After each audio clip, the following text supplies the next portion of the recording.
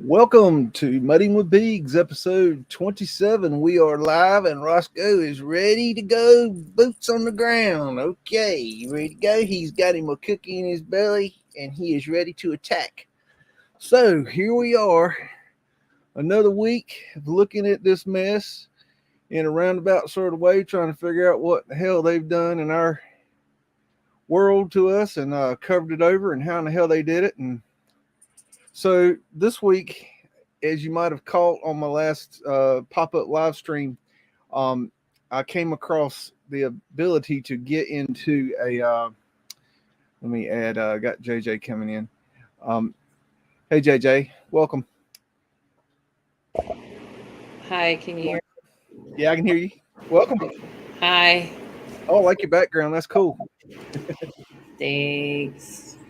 So I was getting ready to talk about how this week I came across a building in downtown Raleigh. I can't name the building. I'm under secrecy at the moment, but the building is being demolished tomorrow. I spoke to the owner of the demolition company today, and the problem is that he he's okay with me going out to take pictures and video, but the problem is that I am 45 minutes away from anybody that can come get me that's going there. So I've got to, I can't get from here to there because they would have to come 45 minutes this way. And then they'd have to take 45 minutes back the other way. And they got to be there, start work at 7 a.m. So that's my problem. I can get back, but I can't get there. So I've got a backup plan I'm implementing. It's not a very good plan, but I'm going to send somebody out there to take pictures kind of over the fence, which is probably not going to get much, but that's the way it is. So it's these things happen. So I don't know what we're going to do there. I don't know, I don't know what I'm going to work out there. So anyways, how you doing, JJ? I'm holding it together. Holding it together. My goodness. Yeah, I'm holding it together. Um, You doing okay? I'm a female. Oh no, not that. Yeah, that's what it is. So you got to the hair and makeup today. I didn't get there today.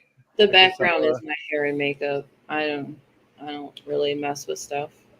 Streets is asking, how did I catch wind of the demolition? The owner of the demolition company is my neighbor, and they own a very major demolition company. And we were talking, we were out in town the other day, and I asked him what he was working on, and he told me. And when he told me, I said, "Well, does it have a basement?" And he said, "Yes." And I said, "Well, did the owner know about the basement?"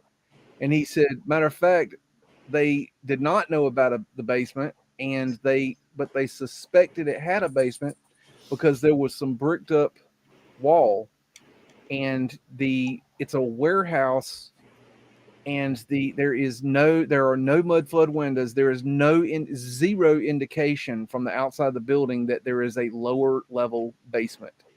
And so when they took the job, they had, because it's beside a train track, they had to take a sample from the wall. They had to drill the wall to find out if there was air behind the wall, because if there was air behind the wall, that meant that it was an open basement.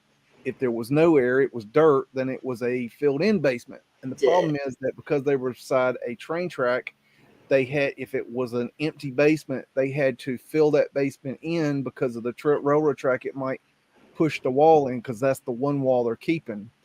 And so, because they're demolishing the whole building except for one wall, and then they're rebuilding it because it's a historic building.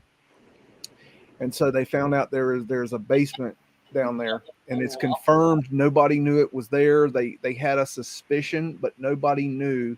If the building was used in this company since 1914, and prior to that, it I was like yellow something instead too. else, and they don't know like there's no built date. How can a person be so ignorant not to explore, see if the what? What am I missing? Two. He meant to say two, not yo. Oh, to explore to see if the own To see if your basement. basement. There's hills and there's It's hills. concrete. There's It's kind buildable of hills. okay. Imagine ground level today, and that ground level has a concrete floor, and then there's a ramp that goes down in the back of the building, and that ramp was the first indication that there was possibly a lower level. But then there was also on the side of the ramp, from my understanding, there were one or two bricked up doors Already. inside the building. So they suspected there was more to the basement, but what another thing they didn't realize, they really didn't suspect that the entire building had a basement. They only thought it was part of the basically nobody had ever seen it. This thing has been in this owned by this company since 1914, and before that it was another business. And here's my point: it's a confirmed mud flooder, 100%. The only question is, does it have windows and doors? And that is what now the owner of the company says he'll take pictures, and if maybe I'll get good pictures. I don't know. There's no telling. I've got a guy that's going to go out there, boots on the ground guy. He's going to go out there. He's going to try to take pictures over the fence. He's going to do it, on his lunch break or something. I don't know if he's going to be able to see anything, but he's going to do everything he can to try. But I don't know. It's just so aggravating. They're tearing this shit down right in front of us, and it's like, oh my God.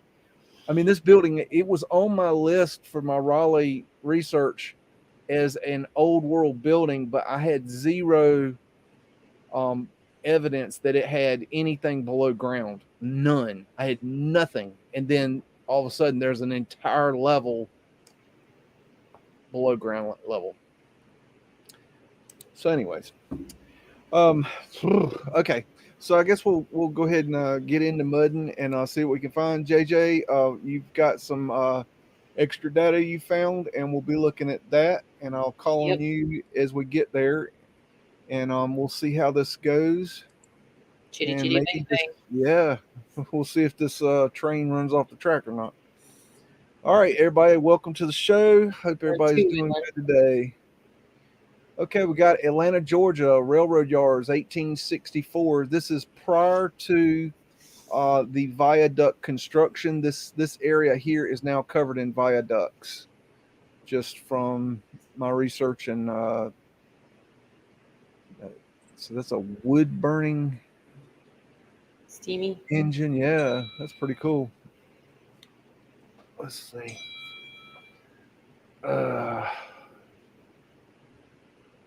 Let's see. Hold on. I'm getting in. Steamy's the diesels. Yeah. Talk for a second. I gotta check this. Does anybody know Steamy's versus the diesels?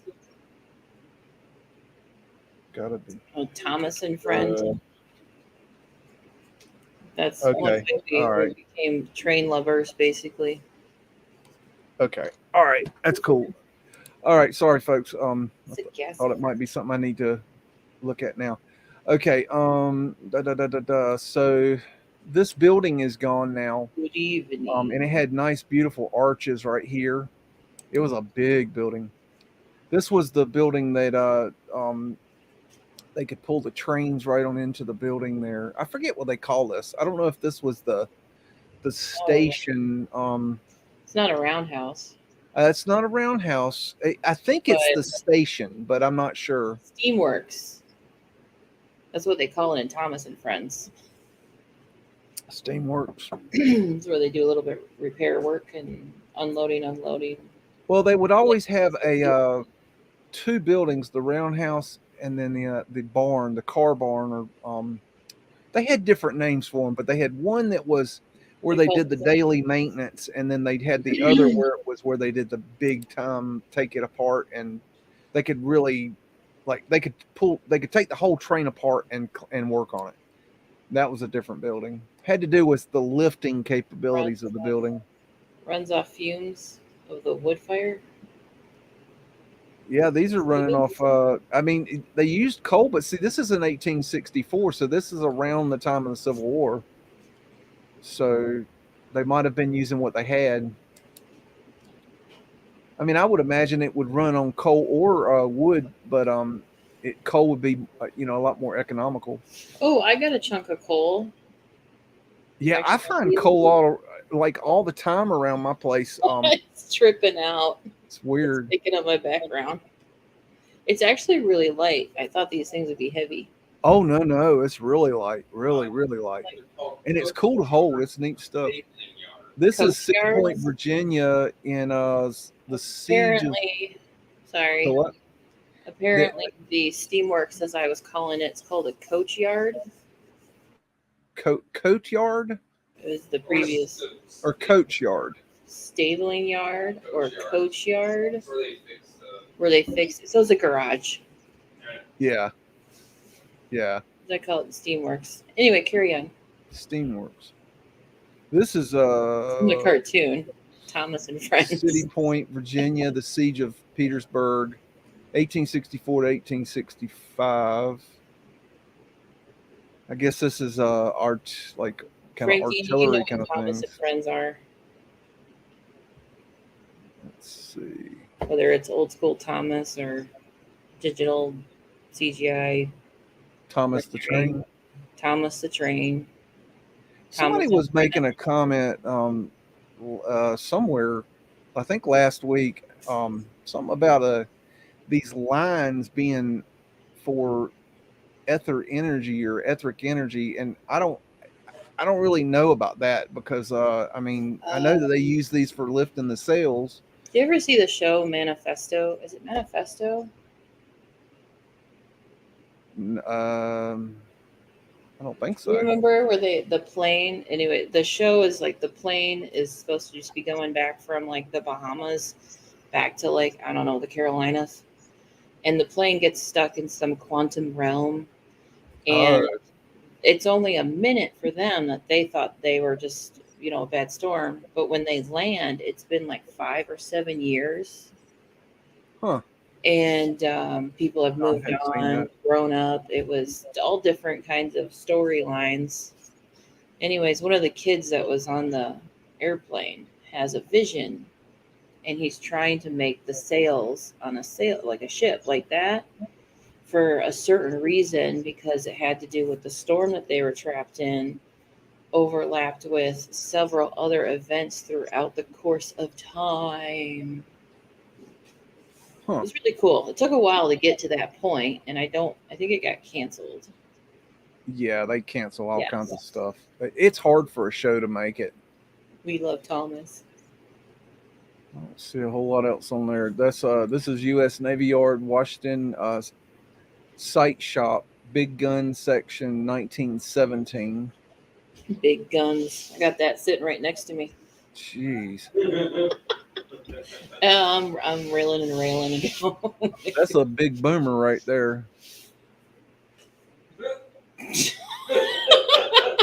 Good grief. These are those pulley systems, the electrical where it would turn the power and the. Speaking of pulley systems, did you watch the video I sent you from Alchemist? Crypto? Bernie? Yeah, I flipped through it, but I didn't have time to watch it. It was one of the easiest videos, like I think he's done, where I'm sitting there going, I think BEAGS can handle this. Well, I didn't get to watch really anything last night because the internet, when I got home, was off. It was off from 7 o'clock last night until early this morning, like 7 or 8 or something. The internet was down, so I didn't have any internet yesterday. He's bent over. They're acting like they're working. Yeah, I was like sleeping the 12 hours before, and you were like, hey, where are you? Because I hadn't shared anything. And then I did, and then you were just MIA for 4 hours. And I'm like, I wonder if you went on that field trip and got stuck in the basement. I was like, the only person I could think of to get a hold of is Streets to be like, send out the cavalry. We got to find them. Yeah, I was just down. I mean, they had a major outage last night. So there was nothing I could do. It was just gone. There's my bumper cars. And the cell phone data, like it just works so piss poor here that it's like not even worth playing with. Glen Echo, Montgomery County, Maryland, 1924. And was it you? Who was it? You or who was I talking to about these old electric bumper cars? I brought it up before. Well, that was you. So this is an old world This is not old world, but this is an old electric bumper car. It's one of the oldest ones in a photo that I've ever seen.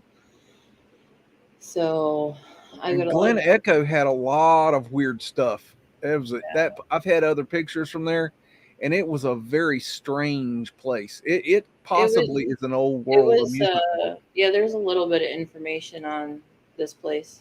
Yep. So let's go look at that. I just pulled up information about bumper cars, but you want to tell us about this? Bumper cars. History of had a couple different names. You have to make it bigger. That better? Sure. Let me get my bifocals out. Yeah. History of bumper cars. I'm brain fogged because it all began. A great time to be a woman right now for me. I know they went by a couple different names. They were actually supposed to be called Dodgems and Dodgers. They're so you wouldn't actually get hit. Really? Yeah. And then I think people just enjoyed ramming into each other because it was a stress relief. Well, that's kind of weird. For some reason, it's still blurry. Can you, I guess, zoom in a little bit more? Streets wants to read it because I'm doing such a good job. I've got it as well. Wait a minute. Maybe I can do this. That's as big as I can make it. Yeah. Yeah. It's probably, I can't, well, I guess But I pulled up a little bit of information, not sure how I was going to be come for the show because about 2 weeks out of the month, my brain just goes to crap. Because women are just all powerful. So the other 2 weeks, we are good to go. I'm just sitting here like, there's words on the screen. I've always been interested in the bumper cars, doohickeys and whatchamacallits, gadgets and gizmos aplenty. I can't see how they work. No, I can't see what it looks like. We're just gonna move on because I can't see what you're seeing. My system ain't doing right. I was just trying to pull up something, but this is a picture of bird's eye view of where Glen Oak Park is compared to Washington, because I didn't know where it was. Washington, D.C. or? Yeah, Washington, District of Columbia. Okay, so it's over here. Okay. So I thought it was interesting that it was there. Now, I did find, but I did not send them to you. I did find a really cool boots on the ground YouTube video of a couple that was they just travel around, and they actually went to Glen Echo Park, and they said that this was one of the parks that was at the end of a trolley run. Yeah, that's so I was like, well, of course, why not? But that probably means it's old world then. Yes, so it was a trolley park. Yeah, it has a few pictures in it. Yeah, that's what it is. It was a trolley, and that makes sense because I've showed pictures of Glen Echo Park before on the show, and it's a very strange place. I need more assistance than that. Sorry, my better half is like has my name attached to it. Ypsilanti. Did I even say it right? I'm having a really bad Women's Day. Ypsilanti or Ypsilanti? That thing looks techie right there. Yep, I know. Some people like to say Ypsilanti. Gratiot, Huron, Oh, what the hell is that? That's wild. That's like a I plane. don't know. Here, Beaks, read that. What is it? Where? At the bottom. Can you see the bottom of the screen? I had a request to help you pronounce Hold on. I got to go back. Oh, I can see it. You can't see it? No, I can't. Because I only have one screen. I can't look at two things at one time. I only have one screen. Maybe. Yeah, but I'm screen sharing, so I'm looking at something over the thing. I can't because I don't have two screens. I can only see one screen. Okay. But please tell Beags how to say "yippa" what? Yippa what? I don't think you're gonna be able to tell me how to say that. These are cities in Michigan. Oh my gosh. Those are cities in Michigan. That's all you need to say. Cities in Michigan. I got it. The other thing, I don't know. We're gonna Yippa what? Yippa Ki something. I don't know. Yippee-ki-yay. Oh my gosh. I don't know what. Look at this thing. It's crazy. I don't know what I'm looking at there. These look like some sketchy rides. Sketchy. It was happening, and it's still there, but it's not functioning. Oh yeah, Dodgems. That's what you're talking about. Yeah, the Dodgems and dashing. That's what they were originally designed for. Was to I don't know, play chicken or rooster or fox. What are those games where you run away from whoever has to be it? Let's say I'm trying to play with the other computer. Sorry.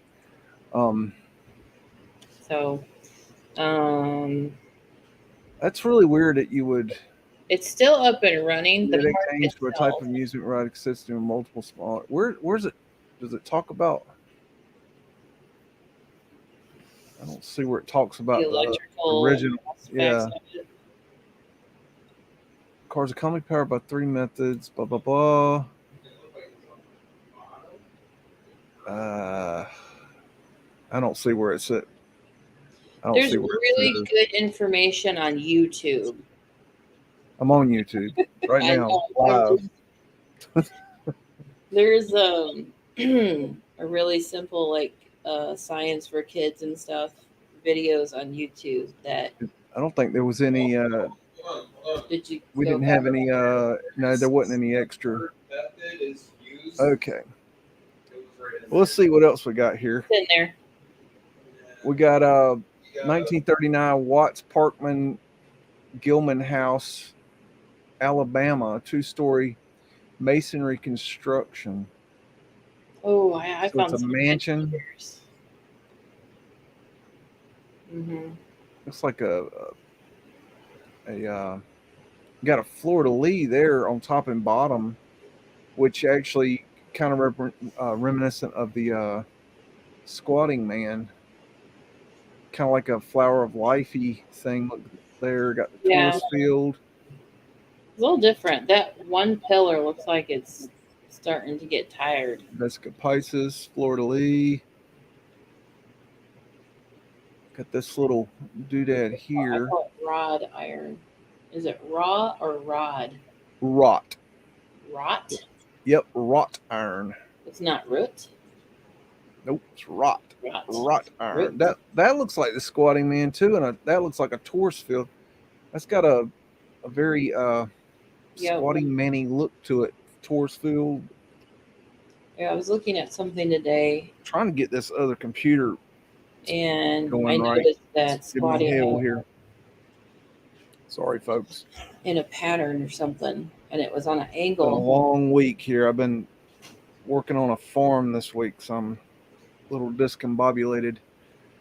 I didn't get my pre-show work done last night because the damn internet was down, and then I had. You don't want to look at the extra footage I got on that? Oh, okay. There's more. Okay, let's see. There's more. Yeah. So much more. So that's the house from the side. Yeah, there's actually a couple that might be a wind catcher on top. Right. Mudflood winder there. Get your windows with an R. Yep, pretty much. It looks like a plantation home. It did. That was inside. That's a neat staircase. Is this today? That is today. There's more of the old stuff. I was trying to keep it organized, but it kept rearranging the photos on me. I bet that's. I wonder if that's part of like a wind catcher system right there. The windows to the attic. It's very square.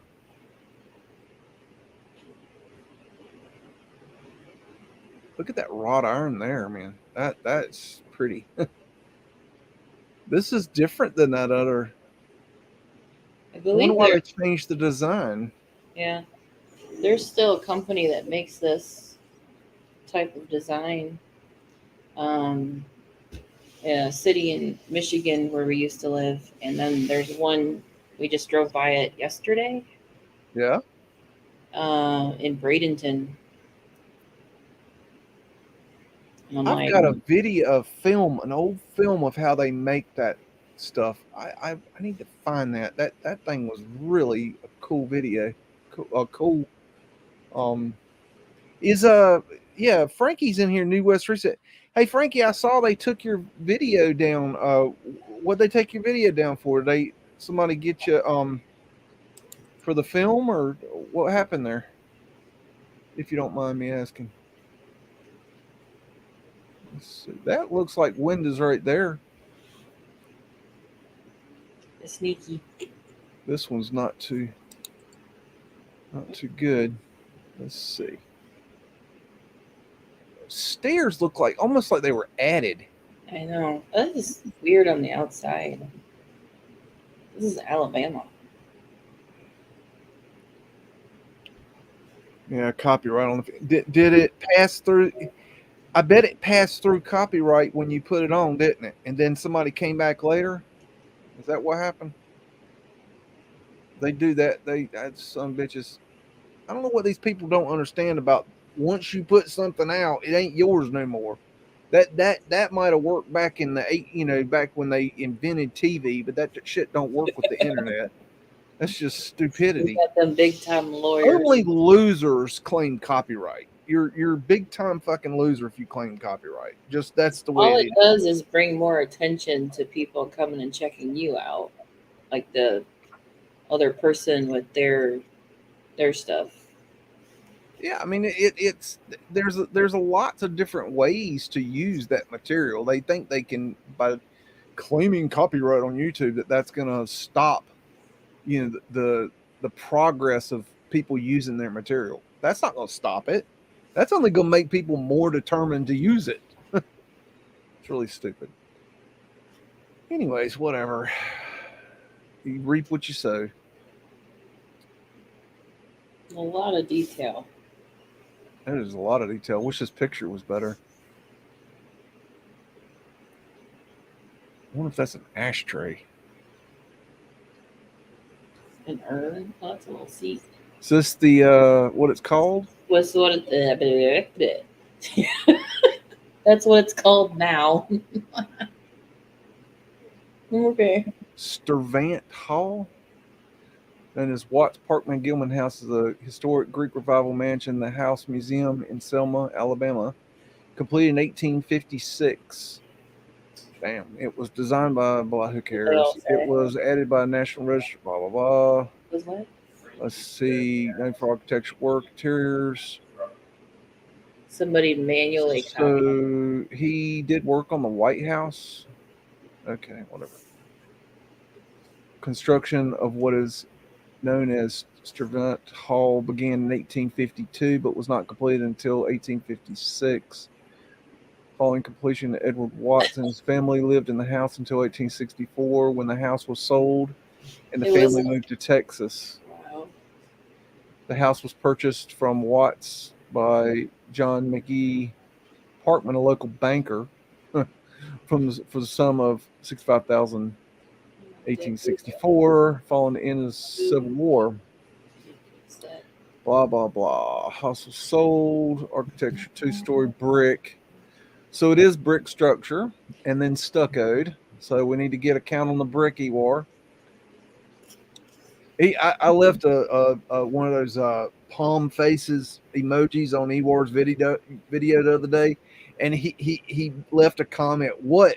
No love, Beags? I thought that was hilarious. It's like, no, you don't get a love, Beags. No love, Beags. He's not feeling the love anymore. He's like, you've been ignoring me. You don't get no love. If you don't, I only give love, Beags to two people: people I like and people I hate. Okay, if you don't get a love, Beags, you don't even qualify for those two. You're just fucking worthless. How you like that? See if I give it to people I don't like, then it pisses them off. Oh yeah, and it does. It really makes them mad because they go, "What? Why do you say love, Beags?" Okay, we got a gray 1912 day in Washington, D.C., Woodard and Lathrop department store trucks. Okay. Woodward. What did you call it? I don't know. Woodward. Woodward. Sound like you said something like Woodard. I might have. I'm tired. Woodard. We got pavement light here on the side. That's just cheese grater.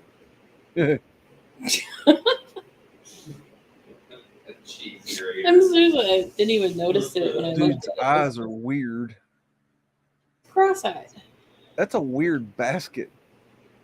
It's a wheelie. That's strange. Selling subs at #1. This guy's decked to the nines. Look at that suit. Jeez. He sells the the trolleys back in there, arch windows. Those are cool right there. So he got a copyright struck manually on a film that's like 100 years old. Yeah, there's probably more to it. I'll have to ask him more. I probably have a feeling like I know what it is, but it's probably more than that. There's that symbol with the one big arch and the two little arches in the circle. See that a lot. So they're using that for some reason. Like the Trinity? Could be. Maybe. I don't know. Well, I thought about that because usually there's a doorway, the big one, and then the two little ones. And I'm like, that's like the cross symbol. When you see the 3 crosses, the one in the middle is the bigger one. And then you got the 2 with the, story of Jesus. The 2 on the side are slightly smaller. Could be. But if it was old world, there's different ways to look at it. You got the folks that believe we've already been through the millennial reign. I'm not one of those people. I don't believe we went through that. That's a whole nother issue. But a lot of people do. I wasn't going there. I wasn't going there. But yes, that is a canon. They needed to protect the front door. This is a sunny afternoon street scene in Jackson, Ohio. Yep. I'm not sure the year. I found some stuff. That's a cannon? That is a very strange looking cannon. I know. It's a little short. I don't know. Short. It's a very weird looking cannon. I thought the pillars were interesting. Pillars? Columns. Yeah. Columns. That's weird. They're square and round. I know. That's why it was actually easier to find when I went looking for shit. Mudflood windows on the side of it. Arched windows there. It's brick, of course. Oh, we got cobblestone brick road. Let's check to see if it's melted. We got to look real good though, because sometimes it can be really hard to tell. And roof is on fire. Yeah, that's not. Let me boil it down for you folks. If it's brick and it's on a road, it's not melted. No matter what any dumbass tells you. And there are dumbasses, morons out there that think that these roads are melted, and they're idiots. They're morons and they're lying to you. Wait, go back. You got more stuff? Nope, too far. What am I doing? Jackson, Ohio. Uh-huh. There's a folder on Jackson, Ohio. Okay. Let's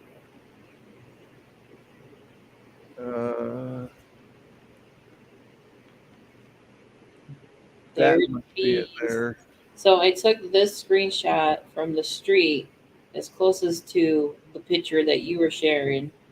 That's the light pole area that dude was leaning against. Right here. If you zoom out, then it'd be like as close as I could get it. Yeah. This is off.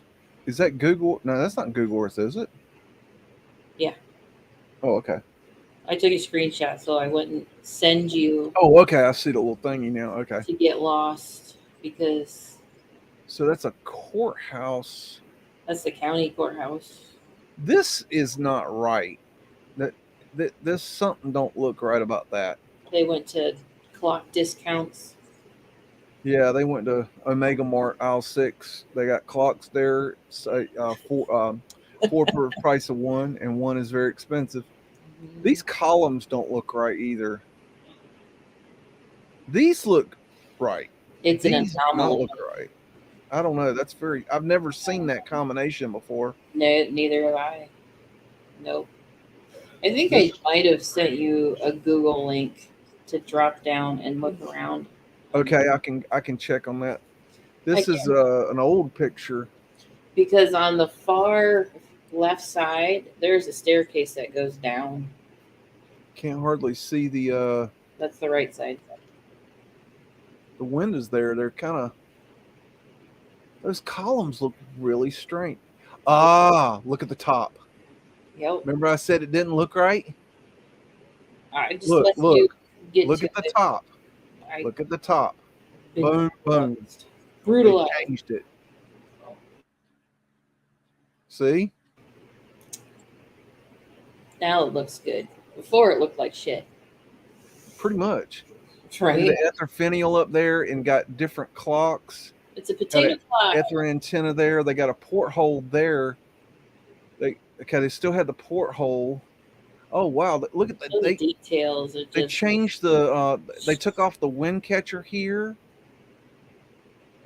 So this and this were part of the wind catchers. That's the same.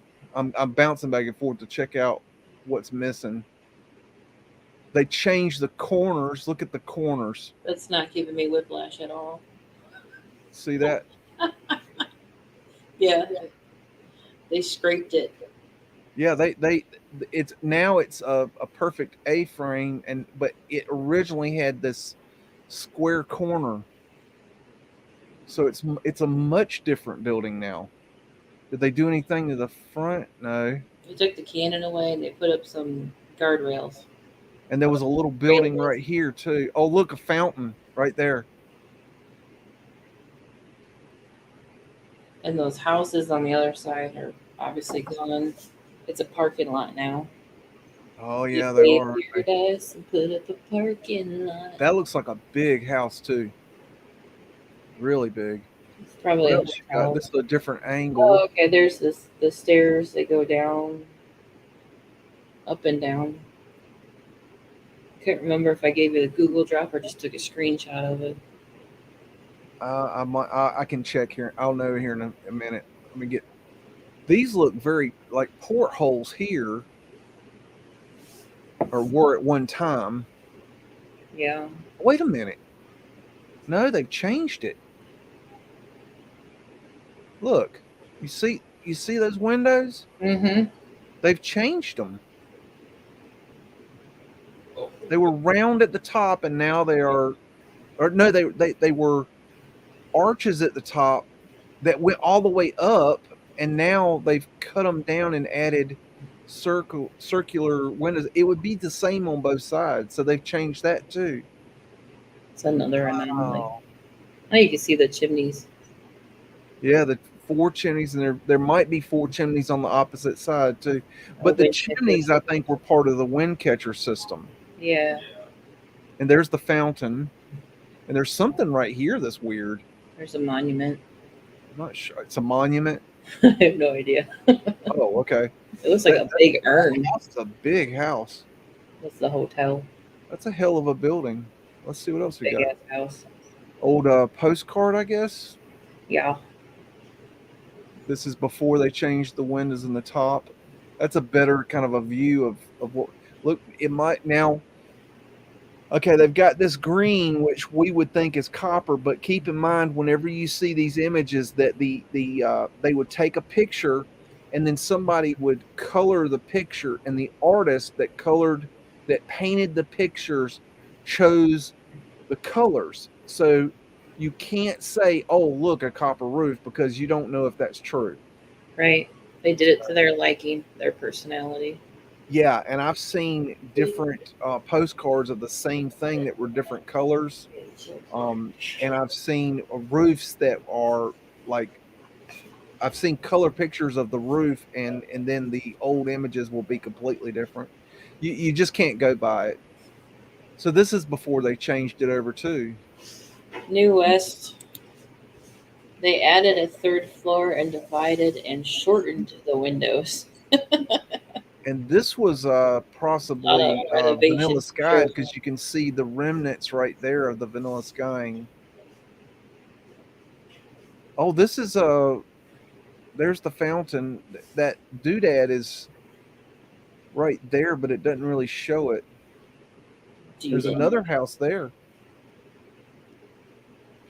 This is a wider angle. at their antenna. I don't think that was I on the. think okay, this is a good example right here. Okay, you got a flagpole here. Why do you got a flagpole here? Think about that.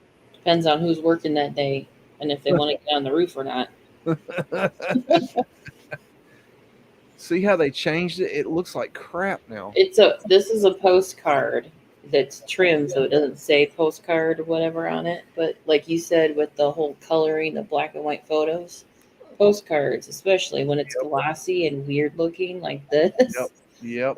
Definitely. And this is Vanilla Sky, it looks like. I mean, it's got a cloud back here, So maybe. I don't know. There's that. Is that no? That might be the same house. yeah, because they got rid of them. Is that the gun, right? Or the cannon? It might be a drop in right there. It's hard to tell. on that side? Let's see. Oh, this is some exciting news. What is this business? This is standing next to the courthouse. I thought it had to deal with the courthouse. Something exciting, right? Uh huh. No, it had to deal with apples. Apples. Mm-hmm. Oh, the Apple Festival. They put a placard up for the Apple Festival, and then Oh. there was a lot of apples. Okay, well, we don't need the apples. That was so funny. It's a placard next to the courthouse. Oh, we got a Google map on this one, and that'll be this one right here. You can see that, right? Mm-hmm. Yep. Okay. I'm gonna drop down. There it is. Okay, so there's those rounded windows. You got something going on there. That's and kind it's of only strange. on this side. Let's see if we can get a different angle. Nope, it ain't gonna let me. Shoot. Yeah, I tried. I got you as close as I could angle it. Those columns there are something is look, they're not even the same brick. That brick is different than that brick. Why would you do these were done later or something. There's something odd about that.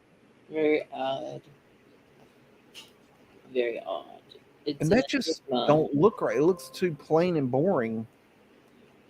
That's really weird. Oh, they do that a lot. Nothing to see here. Stop looking at it. Let me see if I can get to this. Oh, there's nothing. So they got Mudflood windows right here.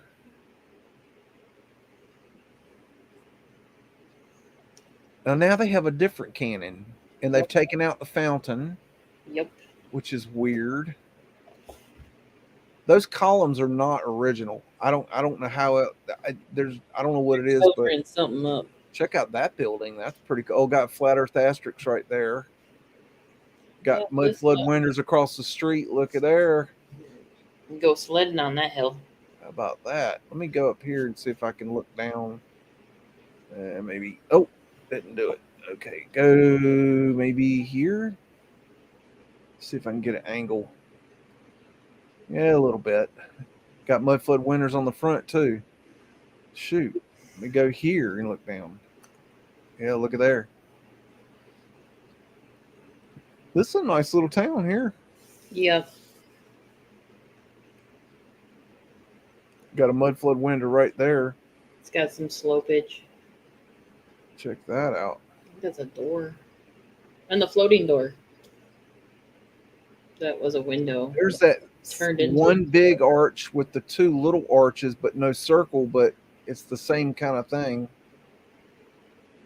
It's a neat little town here. Hey, write this town down, JJ, for Little Mudflood Winter. Let's come back to this town sometime when we're looking at Google Drops, because I think we can play around here and find some interesting stuff. Yep. Don't you think? Oh yeah, that's why. Dang. It ain't letting me go down that street. What's going on with that? It's Let me see if I can. Google doesn't play nice. Oh, that sucks. I hate when they do that. They won't let you down. Let me get back over That's here. the back alley. No access denied. Access denied. It's classified. And that happens a lot. They don't, like in the smaller towns, they don't give you the as good of Google Drops. But that's interesting how they have that painted black. That's pretty cool looking. What the heck did I do with it? Let's see down There it is. Alley. I'm just kind of looking around the neighborhood. Mm-hmm. That's a weird little structure right there. Return to. Can't read the sign though. What's this building up here? This looks kind of interesting. It's a building. There you go. Oh, hi. Check that out. Yeah, I think we'll have to come back here. This looks promising for a Google Drop. Okay, we'll Ooh, there's a star. We'll close that one down, and we'll go on to the next thing. We got coal delivery. Don't know where, but they would come up with the sometimes it'd be, the old times it'd be the horse and the cart, and they would dump the coal out, and then they would scoop it up, and this looks like it's got some sort of mechanism for loading baskets, but then they would carry it up the stairs to the people's residence, or if they had a coal hole, they would open up the coal hole cover and dump it in right at the street. Mudflood Winters on there. Look at that, how tall that door is. Nice design work up there. Alrighty, so we got Alexandria, Virginia, circa 1926, American Locomotive Company, Southern Railroad Crescent. What were you saying? It's Frankie's train. Yeah, I try to put a train in there for Frankie because he likes the trains. So show him some of my train pics. These things are just monsters. Absolute monsters. I don't know the difference between the trains. I mean, this could be 1926. This we didn't build that. It's not a diesel, I don't think. Because I know they changed to diesel at some point. When did they change to diesel, Frankie? Because I think this is a coal, but I don't know. I think it's coal. I'm not the train expert. I know kind of limited knowledge. Crescent limited. I would say that's a coal. No. I know it's steam, but what? Well, wait a minute. What? Did the diesels not run on steam? I thought the diesels were like the fuel, and then they were still steam engine. Hell, I don't know. I thought they didn't. I thought when they went to electric that's when they got rid of the steam. Hell, I don't know. Tell me something, Frankie. Let me know. Is this a coal or was it run by coal or was it run by diesel? He says they started pretty early with electric diesel, 1928-ish. This is in 26. I almost choked. So this is a coal, right? I don't know. I think that's the brake system. I think. Or no? Yeah, I think that's the air brake system, but I could be wrong about that. I don't know. I don't know what I'm talking about. Electric diesel in 1928-ish. The first successful diesel switch engines was Was in 1925. This one's Atlantic City, 1911. The Hotel Strand and a vista of manicured monochrome greenery. So officially, Frankie says that train was coal. That's what I was thinking. Yeah. Okay.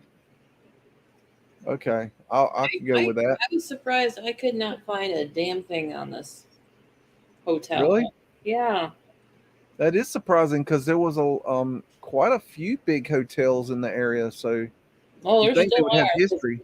Every time I type in hotel, they think I'm going on a trip. Yeah, I can imagine.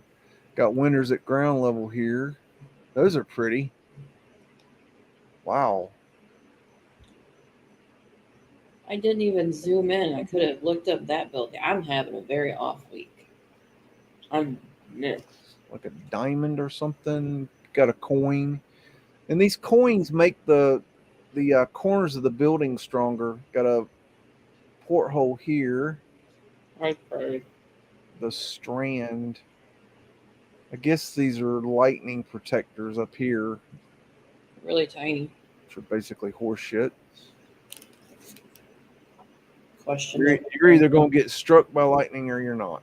There's nothing you can do about it. That was a 6-wheel steam engine. That's a strange design. Frankie, you need to do some train specials, videos and stuff. Okay, we're going to have extra data on this one, JJ. This is Bellows Falls, Vermont, circa 1907, the square. Yes. And this has got a non-melted brick road. Fred like I said, it himself. Only dumbasses and morons and retards believe that brick roads melt. Write that down. And we got ladies in uniform. The roof is on fire. The roof is on fire. Yes, it is. We got Fred. That's the horse that built America, in case you're unaware and uninformed. Getting a drink. Yeah, he's probably getting him a beer. He deserves it, though. I mean, all the crap he has to put up with bringing all this brick in here. That's the Oddfellows building right there. That's those 3 links. That's the Oddfellows symbol. And we got some kind of weirdness on the top of the building right here. That keeps the birds from pooping on people. Could be. Could be. It also could be ether fencing, because of the angle. It might be taller than it looks. That doohickey on the tell. Got dog tooth right there. Dog tooth? Oh, make sure you go check out Billy Philly's latest video. They found a really cool building in Durham, North Carolina. Really neat mud flutter, and it had this weird thing in the basement. They got in the building and got down in the basement and found what could only be described as railroad rails that were used as headers for the building underneath in the center of the building. I don't know. It's really weird. I've never seen it before. And I don't know. They're all lined up in a line. It's very strange. Got an ether finial up here. 12 of them. And he was asking today, I told him I'd ask you, but we can talk about it later. But he was asking today what you found on that Durham building. He said you were looking it up, and I said, I don't know what she found. So, yes, I found stuff. Cool. So he's interested in knowing what you found out. And I said, well, we'll get to that. We'll get back to that. So I don't know what you found. Got looks like 4 1s for the 4 on the clock. So there's your Mandela effect. Keeping tally. Got a sun symbol. Or, if you're more Phoenician inclined, maybe it could be a seashell, but that one looks more like a sun to me. Got the wind catcher. Dog tooth in there. Got a wind catcher up here, ether antenna. Do they actually call it that? Is that what the actual term for it? The what? Dog tooth, or you call it that? No, that's an actual architectural term. That right there, they call it dog tooth.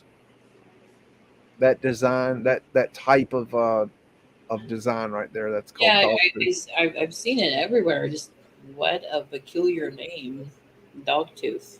And you keep, I don't know why they call it that, but that's why they call it. That's what it's called. Arc light I there. learned something. It's a weird name. I mean, I really don't know why they would. I mean, okay, I could see it kind of looks like maybe teeth, but why dog teeth? I don't know. It's a strange thing. That's a nice picture of some horses. That's who I was calling Fred getting a drink. I got to pet a nice horse on the nose today. Very pretty horse. Didn't think you were hiding an apple. He probably did. He's kind of a smart ass. Architectural urns at their antenna. There's another arc light right there, in case you're interested in those. And that's about it for that one. And let's go see what extra you got. Oh, that's pretty. That is a colorized version of the picture we were looking at, isn't it? That's not too bad. I like that green. And this is all hand painted. Yeah, it doesn't look too shabby. No, that they got really creative with the colors. I mean, these colors are not what was there, so just keep that in mind. The artist would they had art the ability to do whatever colors they thought would be interesting. They might have been told, but the artist was in control of that. Somewhat. And this is the same area, kind of almost the same angle too. There's Fred right there. There's the trolley. Yep. That's interesting. See, you notice how it's got a line going up for the trolley, but you don't see the trolley lines? That's something else they would do, is they would paint out the trolley lines. So when they would paint these, they would remove them. Because they didn't like the lines for the pictures. So a lot of people go, look, free energy trolley. No. No. It's not what it is. I mean, I'd be interested in a free energy trolley, but we got to do more homework. What am I looking at here? Billows Falls. Con River at Conja. What that is. Let's see. Post office and public library, Billows Falls. I know you love them post offices that look like a castle. These trolleys are so weird. They had some of these in Raleigh, North Carolina at one time. And that's a strange side to that. It's like maybe a barn for the horses or something. That's a pretty building. Is that that's the same building that was in the picture. Yeah. There's the Etherfinial and the clocks. They call this the post office. That's a post office. Porthole. It's in the title. Got the wind catcher and the entrance and the exit. That's post office. There's Fred. You're telling me that's the post office? I mean, they got to get their mail, don't they? I mean, I don't know what to tell you. There's a lot of people in that post office. Post office and public library. See? Second floor to the left. 1901 to 1910. So it's a dry plate negative. These dry plate negatives are like the best. I don't know what in the world they put in there. What am I looking at here? Town of Rockingham, Vermont. Is that where we are? I don't know. It says Bellows Falls Middle School. Google Street View. I forgot what city we were in. So this is a school. I bet there's brick under that. That is really strange. That is very weird. So obviously there's a level below this. And I bet you if you saw an old picture of this, that it would be, that this would be all lawn. I bet this is all covered up back then. How weird is that? Bellows Falls, Vermont. overhead view. Got Bellows Falls, Vermont. Some of the houses, I guess. Going down. Cherry Street. St. Charles Roman Catholic Church. Yeah. Now, that building and the other building, they do a school. There's like 3 pictures. Huh.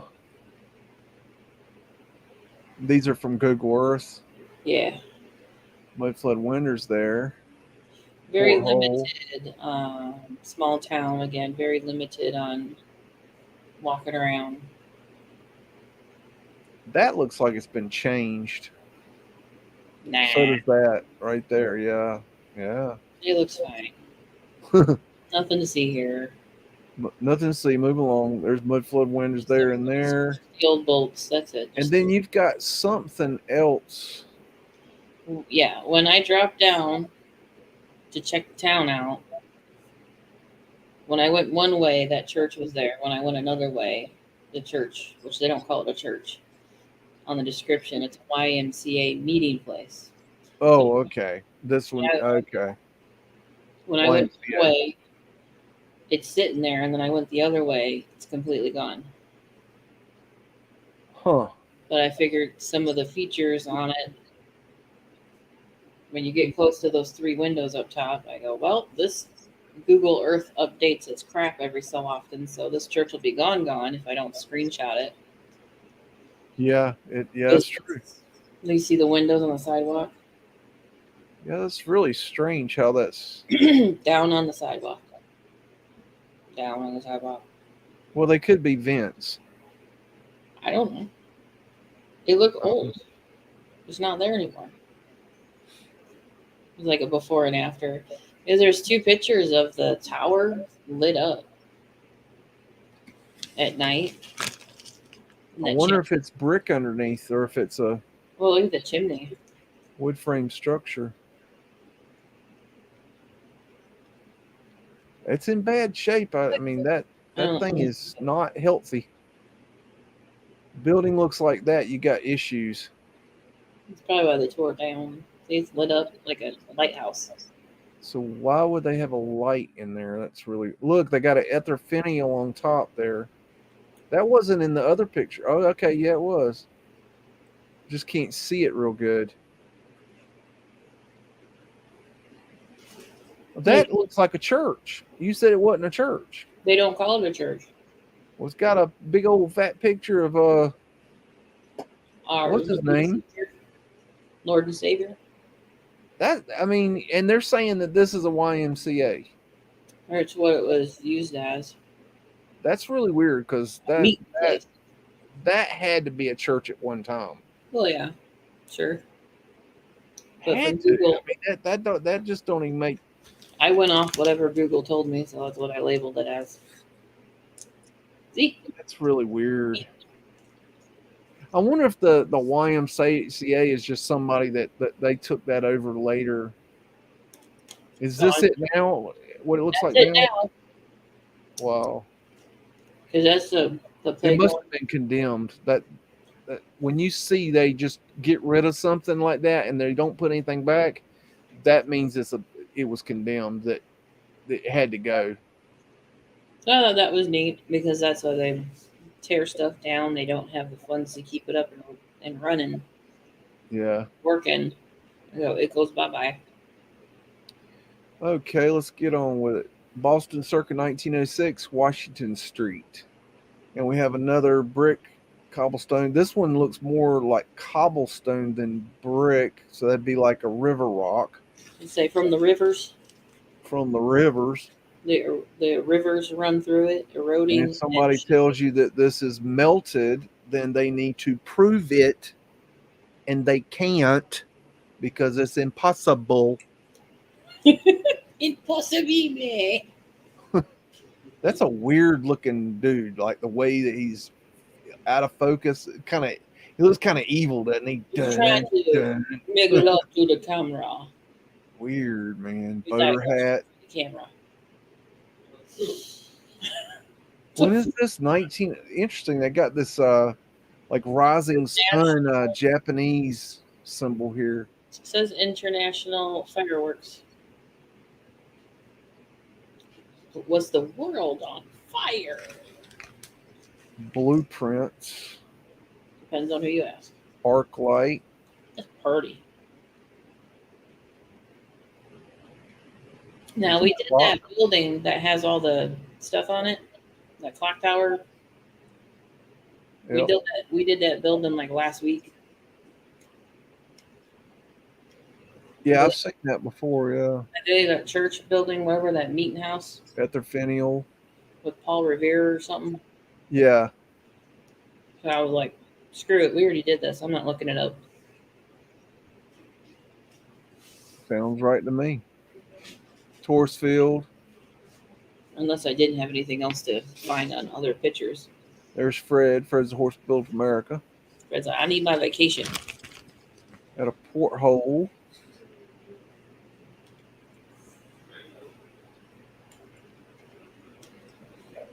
I think they called it the South Meeting House. I mean, I can't believe. I really find it really like annoying that I have to, every time I see a cobblestone road, that I have to preface it and say that it's not a melted road. I mean, that is absolutely one of the most ignorant things I have to say on this show. Over and over and over again. I have to say it over and over and over again because other people on other shows are actually saying the opposite. They're saying, look, it's a melted road. It's melted, melted, melted. X factor, X factor. What is the X factor? We don't know. When did it happen? We don't know. How did it happen? We don't know. When do we want it? Now. Pretty much. Jeez. That's what you reminded me of. It's my money and I want it now. Reminds me of Duck Dynasty, and they were on strike, and they're like, "What do we want? Ham sandwich. When we want it now." That's what it reminded me of. Like, when do we want it now? There's a prism glass. Those are shooting light back into the building there, and there's pavement light right there. It's hard to see, but it's there. Mm-hmm. Trust me on that one. That's kind of one of my things. Got prism glass right there, and they had little prisms on them on the back of them on the inside. Oh, wait. You got a window to the underground there. That window is open to the underground right there. Hello, we is experts. Where's your prism light? We is experts. We is the experts. Prism light. I got to load up all that stuff on the other thingy. I have heard other people talk about it in video. They get really, really excited. They're like, "Look what we found! We found pavement light." But see, here's the thing: that talk about it. There is anybody you hear talking about pavement light heard it from me because there was nothing when I started researching pavement light. Yeah. Nobody talked about it.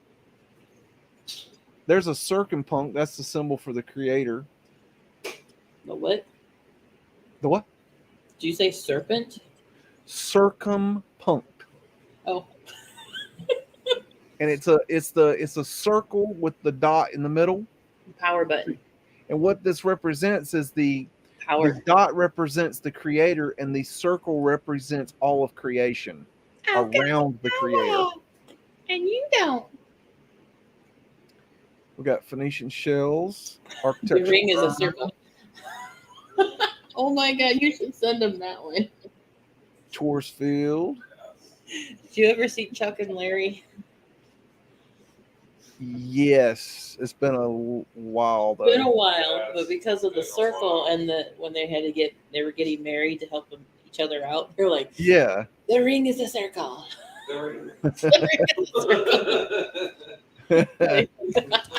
At their antenna, this has been Vanilla Sky'd, in case you like Vanilla Sky. I don't. I like chocolate. That was a crazy movie. Oh, Dodgeball is crazy. Okay, all right. I think that's about the end. This guy right here is just he's just cool. He goes, I got a pay raise. Inflation don't affect me. Tropic Thunder was funny. Okay, we got Buffalo, New York. This is 19. Everybody knows you don't go full Meltard. I'm sitting there looking at it going, Tropic Thunder was funny. He's sitting right there. Who are these? Oh, I guess these. I wonder if these are. What if these are the Pooper Scooper men? I don't know. They look like they got swords, don't they? Those Hell, are I the don't know. milkmen. That's the Milkmen. Right. Milkmen. Why do they have swords? Okay, those are the sailors. I would go with milkmen more. I don't know. I've seen parades like this that were street cleaners, but these guys don't look like. Of spreading the seeds also. So you start carrying a sword. There's Mary Poppins. Men away. There's Pavement Light right there in the back there. Check it. I mean, look at the decadence. I mean, come on. That's a big word. This is 1900, and look how this woman is dressed. I mean, she's literally coming off the runway, for runway model. Yeah. I mean, come on. I mean, how are they? That is an all white dress. Who the hell's washing that? I ain't washing that. Hell no. The Pooper Scooper man. He's got a side job. Yeah. And that was another thing. The Pooper Scooper men, they wore white, which I thought clairvoyant bird. Okay, that's odd. Arched windows at their antenna, at their finial up there.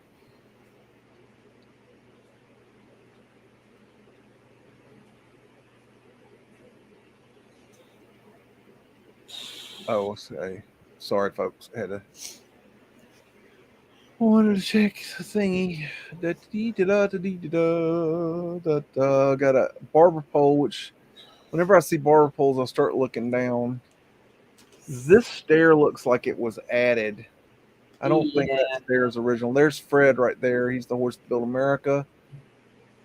In case you didn't know. Now you know. Now, what are you going to do with that information? Get me a soda. Get you a soda. Soda pop. They got some pop in there. I got me a soda. I rode the bike to town yesterday to pay the cell phone bill. I'm gonna get you a fizzy drink. I got me a Coca-Cola, which I don't normally get those, but and so I found me a nice little spot and had my Coca-Cola and just enjoyed the day and had a nice little ride out there. And then I came back and I worked on the farm, working on the man's garden. He's hired me to redo his garden, and he wants me to build him, I shit you not, an 8-foot wide, 80-foot long poultry house. Chicken coop? Well, chickens and turkeys and guineas and all kinds of things, but that 80 feet? 8 foot by 80 feet. He's like, just tell me what you need. I'm like, oh, okay. I don't even know. I got to figure out where to start on that one. Jeez, I ain't never heard that before. Tell him you need a Fred. God. Pilgrim Society. That thing is cool right there. Look at that. Knights of Columbus. What were we talking about? I missed something. Knights the of symbol Columbus. of Atlantis. I'm looking at chat. Oh, okay. Oz, one by land, two by sea. Uh-huh. Look at all the ladies in uniform. Yeah, I wouldn't be. There's Pavement Light right Isn't there. that the symbol of Atlantis? There. What's the symbol of what? I don't. I know, but I was doing something else and I wasn't, and then you weren't either.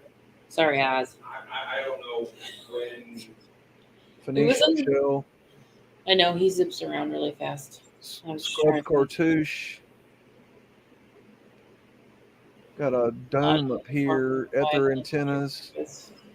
Cleaned with bleach. Yes, Arc lights. I think that's about the gist of that picture. We got yes, you're Helmet, learning. Michigan, 1905 Heart whoop. Copper Country. Representing That's your places? Michigan. This is in the UP, The UP. the Upper Peninsula. Yeah, when I first met you, you kept saying UP, UP. I thought you were cussing at me. I know what you're talking about. UP. I figured we'll just play this out, see where that crazy goes. I didn't know what you were saying. UP, because you kept saying it, UP, UP, like I knew what the hell you were talking about. I didn't know what the hell Go you to were talking the UP. The Upers. about. I was like, well, if you got to pee, you got to pee, I guess. I didn't know. Look at all them lumbers. Oh, okay. Oz was talking about the circle in the circle. The power button. Power button. the symbol of Atlantis. Smokestack obelisk. And there's only 6 people in town and 1 cow.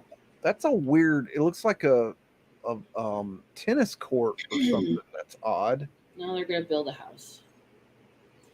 If you look at some of the trees over there to the left, they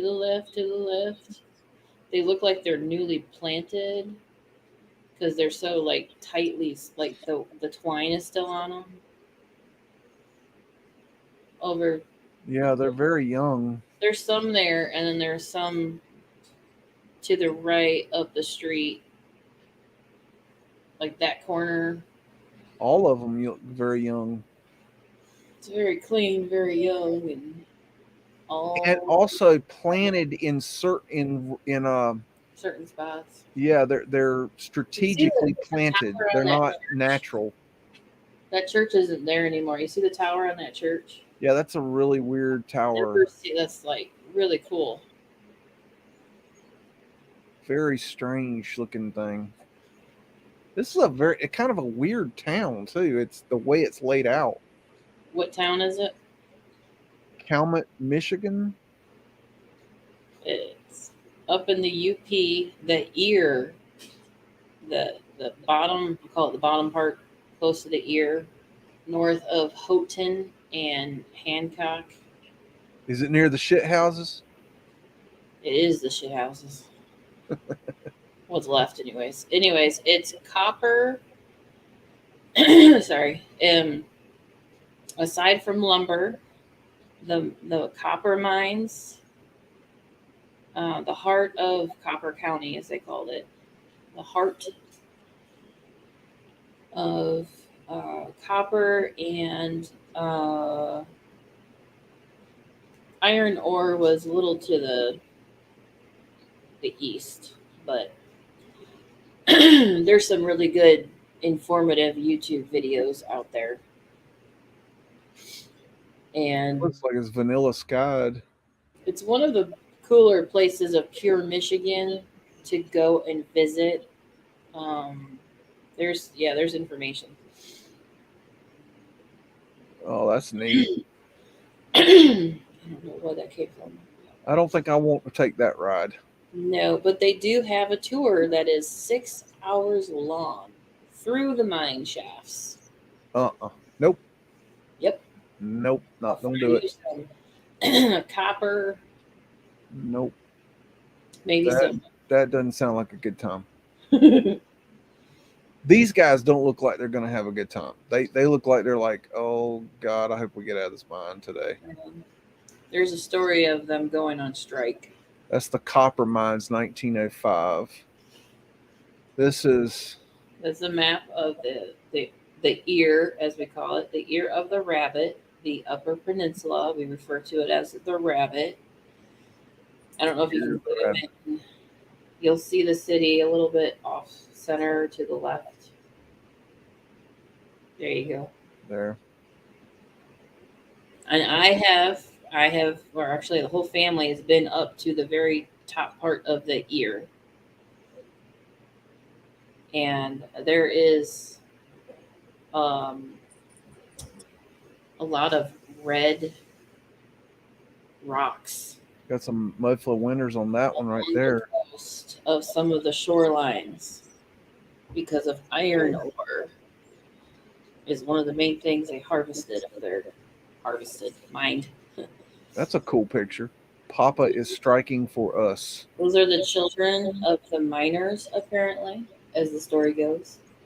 There was a big strike for better pay and OSHA laws or something, Yeah. but more so, obviously, better pay. I've never it's unbelievable to me that the strike. I mean, why men have to strike to get what they deserve. I mean, I don't know. I just find it amazing. One of the divisions of keeping the average Joe and Jane preoccupied. I mean, it's a rich man, poor man world, but I mean, damn, Let's give them something to talk about. This is a weird picture. Got Fred right there. I don't. What is this thing? It's where they kind of like unload and load from the mining shafts. Oh, okay. There's a lot of those structures everywhere. What am I looking at?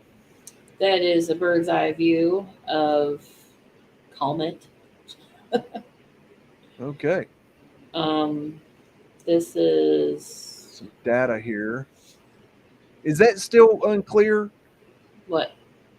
Can you read that? Is it? You No, were saying it wasn't that's better than the other thing. Yeah, it's better than the other thing. It might be the internet lag. It's sometimes if the internet's running slow, if you don't have enough what's it called, bandwidth, it might not be pumping it out as fast as I'm moving it. I don't know if the text is just clearer on this site compared to the other site of information that I had grabbed it from. No, this would be it'd be the same because it looks the same to me right now. Okay. So it's something to do with I would say the internet is my guess. It could be StreamYard too. I like to know stuff like that because you never know.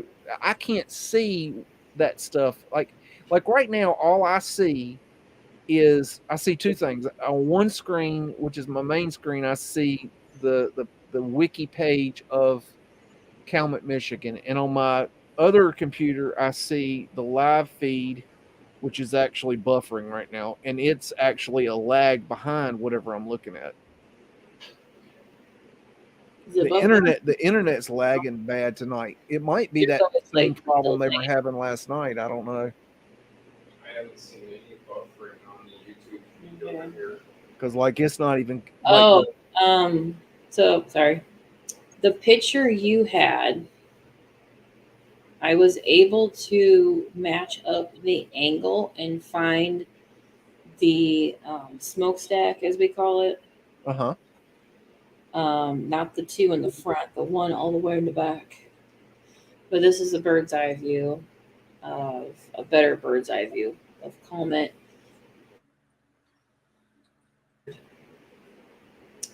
Is this the disaster? Okay. Yeah, Italian Hall disaster. Yes. So, to summarize it, if I can, the miners were on strike, and one of the lady wives put together a Christmas get-together and to basically raise a little money to make sure each kid got a toy, and it was on a floor. And apparently like 700 people showed up on that building that's in that picture. And I'm like, there's also a YouTube video of the girl explaining it. I'm like, there's no way 700 individuals, children, in this building, in that building on one of the floors showed up for this get together because the miners were on strike, that they think there was somebody who was pretending to get along, mixing in the middle. Somebody yelled out fire and apparently caused a stampede. That's what's left of the building, I guess, in that picture. It caused a stampede where, what did it say? Like 72 children and the rest were adults, all perished. There was no fire.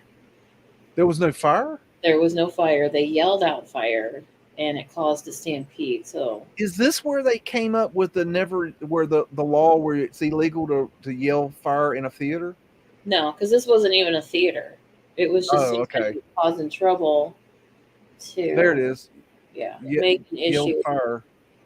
It was believed that, let's see, after the initial wave of grief passed following the incident, while there was bitterness against C and H, it was considerably greater against the Citizen Alliance or Alliance, which opposed the union and the strike. It was widely believed that the man who had yelled fire was wearing an Alliance badge. Okay. Yes, he was a spy. So there was a massacre or disaster, however. They died from trampling? Stampede. 700? How many? More children than adults, like 70 children. I can't remember if it was 70 altogether and 50, 60 were children. 73 men, women, and children. There it is, yeah. Most of them that died were children. Yeah.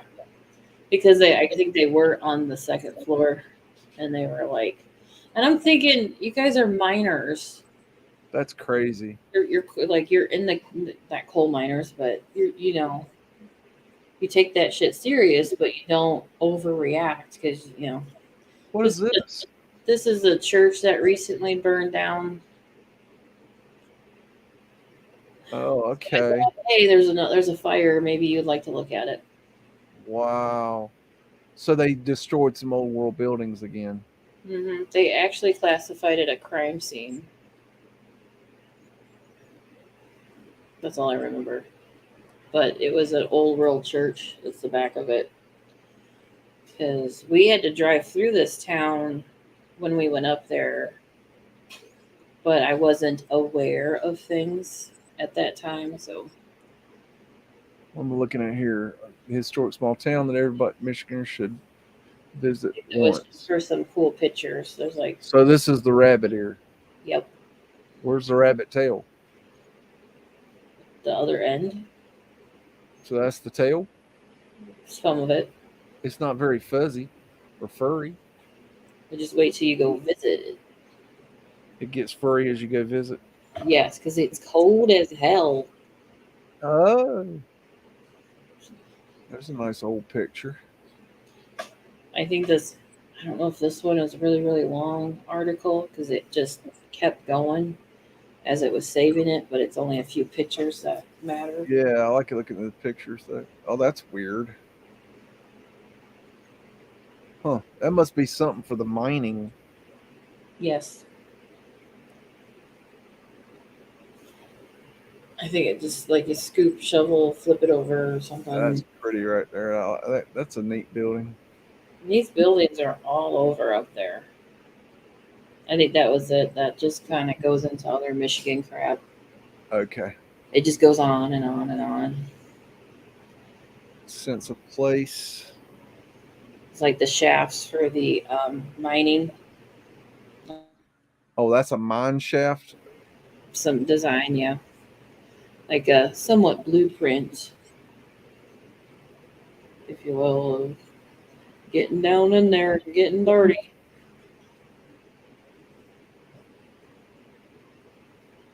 Yeah, I don't think I want to be going up in that. Nope.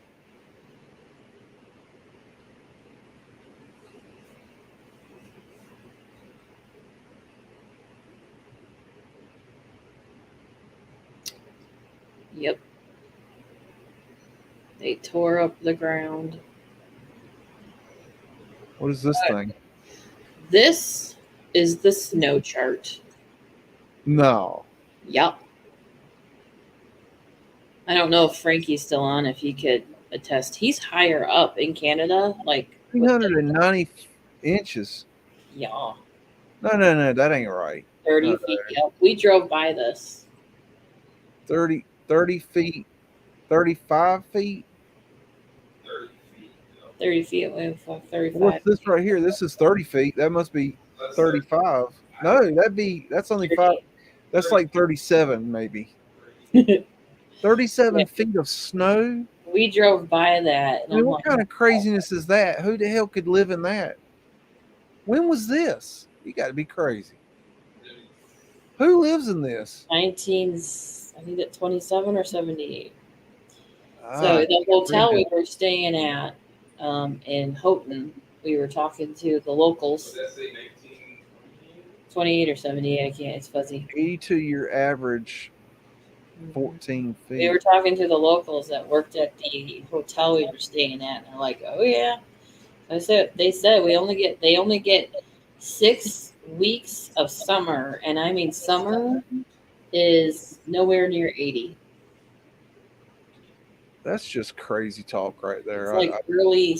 It's always like summer is like early spring, where it feels just barely warm for like 5 minutes a day. That's crazy talk. I'll tell you what. Let's take us a break. The Chihuahua's itching to go do what the Chihuahua does. So let me figure out how to use this thing, and we'll be good to go. Okay.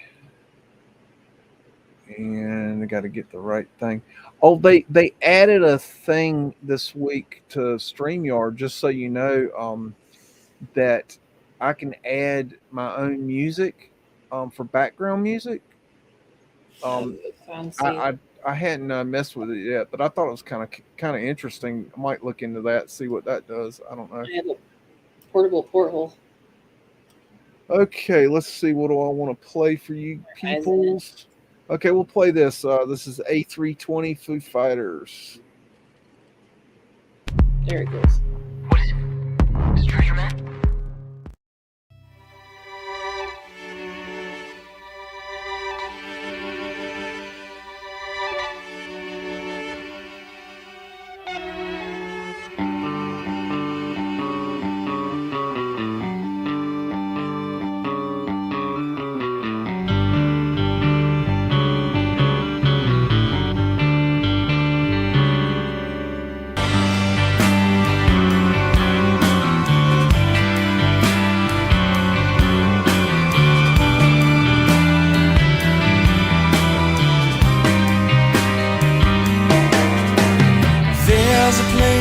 I'd love to go.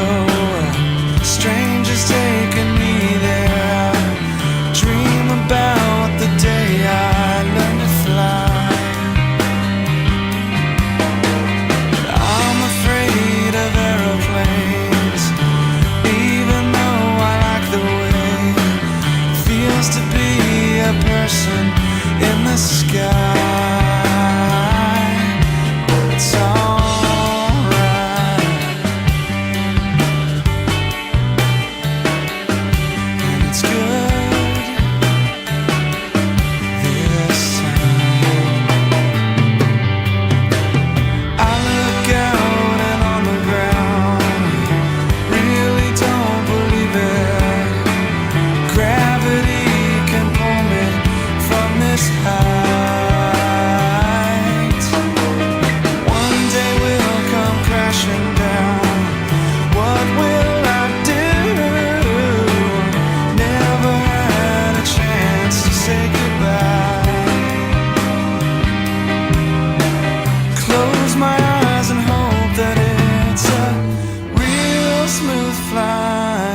this time.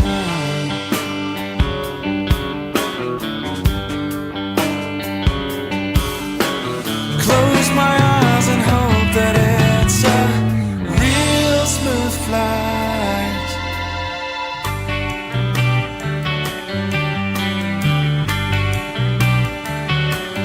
And it's good.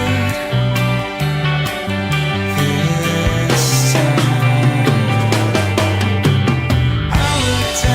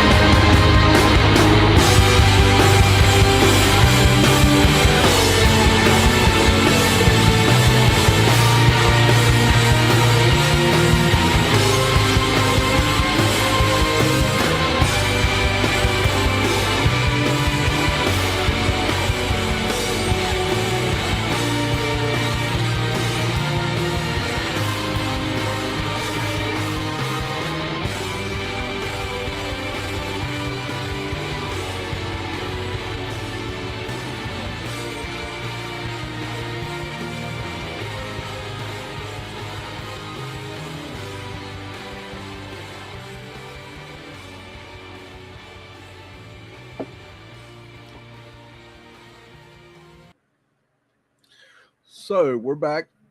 Welcome back, everybody. And we'll go ahead and get back into it. Let's see what we can find next. We got Cincinnati circa 1910. This is 4th Street east from Race. I guess that's the name of a street. Yeah, it's a cross street because I have info. Oh, okay. Well, that's a weird name for a street. Oh, you're like running a race, so. What's even weirder is that this is brick cobblestone road that's not melted. That's very strange. Because, I keep hearing that brick, cobblestone roads are melted, and I keep finding that they're not. So, water's not evaporating. Oh, maybe it was the after. It was cool down. Yeah, fervent heated. No, it was a cool down. And we got, make sure we're full screen, by the way, JJ. You are good. Cool. Boater hats. Oh my gosh, look at the glass on these windows. That is hard to make right there. That right there. That up. That was incredible. I'm like, how did they do that back then? I've got books that talk about that, but it's hard. It was a secret. They do it today. What they would do is they would pour it out on a big slab, this round slab. I know, but sorry to say it, but the heat required to do that, to make glass. Yeah, it had to be really hot. We call it a kiln. I think it was a secret art. They were very protective of the knowledge. Because I was watching a video of how they do it today, and I'm like, that's a lot of freaking heat. Yeah. It would melt something. Field. But it did. It made glass. More brick. Dog toothing. So you got to melt that sand. Oh, it was extreme heat. Tartarian lions up top there. Venetian shell. Was it X Factor heat? Yeah, I don't think so. No? No, but I'll check and get back to you. Okay. Write it down. Yep. Got it written right on my pad right here, right beside me. Fervent heat. Is that the invisible ink pen? Was that the invisible ink pen? Yeah. That was in air quotes, too. Oh, my God. Ether antenna. Turbo Christ says they have a glass company where he lives. Look at that light. Yeah, it was a very secretive art back then.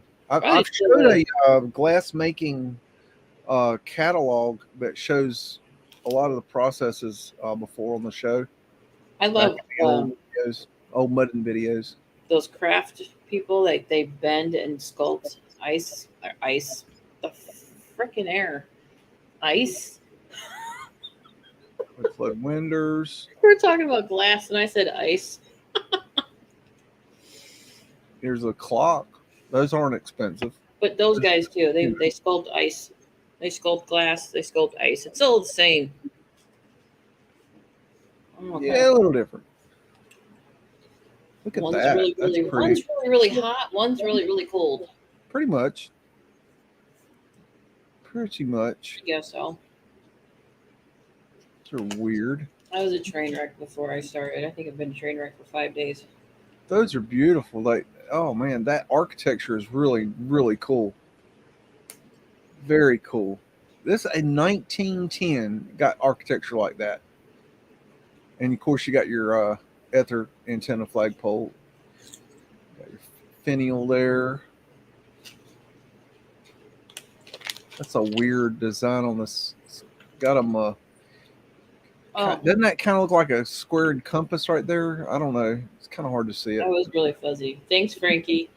Apparently, glass is French for ice. So, I said it for a reason.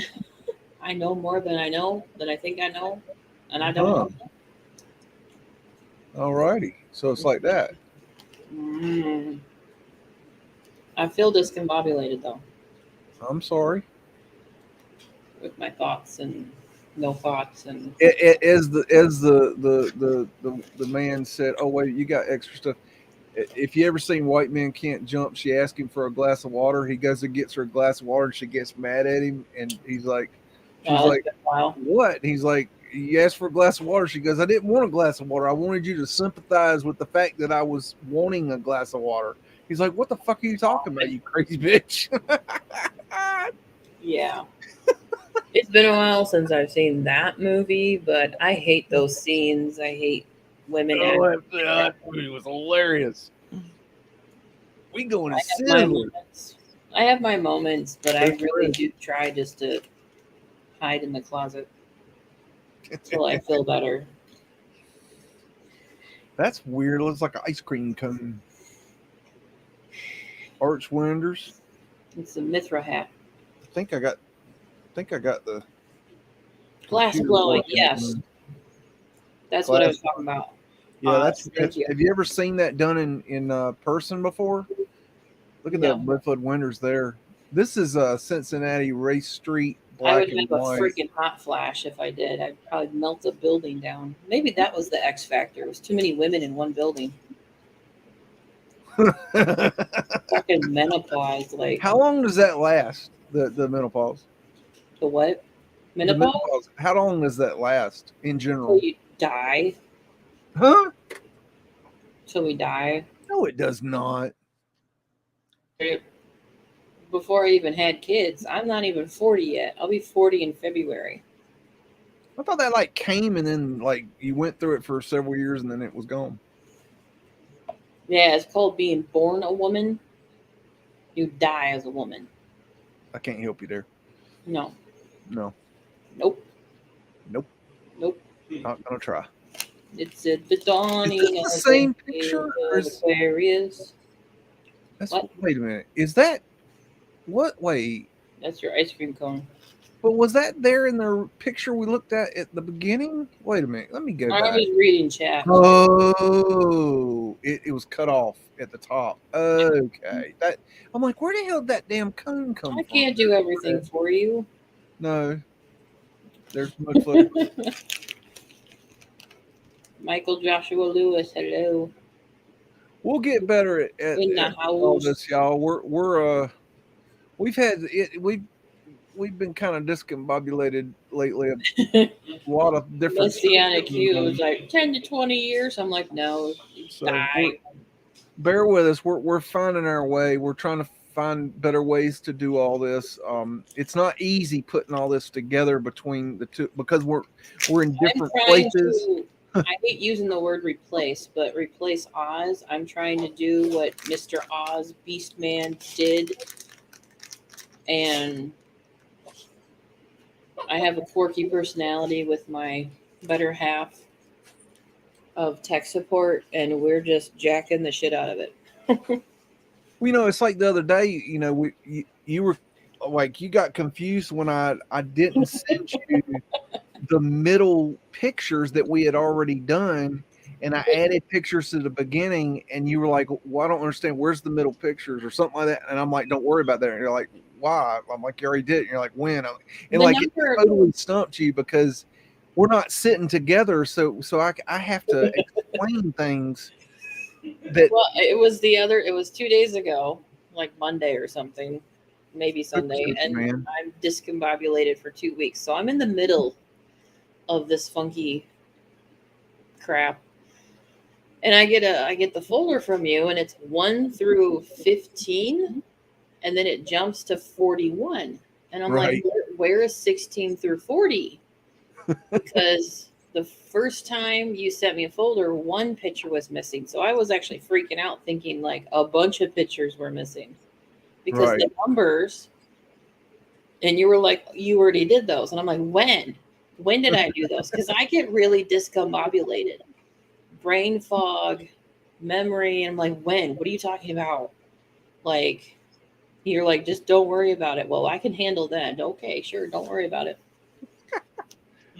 Unscrubbed cartouches, and there's that weird cartouche that I've been looking for. I see it over and over and over again. I mean, I that's the kind of stuff that we're trying to work out now is I love these lights, these old lights. They're so cool. But that, we're having these weird, quirky little issues. 101.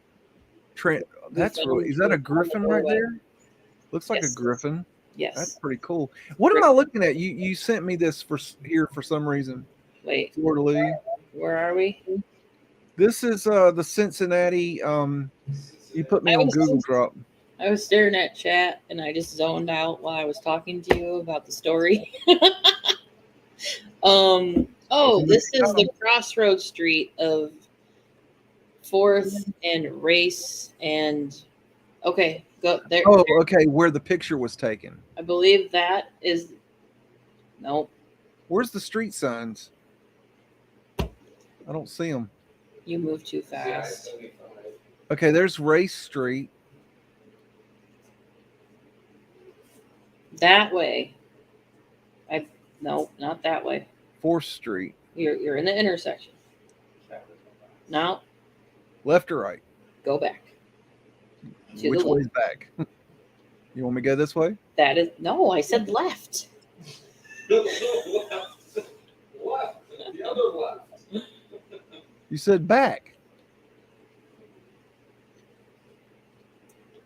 There is. You sure this is the street from your picture because of that gold looking piece? No, not the bank. That? Yes. That sticks out from your picture. What's left of your picture? Right. The left or the right? I just. Huh. You're like 440 toddlers running around.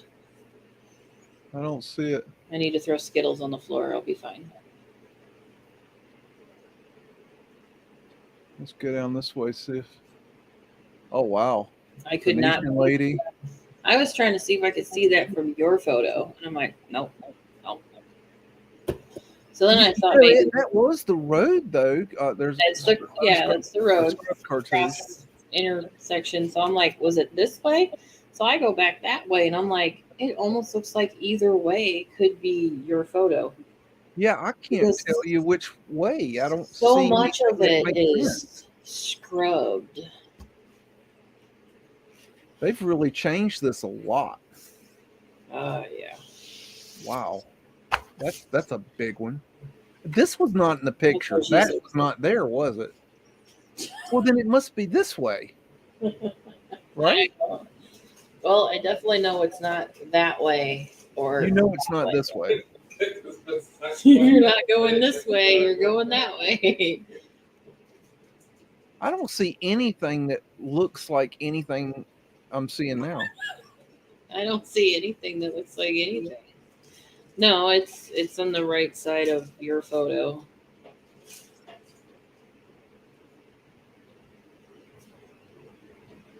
I don't know. It's an anomaly Yeah, that's weird. because they scrubbed it all. Well, I mean, you know how I am about anomalies. That I mean, yeah, you told me you showed I me. showed you that. It's catawampus. Thank you, Yeah, Frankie.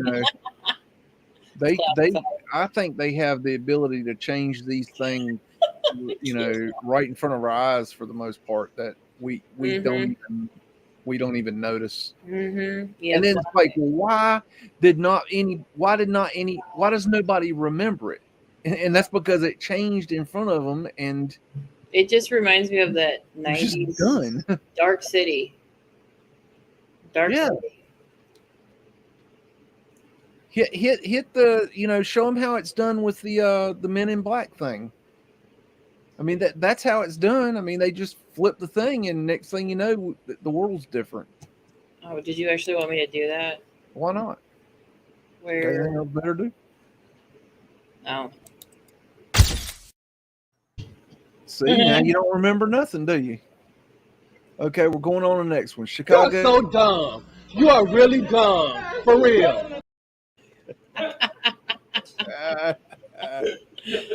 Talk to people who remember things that have never been, that they remember things that have never been. As for you Mandela people, Yeah, thought you'd like that.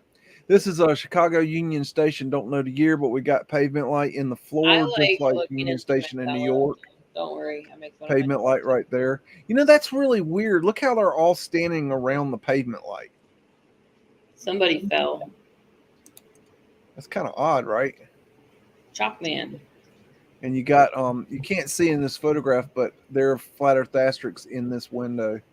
Those are just Here. polka dots. Nothing to Pretty see much. here. Stop looking at it. Nothing to see here. Move along. They were This is Colonial Sugar offices between 1905 and 1917, and this is in Oz Beast. Where you at? I believe this is in New Zealand. New Zealand. Yeah. So correct me if I'm wrong. Shoot, this was a week ago. Sydney. No, this is Sydney. Australia. Yeah, Australia. So there's Fred. Fred's in Australia. He gets around, and Physics, yeah. look at the why in the hell would you put pavement light up here, and then why would you design this like this? Why? Because when it snows and you get your sled out and you take those 90-degree curves, now that actually makes more sense you than defy the building laws like of this. physics. Pretty much. And Fred loves getting his hoof sleds out. I mean, can you imagine how hard that is for him to walk up that? I mean, I don't know. That is what the His UP looks like. It is such steep grades. Like, I just realized that's going down again. yeah, that goes down twice. It just keeps going. It's down. steeper on the right side, but I thought that was more level than No, it does. It goes down, doesn't it? you zoomed in, and I was like, wait a minute, those buildings are getting Sure taller. it does. It goes right the down. people are shrinking. Very cool. It would lean. There's some small pinwheels right there. Ether Union antennas all Station. over the top. Oz said Union Station is an amazing building, and Which they had to get rid of it. I think I've seen that one. Wait, oh, is he talking about which one's he talking about? Which Union Station? You talking about Chicago's? Yeah. No, I think in his part of the world, Yeah, that's what I Sorry. was thinking of when he Realm. said. his part of the realm. Yeah, that is an amazing building. Got Ether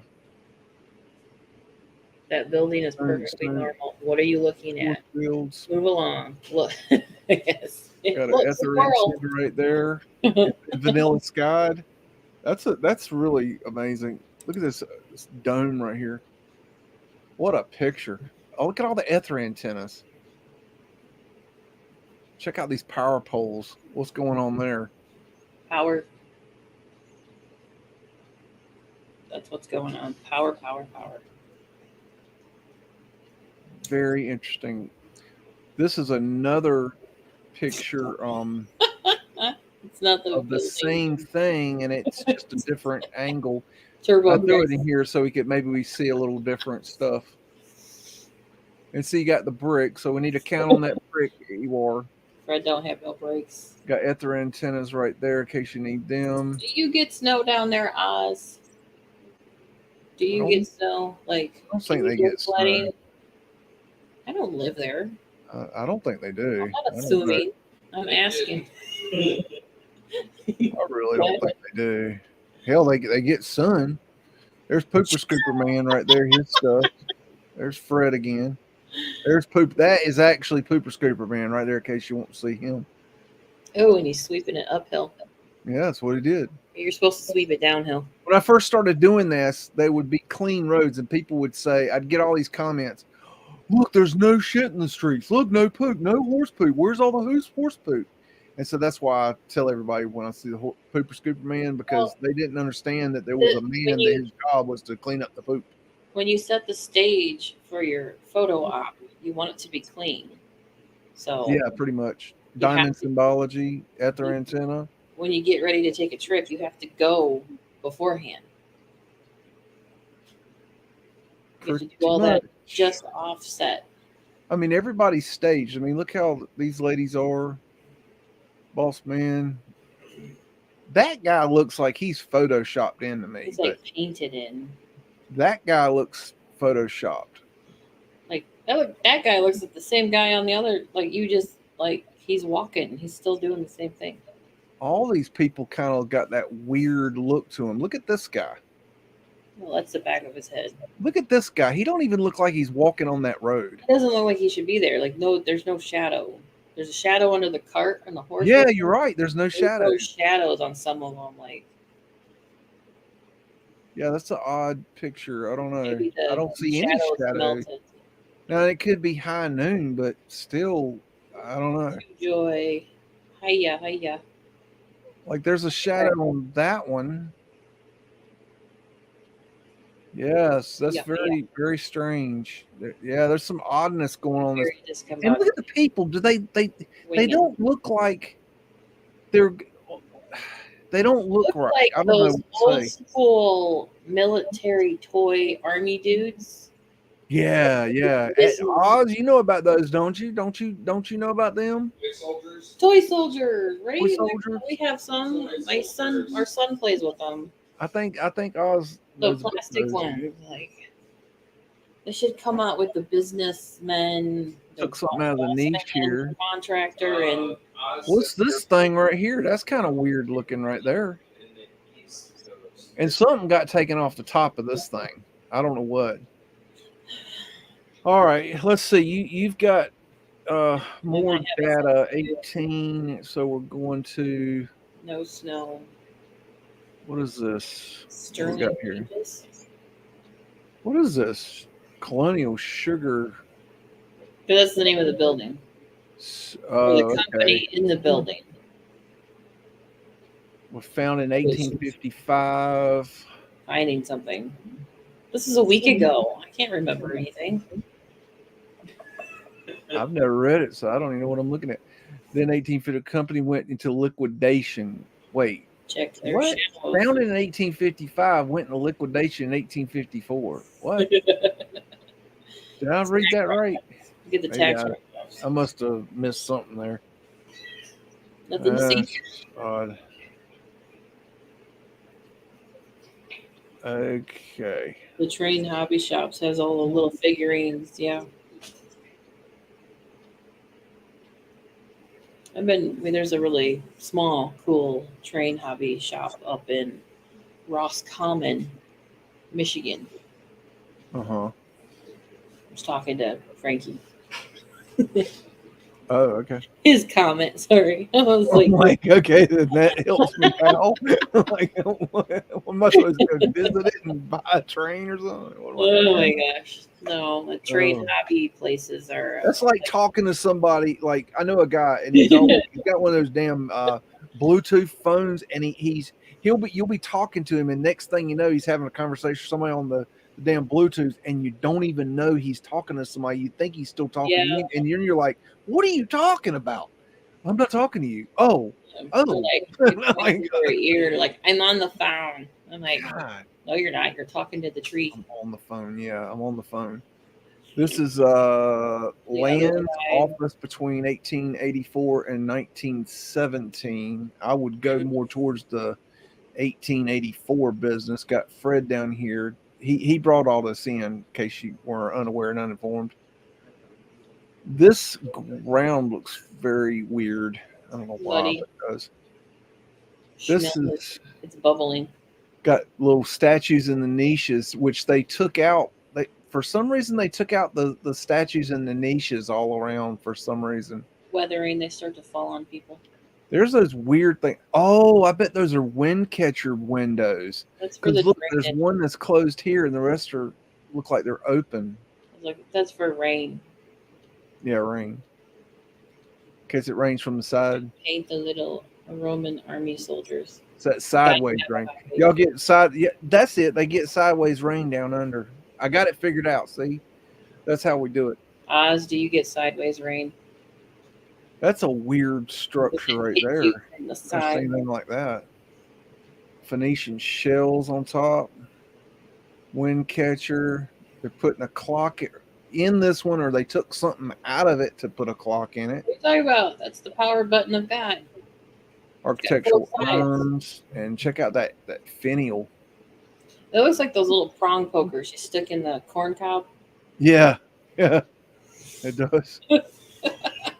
At the antennas. Ron. That's a hell of a building.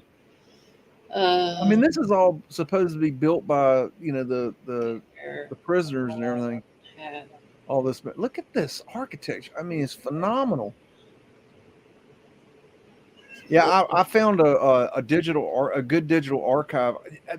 Oz, I'll have to send that to you because you'll like digging in that one. I don't know if you found this one yet, but I found it and it had some really great stuff in it. You probably already found it, but he's good like that. But look at those Mudflood windows right there. Look at that angle. Good grief. Look at that. And then they just get smaller and smaller and smaller as they go up. They must have added water and they're shrinking like the Wicked Witch. Yeah, pretty much. Was deformed because there's that symbol. Look, got the big arch with the two little arches and the circle in the center. That fancy doodad above the doorway almost looks like the one down the street from across the river and down the street through the woods from us. Oh yeah, Oz told me he got a day off because the queen died. I had to chuckle. Wow. I couldn't believe Party it. like it's 1999. That's an open wind catcher. You can see the window right here. So they've got this a open holiday now. Yeah, and he gets another day off. He said for I don't know, some horse shit next week too or something. I don't know, some kind of British crown thing. I don't know. I don't understand it.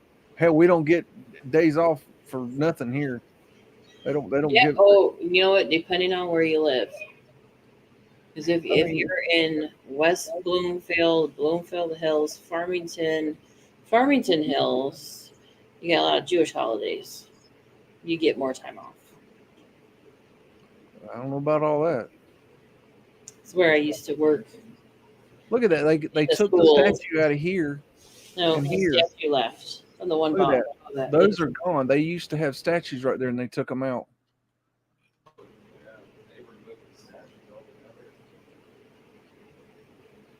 Yeah, they definitely took statues out of that. Canada That's messed up. I wonder what statues were there. Thanks for dying, so I got a holiday pay. And you got 19. You got some pictures, and we got baby. Okay, so we got New South Wales Lands Department building. The stuff I did this week is a little bit more organized, even though I'm discombobulated. I labeled things more, I guess. That's kind of odd looking, right? She's wearing black. She's in mourning for the queen. And what about this one? Is that a ghost? I think that's a fire hydrant. That's not a fire hydrant. In no way, shape, or form looks like a fire hydrant. Fire hydrant. A massive fire hydrant.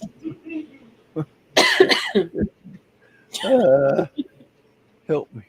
I didn't see any. Look, they've taken all the statues out. See? They're gone. Can you park in front of fire hydrants back then? They tow your horse away. I mean, I don't know. I never thought of that. That's a good question. I thought you were gonna say you never parked in front of I mean, you can't really break out a window to go. Fred. I don't know. That's a good question. It's I guess that looks like an observatory right there, like where they put the telescope in there. Because it looks like it's got the retractable roof right there. See how that line right there? Mm-hmm. I don't know. But they've gotten rid of the statues, which is interesting. Well, the dome is sitting on a rounded square feature, if you notice. It looks like an octagon, doesn't it? Well, even below, right? What is that floating in the sky? You see the picture? The floating in the sky? What? That black thing. Yeah, doesn't that look like somebody lost their dirt? It's called dirt on the glass plate negative. Dirt. It looks like the balloon. Look, it's a UFO. Look, aliens. I'm seeing that guy from Ancient Aliens going, and like we said, aliens. It looks like a floating turd. It's the Superman. He threw a shovel. got Us- Mudflood Winters here with I great said over it. next week was supposed to be the Queen's birthday, but she died. Yeah, that's what he was telling me earlier. So Yeah, now they renamed it to the King's birthday. What the hell? Yeah, That's why he gets another day off.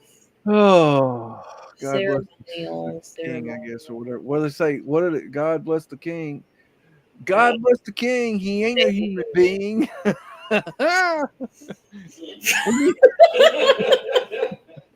Got Fred right there. There Oh my God. you go. It looks like a pillow with windows in it. And we still haven't installed the clock here, I see.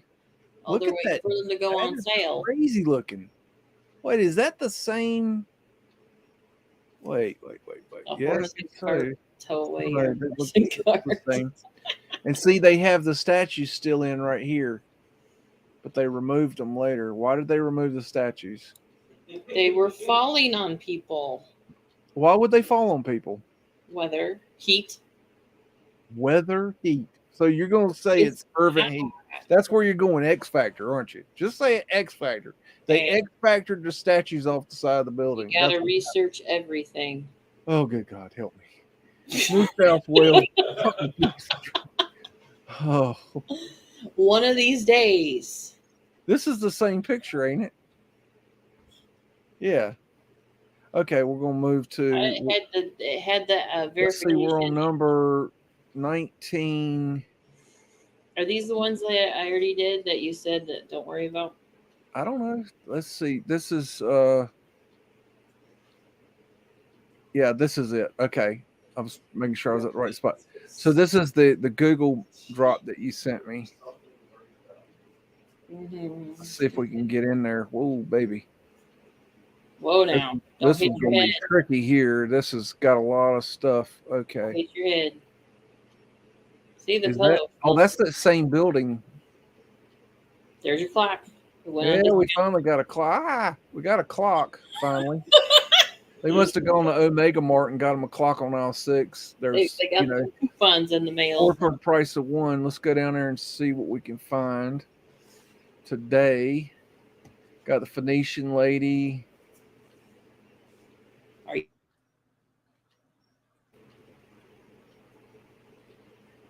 That looks like an unk. Where? Right there? The window thing. It looks like that's how you say it, right? Unk. Yeah. Looks like an Ankh. I've got an Ankh tattoo.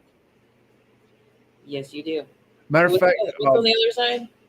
A couple years ago, I have a friend that's a retired Baptist preacher, and as a favor, I went to church with him. He wanted somebody to go as his guest. Basically, pretty much he needed to look good for his people. They've put the statues back. He wanted to look good for his for his church. So I just went with him as a favor. And anyways, I went to the bathroom. While I was in the bathroom, this guy comes up to me in the bathroom. He's like, "Is that an Ankh on your neck?" I said, "Yeah." And he gave me the look like, "You're the devil, aren't you?" I'm like, no, dude, you need to get away from me. I was like, dude, I don't know. It's just really, it's like, God, people are so ignorant. Unbelievable. So I would never do that again. That's what I get for trying to help. Do a favor and be like, yes. And they were providing a free barbecue dinner, so that was another reason I went. I saw you just stand there and look at them going, I'm just here for the chicken. Pretty much. They were swapping out the statues. That's what they were doing. They needed to rotate them tires. Well, look, they're missing here. Why did they take the statues out, and why are they back? Or are they the same statues? Are they different statues? Oh, well, looking down that back alley, are they the same statues? I don't know. I mean, do they have name tags on them? They do now, but I don't know. Wow, look at there. that. You got your crown business. You got the shield with the knight, the headless knight. That needs to be power washed. Yeah. Ooh, that's pretty. That's a flat earth asterisk right there. I don't have a yard anymore, but I'll put that in my yard. Yeah. You want a flat earth asterisk? Okay. Oh, I like the Roth gate. Wrought iron? Rot. Just say it's not spelled like this, but basically like rotted meat. Just say rock. Ew, thanks You for got the it. visual. Oh, look at that. Look at the arch right there. Why would you put the detail down there? But look at the arch below the detail. I'm looking at the arch with the detail. So that means that It's a there's sandwiched package going. I've never seen arch with all the detail on it. Like, why would so you you? can see it better right here. Why would you build like that? Well, It you doesn't would. make any sense, man. That's the whole point of Mudflood is we don't build like that. I mean, it's like it's so obvious once you see it. Isn't it? And no, it's not a melt flood. It's not a brick dust flood, morons. Well, it's a brick dust flood. The melted buildings, then they melted, and then they dusted, and there was brick dust, and then it mud flooded like it was I brick kept laughing dust at flood. myself since last week because I accidentally said butt flood. Butt plug flood. Oh my god! Because I was losing it last week more than I'm starting to now. I called it a butt flood. You know, there's things that I can thank the creator for, and one of them is that I was a male. Woo! Gentle breeze. Where's the rest of the buildings? They Right, tore them all down. You just need a gentle breeze, and then you got to sit down for a half hour and think about breeze. think All about. right. All right, baseball. let's get on with it. We've dilly-dallied enough there. Let's see what else we can get into. We got May 1942, Central City, an old mining town, mountainous region of central Colorado. Okay, cool. Oh yeah. Reminds me of Indiana Jones.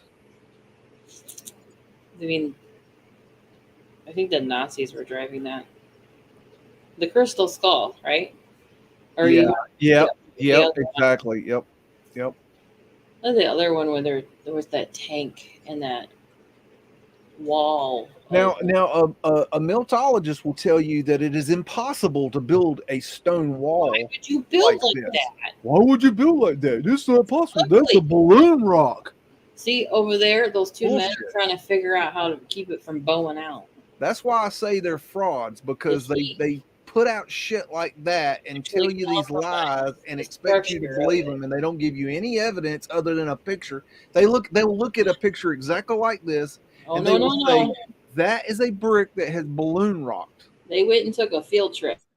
And then they'll say it's impossible to build a stone wall like this. And then I can show you, or you can clearly go look at pictures and video of stonemasons building stone walls just like this today. And it's like, well, how is it not possible to build when you can build it today? I don't know. Hello, They McFly. went and took a fun field trip, though. Jesus. They took This a fun doesn't look right. The top of this doesn't look right. Well, that's dog tooth. Yep, that's dog chewing tooth. on it. I learned something new, but they took a great grand field trip, as I call them, a field trip. They went walk around a cave and found a lot of evidence, apparently. I'm pretty much going to talk shit to these meltologists until they just fuck off. That's going to be the rest of my life. So until they fuck off, man. they're going to hear my mouth run. Call it marshmallow rock. Excuse my French. Oui. Look at this thing up here and what's going on up here. I mean, Nothing to see here. It's melted. Yeah, melted. Okay, you see, it's compromised. It's looks like a melted chocolate bar. Was there any? Oh, you had extra data on that you didn't tell me about. Let's see what you got. You ain't got much. Okay, we got an old postcard. So they had a lot of. This is 1950s, they say, and this is Central City, Colorado. Those are postcards. Yep. It looks like the 50s too, wouldn't you say? Look at the cars. Yeah. I don't know what the cars look like in the 40s. Like the jumps. Yeah, I like old cars. Look at the arch door. Doors or windows. I don't know what the hell those are. Look at the big ass arches. Or El Ranchos. I like the funky, dorky looking cars. Long time in the 90s, I had a 1976 convertible Cadillac Eldorado, and it was painted hot pink. and we called it. It had a nickname, but I can't. I shouldn't tell you what it was. But it was called the Pink. Oh, I'm sure. It started with pink, and that's what it was called, Pink something. We'll just leave it at that. Kitty. Yep, pretty much. You got New York City, circa 1905, exterior of tenement. Come on, be professional now. I think I've got one or two. I know I've got one picture of that car, but it's not. See, I had a bunch of great pictures, and we had a party at my house one time, and there was a water fight, and it was like the water fight, the end all water fight. And the water got on my pictures and ruined like 90% of the pictures I had. No, and it melted. Which really sucks. And even the ones I saved have water spots on them. Melted. So yeah, pictures melted. We got don't fall in the ground right here. Mudflood drop in. Non-melted cobblestone road. It's bowing. It's bubbling. It's bubbling. It's bubbling. So it must be fervent heat. No, it's just bad road construction. It's warped. You know what that looks like? There's a culvert under there. That's what happens when the culvert pipes start to lose their structure underneath. Well, I'll tell you what happens. What this is the when the heating and the cooling of the seasons, it messes the ground and it will undulate kind of. That's why they put the lines in the concrete so that it can expand. But the ground moves. That's why you have foundation shift. You mean creep? You can call it creep, foundation shift. You can call it cracked ass brick, whatever you want to call it. I love go to an old cemetery that they can't keep up with, and you will start to see like headstones disappearing, like the earth is swallowing it. It's really cool and creepy. Ooh, like the guy in the window, that's creepy. He looks like an elf. Like a creepy elf. Look at the ear. Looking at this diamond shape here. Did you see this? That is melted. Yeah. I bet there's a chimney on the other side of that. Oh, okay. I see what it is. It's a diamond shape that they put in the brick, and they've got it here too. So you got the diamond symbol. Of heat. Diamond of heat, yeah. Fervent heat. These must be clinker bricks. Just menopause heat.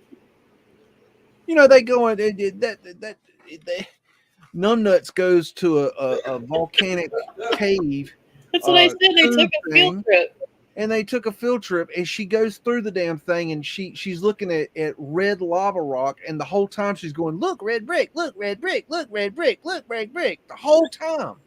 And I go on Lowe's.com and find, lava rock that matches very strangely exact match to exactly what she's showing. And I'm like, yeah. You found a bunch of brick that looks exactly like red lava rock from Lowe's. Good job. Good find there. Hi, Crypto. Drop in. Hey, Bernie, how you doing? I see you lurking around in the chat. Hey, Bernie, if you want to come on tonight, I sent Campbell the link to the chat in case he got bored, and you're more than welcome to come in. If you want the link, tell me where to send it to.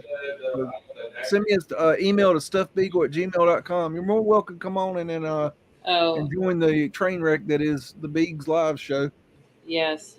Crypto said Campbell is going on in 20 minutes. He's going on with Campbell in 20. Oh, okay, cool. We got New York Singer Building under construction between 1905 and 1908. In the tropics. Yeah, we got an Etherfinial up here. The tropics, is that the temperate zones? I don't think did I do this one? That's the Singer. No, I don't have any extra data on this one. Because we already did that. I am very suspect of this building. The suspect house. This is one of those buildings that when the mainstream gets a hold of the Mudflood, they look at this building and they say, they think that this building was a old world building and or old Tartarian building, and look, we have construction photos. Well, you know, we have construction photos of a lot of things, and just because we have a picture does not mean that it is old world and that it's not in some way Photoshop. Because if you think that is not Photoshopped right there, renovation, could be. It could be a renovation. You know, another thing, they could be finishing the building. This building could have been in construction at the time that we found it, and they just finished it. That's another possibility. Have you ever seen a video? Or I don't know if you sent it or you had one. They literally took a building apart, an old world building. They took that's the Star Theater. Yep. By brick, they took it apart. I'm like, and if you watch it, it looks like they put it back together. Well, that's because what they did was they took a film of them dismantling the building, and then when they sent the film to the theaters, they told the theaters to show the film in reverse and then in fast forward. Right.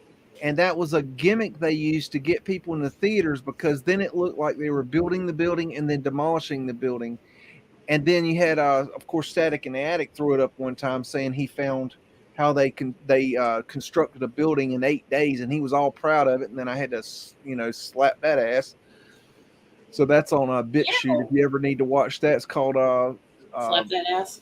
What's it called? Static Star Theater Boo Boo. Got the Phoenician lady right there. Smack that up on the floor. Smack that. Give some more. Smack that. Got Boss Man right there. I'm okay. You're not okay. I'm not. Because my noise I made a minute ago was because I couldn't get the thought out in time, and I felt so exhausted with myself. There's Fred. And then you started talking, and I'm like, ugh. Exhausted with myself. Now that's a new one. I haven't heard that one before. You're not a woman. I'm exhausted with myself. Now this dude is selling drugs right here. This guy has the weed. This one. He's definitely selling drugs. And check out the subway entrance. I'm gonna visit you later. You sold them out, you snitch. Yep, pretty much. Got coal hole covers there. Snitches. That's interesting. You know, that goes right beside a building that's mud flooded. We got pavement light right here. Got a ladder lane. It's leaning. What? The building, the corner. Maybe it's the ladder. It's throwing me off. The guy on the ladder. It looks like it's going downhill right here. Yeah, it is. Yeah, it is going downhill here too. There is a slight downgrade. Is that pavement light? There's pavement light right here, but it's in a platform. They put them in platforms to make them level. That wasn't leveled. That's sloping. No, the ground is sloping, but the platform here is level. Okay. And the reason they did that is so that if you walked out of the door, that you didn't step down onto a slope.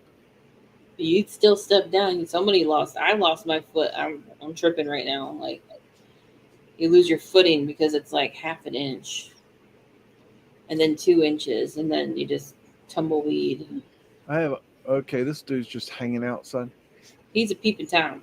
I have a video. I think I can't show it because of copyright. About how when they found the buildings. Well, they don't say that, but what it is when they found the buildings, the stairs the risers were not the proper distance, and what was happening is we were having trouble getting up and down them, and people were breaking their fucking necks. And so they had to come in and redesign the stairs, and that gave us the rise that we have today. That's Scrub Cartouche. fun information. You see Eagle Phoenix. Gargoyles. Do you see those statues right there? Those massive statues below the eagles. Yeah, I don't know. It's hard to see them. They look Phoenician. There's 4 faces, but 2 of them got severed. Does that say? Yeah, they put in a door outcropping here, so that's something we did. Yeah, that's what it is. It's one of those outcroppings I've talked about before. I like the old sign, the street sign that says drugs. So I bet you if you found an old picture that they would be all the way down. See, drugs. That's his sign right there. He's advertising on it for drugs, and then he's selling his weed right here. got it worked out. It's the only way. Robux. Robux. I wonder if that's part of Series Robux. or the original, before it was Sears and Robux. What? These arch windows with the door shutters. That cupola wind catcher. Ooh, it looked like a Holes. fancy doodad way up there. La-di-da-da-dee-da. We got Norfolk, Virginia, circa 1910 Confederate monument. And that looks like a bayonet right there. I swear we already looked at this one. What's the week before? Because it was like we might have had another picture. There's a lot of pictures that are of the same place but different angles, so it might be that. Or unless I had a deja vu moment. Wow. No, it looks familiar to me too because of this right here. The trough. There's Fred right there. That trough looks familiar, so that. I think it was like a marketplace, and I am from another angle. At their antenna makes a difference. I actually use my hand to point in the other direction as if I'm showing everybody something, right? There's the river. To Portsmouth. Port. Now, is there a connection between the ports on a river and the portholes on a building?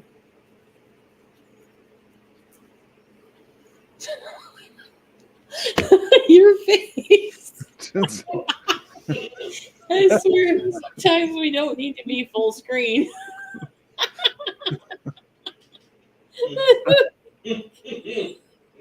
Hold on. You're thinking hard. Wow. Oh my god. We got, looks like a cannon stuck in the ground on the corners. That's an ashtray. There's stoneball finials. I don't have an answer for that question, to be completely honest with you. I really don't. Torsfield. Portholes, ports. This is something we added. Where you dock your boat, where they used to call them ports, where you would dock your boat or the ship. It was called a port. They might. Well, they might have said that for the. Maybe it was called a port for the port side of the boat. I don't know. Ooh, there's a connection. I really don't know. Maybe I'm not a seafaring person, so I don't know a lot about. Look at this contraption on the right here.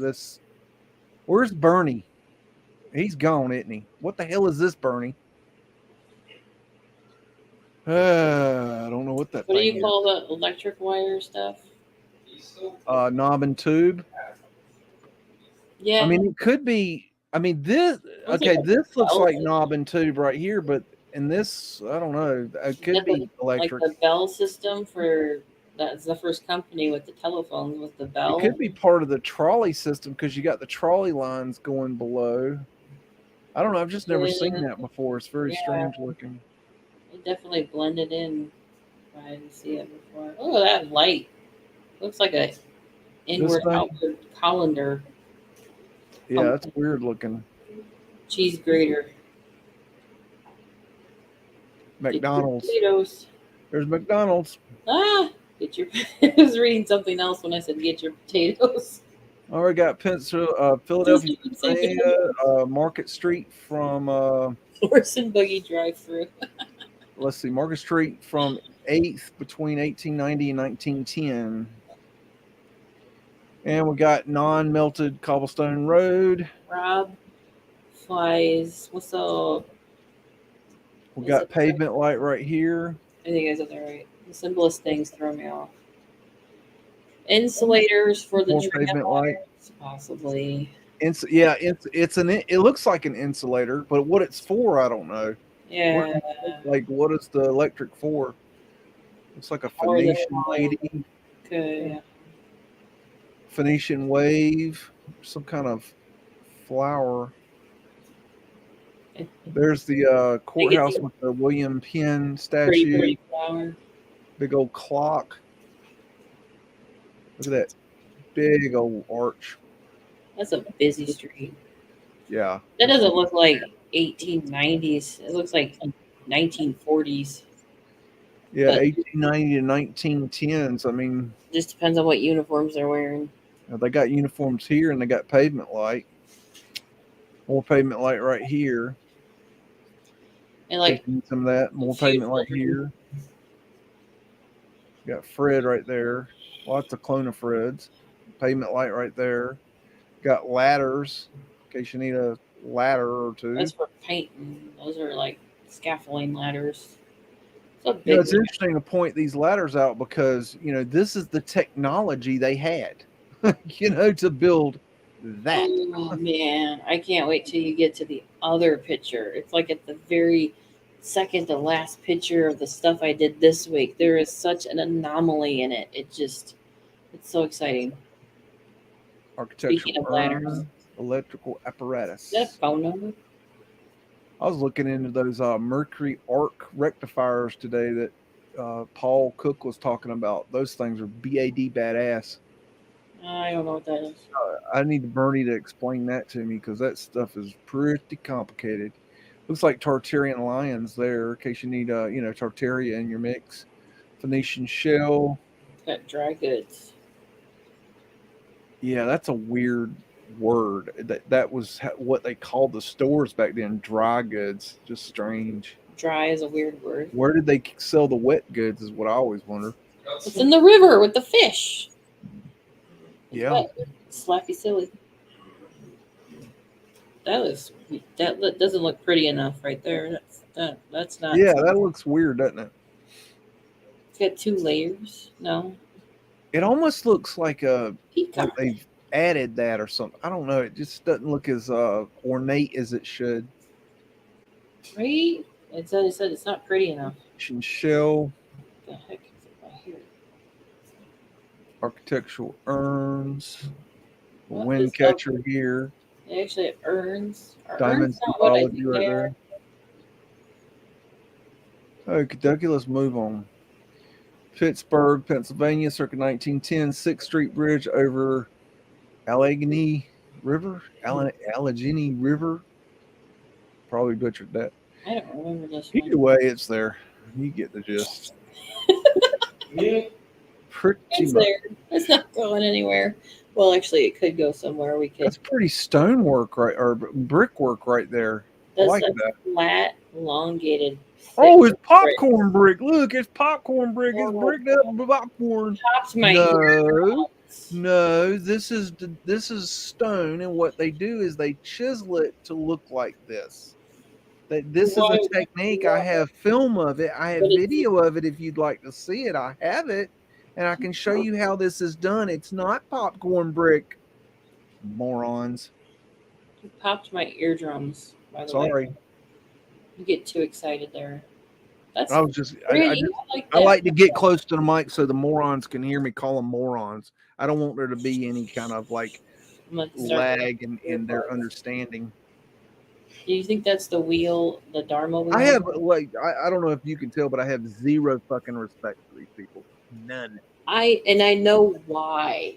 Oh yeah, I know you know why. I know why. When I look back at the videos, Because you've done the research. You've gone and double checked me, yes. and you found it for yourself, and you see what horseshit. I know why. I just don't know why that letter was sent in your video that you did, The Last Stand. I just don't know why that letter was forwarded to you. That was between the two of them, and then the one who got the letter forwarded it to you, and you're sitting there going like, this didn't need to be sent to me. Like it was starting shit. Somebody else, like they started it. She had her knickers in a bunch because she got her channel taken down and blamed it on me. Now she's blamed me twice, which is bullshit both times. But in the very beginning, and this hasn't even been a year. No, so it's sore for like everybody technically to say. Like, and people, they don't understand why I'm so aggravated as people. Is because they're fucking assholes, and they treat me like shit because I disagree with them, and they won't debate me on it. And so it's this big old heap of steaming donkey shit that I get tired of. it's tiring because it was just between you and so, and then it became so and the third party. Oh yeah. And It when was I- civil in the when you beginning, but showed then they me- wanted to, up the ante. Well, fuck. When you showed me number 8, I went and found number 8, and I looked at the date, and number 9 was sitting there, and I clicked on it, and it was the very next day. Yeah. And so was a guest. Yep. The third party person with everything that just went down. I was like, fudge. Yep. Bernie just asked. Bernie's stuff- asking. Stuff being You still want me on? Campbell is joining. Yeah. Y'all are more welcome. Do you have the link, Bernie? It's Campbell. Everybody on board. Fred can handle the pressure. I know I sent the link to Campbell, but Bernie, I don't have your information. So send me your information. It's stuffbeagle@gmail.com. That's why I didn't send it to you. I knew that you and Cam, I knew Cam would get it to you. That's how I roll. There's a connection there. Look at that. You see that between the buildings? Got the coins here. What is See that this? I'm skywalk? interested in what that is right there.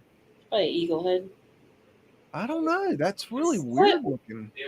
Campbell's here. I emailed it to the science guy. It's a long title. Burn Eye. Crazy looking building. Look at the He The- heard me. wow, look at the masonry work on that thing. Beags, did you hear me? Yeah, Campbell's in the backstage. In the Okay, house. Yeah, I'm finishing up chat. this picture. I'll be right there. He emailed it to the other guy. Okay, Did you see okay. the skywalk? There's a lot going on right now. Between All the right. buildings, there's Let this. me He didn't see let me the make skywalk. sure I got this picture finished, and then Oh, go up. we got Fred back there. See this? No, if you Okay. go up. Let me see. We don't have any extra data on that one, so let me see. Okay, now I got my head out of my ass. Excuse me, folks. Okay, now what am I supposed to do? I disagree with that. Am I supposed to go to Bernie's? Go to Bernie's email? What am I doing here? I think I saw it for a second. Campbell's getting coffee. Who does Bernie need the link? Campbell emailed it to Bernie. Oh, okay, good. Okay, thank you.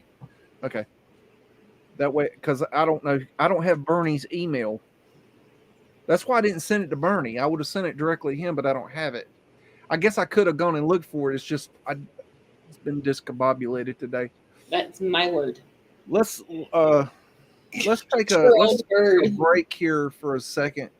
Let me gather my wits, and then we'll come back. I'm gonna play a little something from, let's see, LC King. This is if you know who LC King is, he's got a channel. He does a lot of neat research, and he also makes music. So he made the music for this video. We'll check that out.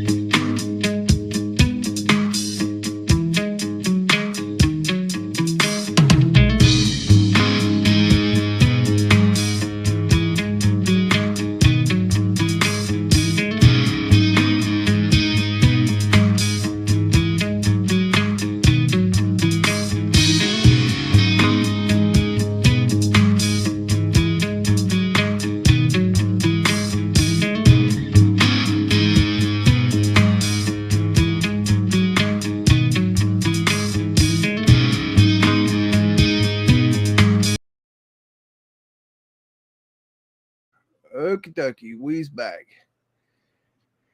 Let's see. Bernie says he'll join in 2 minutes. So we'll run our mouse. I imagine we can run our mouse for a little bit. I'm all fuzzy.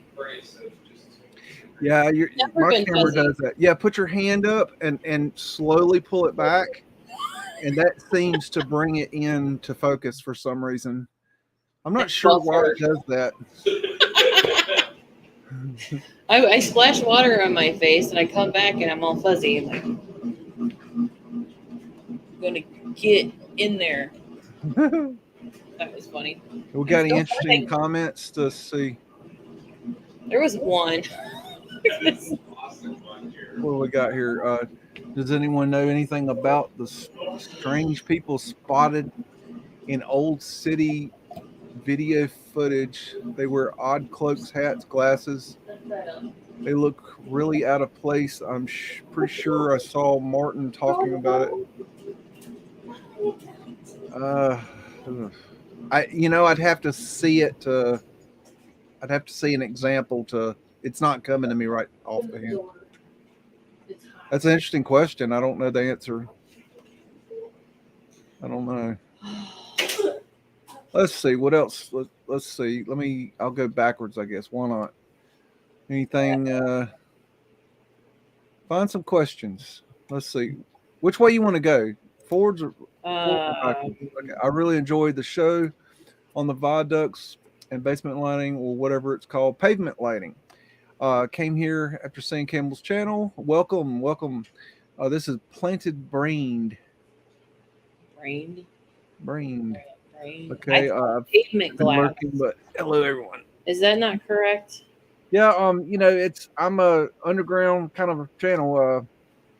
Because I'm not monetized, YouTube does not share my videos with people, so it's like pulling teeth to get people to see what I'm doing here. So welcome to the channel. I appreciate you giving me a chance to run my mouth. Nobody, don't worry about it. We do this once a week, and I do all kinds of things on here. So let's see what else we got. I dig. LH is saying I dig the last track. That's LC Clint King. He makes some cool music. I like his stuff. I don't know if I don't think he's made anything recently this last thing I think he made was like 6 months ago or something. I don't know. He might have it on his channel. I'm not sure. I think he does release his stuff on his channel. I've got 4, 5, 6 tracks of his that he made. Really cool stuff. Let's see. Got Stephen Lynch. He says BEAGS is live on Flat Earth, Buffalo, New York. I appreciate that, Stephen Lynch. Just so you know, I've never been on Facebook, and I never will go on Facebook. So even though I appreciate it, I won't go look at it. I'm just not real interested in helping out the CIA algorithm to track and trace everything. Yeah, we'll let her do it. She'll check it out for you. But I thought you said, is Campbell going? Did Campbell go live, or I thought you said he was going live? I can't remember what you said. I think you said him and Bernie were going live. Did they not go live? I don't know. I'm just looking through these questions. Welcome to the train wreck. Toot toot. No. I think he's talking about the Foo Fighters song there. He's not live on his stuff. They might have not done it. I don't know. There's Bernie right there. Here's Bernie. Let's see if we can get Bernie in. Hi, Bernie. Hello. Welcome. How are you tonight, my friends? Oh, I'm pretty good. How are you? Good. Just finished a 2-hour stream over on my channel about coils and winding all sorts of crazy coils, then pumping frequencies through them. Cool. Exactly. Cool. It was pretty nerdy. Most of it was over my head even, but it was also pretty awesome. And yeah. A lot of what you talk about is over my head, so. lot of the stuff I talk about myself is over my own head too. It's like, where does it even come from? I have to like rewatch my episodes like 3 times just to absorb what the hell I said. I can understand that.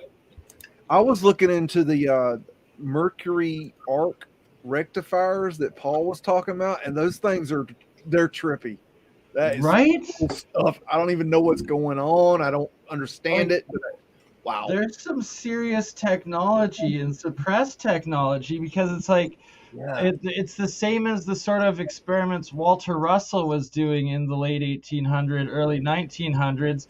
Yet these mercury arc rectifiers seem to be even older than that like Paul has documented. So it's like, how are these a technology that's even older than Walter Russell's like cutting edge technology experiments at that time? I love his book, Atomic Suicide.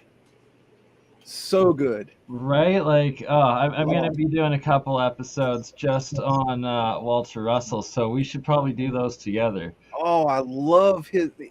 What's his wife's name? Leila. I think that's pretty close. It's something like that. But here's the thing: what I like about is he brings the science and she brings kind of the spirituality to it. Yeah, and they have this the meshing of the male and female energy in what their work, and it's really amazing. Right? Like, it's both polarities of the male and female in it. Yeah. It's like, and it really comes across in that book. It ignore the title, Atomic Suicide. It's a horrible title, but the book is phenomenal. Sounds like a great movie. Right? Yeah. I think there probably is even a movie called that, but no, this is Walter Russell's book. It would be cool. I've got it sitting on the shelf behind me. Oh man, that's a good book. I need to give it a full read. I've never actually read it yet. I've gone through like hundreds of his slides and pages and stuff, but like I've never read the book like in time. I'm gonna have to download that. It's probably on probably 5 times already. Nice. So good. So you're even ahead of me on that. And so like I've only been going in from a scientific perspective of Walter Russell's stuff and like looking at all the geometry of it. And what sucks is like he's nailed stuff so much, like the vortex-based periodic table, and then like his octave based periodic table as well. Like that, the atomic chemistry that has been suppressed out of that for the last 100 years, or just that modern science couldn't accept it because of the amount of metaphysics and spirituality that his wife incorporated into it, so they have the conscious side of the science as well. He's accredited with, is it 2 elements on the periodic table?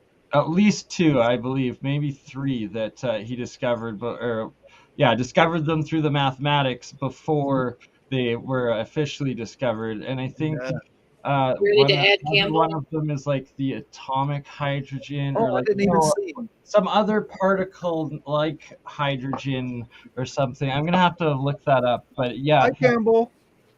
They've essentially proven it through subatomic particles and stuff like that, what he called this other particle, and how he describes it is so much more like sensical and useful in actual fusion, cold fusion, and physics in general. It's ridiculous. It makes me want to read that book again because it is so rich. And I'm not a science person, but I got that. Really cool. How you doing, Campbell? It's called Atomic Suicide by Walter Russell and his wife, and we can't remember her name. Starts with an L. I know that. Wow, sounds like a good name for a band. Yeah. Atomic Suicide. That is a great book. It is a classic spirituality science book. Very cool. Really? I've never heard actually hard to find. I actually have like an original copy of the thing. It's really cool. So what you got going on, Campbell? What's new in Campbell world? God, I'm just playing catch up to life. Just been working on some courses and stuff and doing some editing and got an interview with Howdy McCoskey in a few hours. Setting up lots of stuff. Gosh, I've got an email now, so now I've got all the When is the interviews Jared Boosters interview? Because I'm interested in that. I actually Bernie. just Yeah, heard back Bernie from boy. him yesterday, and I'm emailing him back later tonight here to confirm the time. Hopefully, it's next Monday night Pacific time, Tuesday afternoon Australia time. Me and Campbell's regular Autodidactic Alchemist schedule, and if not this week, then it'll be the next week after that. I consider Jared Boosters one of my favorites. Just from the work he's done. He's good. He's growing, man, really quick. He's almost at 50K. Absolutely. He's, I got a lot of respect for him. And he does really good dives into it and good research and presents it and stuff. And like when I'm talking to him over email, he's like, I don't really know what to say. This is going to be my first live, but like I'm stoked to do a live. And I'm like, don't worry about it. I got you. Like, we'll DJ some of your videos and go through it. Like, because it's intimidating when you do it the first time. Oh. It's very intimidating to do it the first time. Lives aren't easy, man. No. It's very intimidating to do it the 20th time, especially when you're on your own, man. It's just like, what the hell? Not that easy. I will never forget my first two interviews, podcasts I ever did, and they were with Rex with Leak Bear, Leak Project, sorry. Both times I was awake for 2.5, 3 days before because I just couldn't sleep, and I was just trying to get everything ready to put it all together, and oh my god, it was a shit show.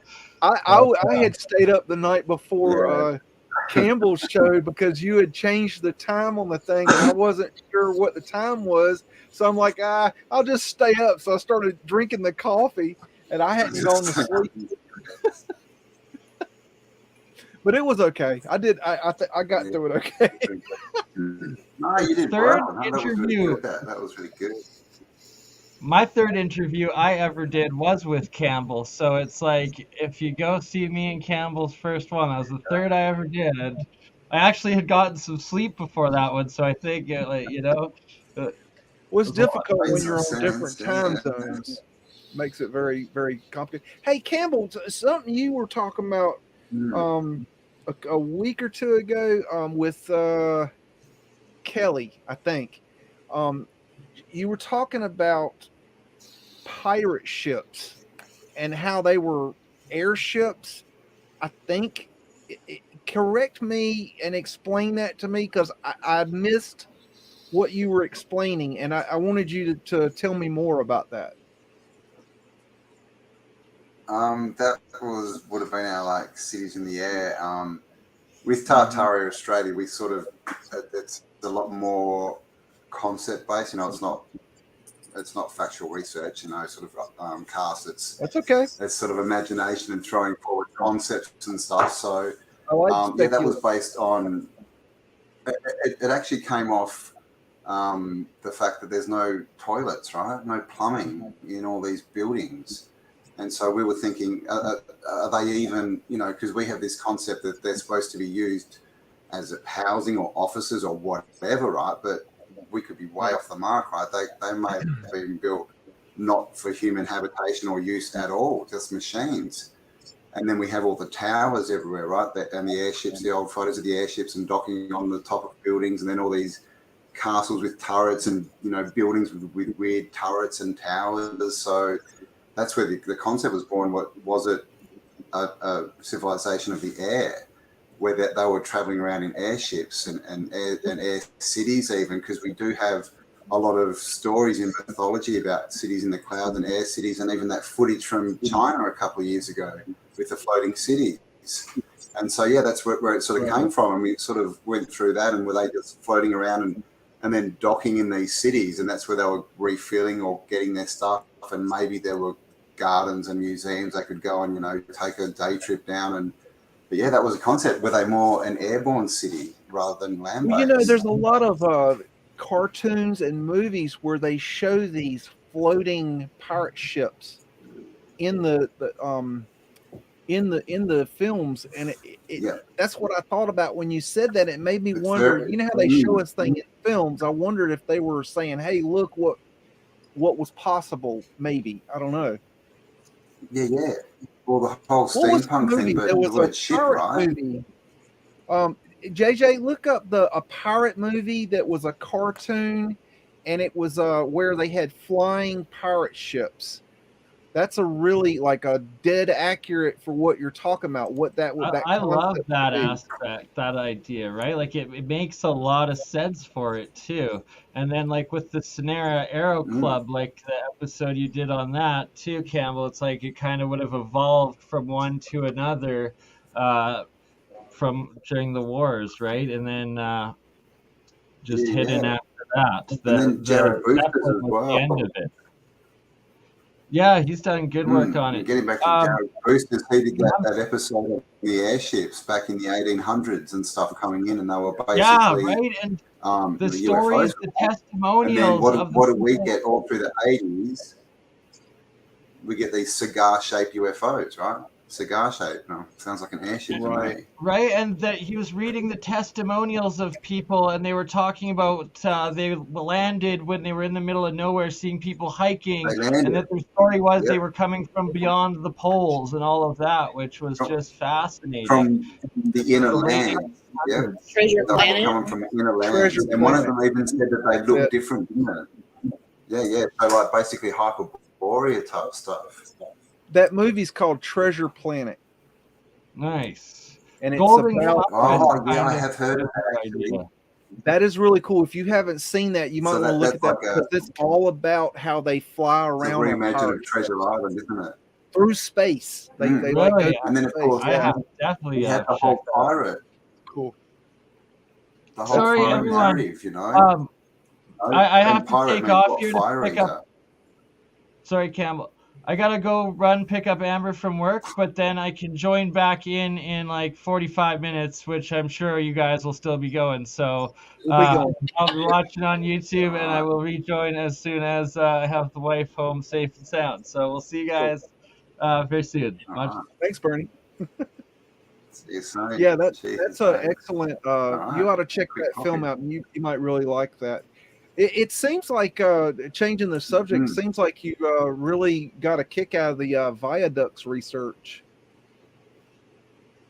Yeah, it was. Yeah. I've done a couple of cuts from it, so yeah, it's going off really well. I mean, I sort of was on it when you first sort of brought it out, but then I hadn't really revisited it. You know what this topic's like? You just go sideways, you know. And but yeah, I was thinking about that. What was I watching? Something last night, and they were talking about gradients, and I think it was Paul Cook actually. He was talking about a tunnel, and there was a gradient, and he said it was too tall for horses to get up. And then I thought, is that why they made everything flat? Because they were suddenly back in horse and cart, and they couldn't go up and down hills. Right. Yeah. I mean, it would be very difficult to go up and down a hill if it was mud or if it was a cobblestone road. It'd be too slick, I think. Yeah. I agree. Yeah, for a horse, you know, it's just on metal wheels, smooth wheels, not like they have flippy wheels. One thing I try to concentrate on is if the mud flood happened, I try to concentrate on how do we prove that, and like from a forensic standpoint.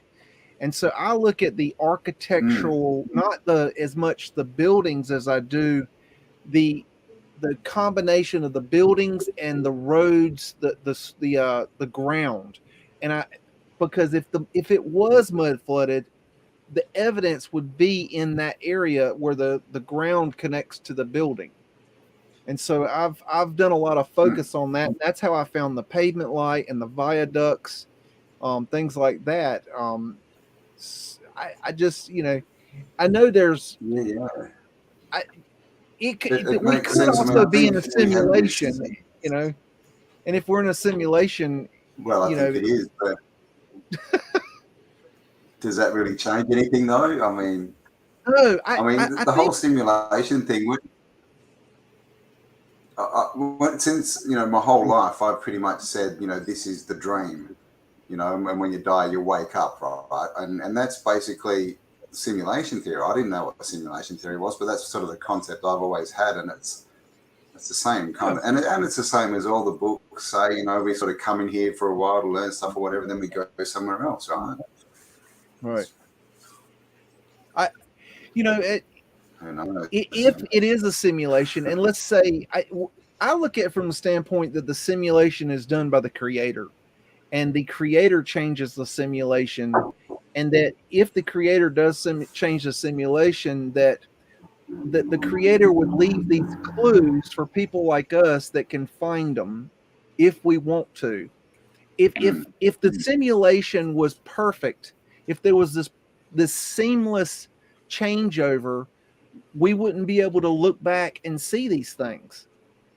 And I think that's why we have the evidence of the mud flood, is so that we can trace backwards and see our realm has been changed. It's almost like it happened, but it didn't happen maybe the way we think it happened. Maybe the creator one day said like that, and the simulation changed, but the creator also left this weirdness of the mud flood, and then we did things to fix it and brought doors and windows up and put in pavement light and added cobblestone streets and all these different things.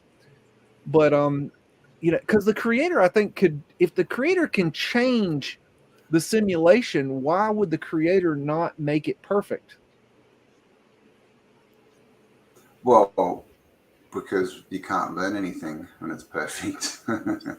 Right. It's like that perfect saying, right? What is it? Good men. Yeah. Good men make. What is it? Good men make terrible sons or something, and terrible sons make good men. But it's like when you have a good life and you don't have to work hard for it, and you get things given to you, you then expect stuff, and you raise children that are brats, right? And they just sit there and expect the world to give them something, and it all goes to crap. And then the children they have see what's happening, so they get out there and do something, and we have this bloody cycle, right? Exactly. Oh God, my phone's going off. Hang on. Let's turn him off. I mean, that makes a lot of sense. You start talking. But I like your background. That background's really cool. Ultimately, it's all belief, right? Yeah. Sarah made it for me. That's right. Yeah, it's really cool. I like your new opening to your show too. By the way, I don't know the music, but the way you did that, I like it. Well, the one I don't know. You've been using it lately. I don't know. To the Tartaria Australia. You played it on the one the interview that we did recently on the video I was on. It was on that one. I don't know. Yeah. I like that opening. Yeah, I go through and I just cut up little shorts, just go through the videos and just cut out bits that make me sound intelligent, I guess. Put them together and write some music behind it. I like the audio. That the whole used to, you had the I don't know what it's called, but that Australian the didgeridoo. That is not something that Americans can we like. Oh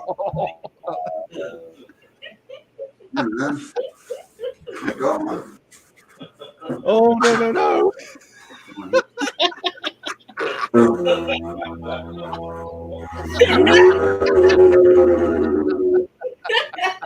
That bothers you? Oh my gosh. Wow. That's a heck of a sound. Yeah, man, didgeridoo.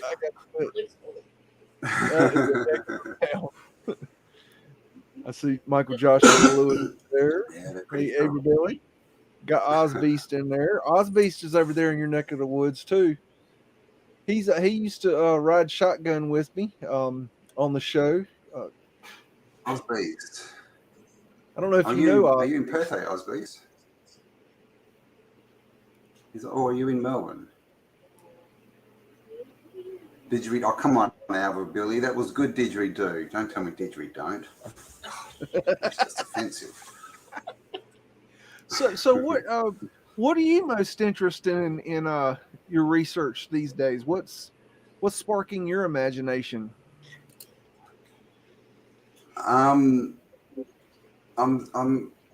still into the star forts and the whole layout of the cities. Like as a whole, if you know what I mean, like with the, we see them in the old maps with the walls around them. You've got the stars and the batteries, and you've got these outer sort of like satellite stars, and you've got the islands and the canals and the bridges and the oversized cathedrals. So I'm a sort of a helicopter view kind of big picture kind of person. I like to get the whole picture. I like to look from it and try and make it all make sense rather than get into the details of specific things. That's kind of the way I work, which I mean, God, you can see with my channel, right? It's kind of can be all over the place at times because, that's how I work. As far as thinking, like it's like to me, it's all to do with getting reference points. Like if you don't have reference points, you can't extrapolate anything. So it's building up different reference points, which are really just different bits of information. So the more I get, even if they're varied, they still help build the picture of what the bloody hell happened and what's going on, which is really the big question, right? I'll tell you, I'll share something with you on screen share, and maybe I can get your opinion on this. I've got a map that was confiscated from the Confederate Army by the Union Army during the Civil War of Raleigh, North Carolina, that shows the what they called barricades around the city. And this is a 1,000 acre area that they are surrounding. And I want to show you this image and see what your opinion of what you see is, because I have my ideas, but maybe your ideas are better since you look at that sort of thing more than I do. So let me share that with you. Cool. Okay, this is the line right here on the outside is what they called the barrier that they built. And I'll get you in a little bit so you can see it. Okay. There's got Cavaliers in it. Yeah, man. So they're the giveaway, right? Yeah, and here's the weird thing is that I cannot find any evidence of this thing anywhere in the historical record, on the ground, in maps, in pictures. The only evidence that I have of this thing existing is this map. And that's 100% a star city wall for sure. So you think those so? Pointy bits. Now here's another thing. Sorry, I think they're bastions, not Cavaliers. This is this square right here is the downtown area. This is 1,000 acres. So this is 2,000 to 3,000 acres. Wow. This whole area. Yeah, but also go down. See in the middle of that grid. See that square with a dot in it. What do you think that is the state capitol. Cathedral. That's the state capitol building. What is it? That's a building, is it? Yes. State Capitol building. That's the state capitol. Building, yeah. This is the roundhouse, or one of the roundhouses. This is the insane asylum and the prison. What's weird is the North Carolina State Prison, which is also a large 5-story Tartarian building. Actually, the west wall is right here, literally this line, which is really weird. Okay. So I don't know. That's that definitely. So where's that? That's in Raleigh, North Carolina. Matter of fact, I'll show you what that wall I just showed you looks like on the map. When you look at they tore down the original the insane the state prison, they tore it down, but the wall that was around it is still there today. And it's very strange, because the let me see. Here we go. All right, I'm gonna screen share for you. And okay, what you're looking at, the original, this is overhead. The original prison was located right here where these two buildings are, and it was 5 stories tall. It was a humongous structure. And then the wall that was around it is right here. This was the original wall, and it's a stone wall, and it's about 3 stories to 4 stories tall right here. But on that map, that line runs this wall right here. So the only evidence of anything pertaining to a wall is this right here for that map. So I don't know. They say that they quarried the wall from a hole that was right here that they've now filled in. They say all this stone came from right there. But it is a humongous wall. Absolutely massive. So that's... You gotta love those stories, don't you? Half of them like that, you know. Oh yeah, and the like, prison, they say that they... Like the quarries are like... I'm sorry. They built so back in history, the quarries were always like hundreds of miles away up mountains and stuff when they had no machinery. But then, like, you know, in the 1800s, they were literally, the block next door was just a quarry. Because we got the same thing in Fremantle with the Fremantle prison, which is the same thing, a big old world wall building. Yeah, they say that the quarry came from inside it. They dug a hole and then built a wall. The prisoners, the convicts did it. Oh yeah, of course, and they didn't. This prison, to the story is, with this prison, they said they hired a contractor to build the prison, and they then used labor of the prisoners to build the prison. And about 3 months into building the prison, they decided that the contractor was doing a bad job and that the prisoners had been trained on how to build the building. So the prisoners finished the building. And then when they got all done with the building, they had only installed 1 shower for the entire prison. These are those stupid stories we get, isn't it? Like, no plumbing in Tartaria. What's going on? But the weird thing is, you walk outside and there's fountains everywhere. There's clearly plumbing and a water system and a pressurized water system, but nothing for sewage and waste. But, so this My is why, favorite is Versailles, where they had the plumbing system that was this massive structure, and it pumps the water uphill, and then it powers the fountains. But then the Palace of Versailles, that they had no plumbing. So it's like, wait, you couldn't go the extra 20 feet? I mean, seriously? The machine of Marley. They had the machine of Marley that was pumping, I've forgotten. It was like, a lot. Hundreds of liters a minute kind of thing. And but no toilets, no bathrooms, no showers or anything inside.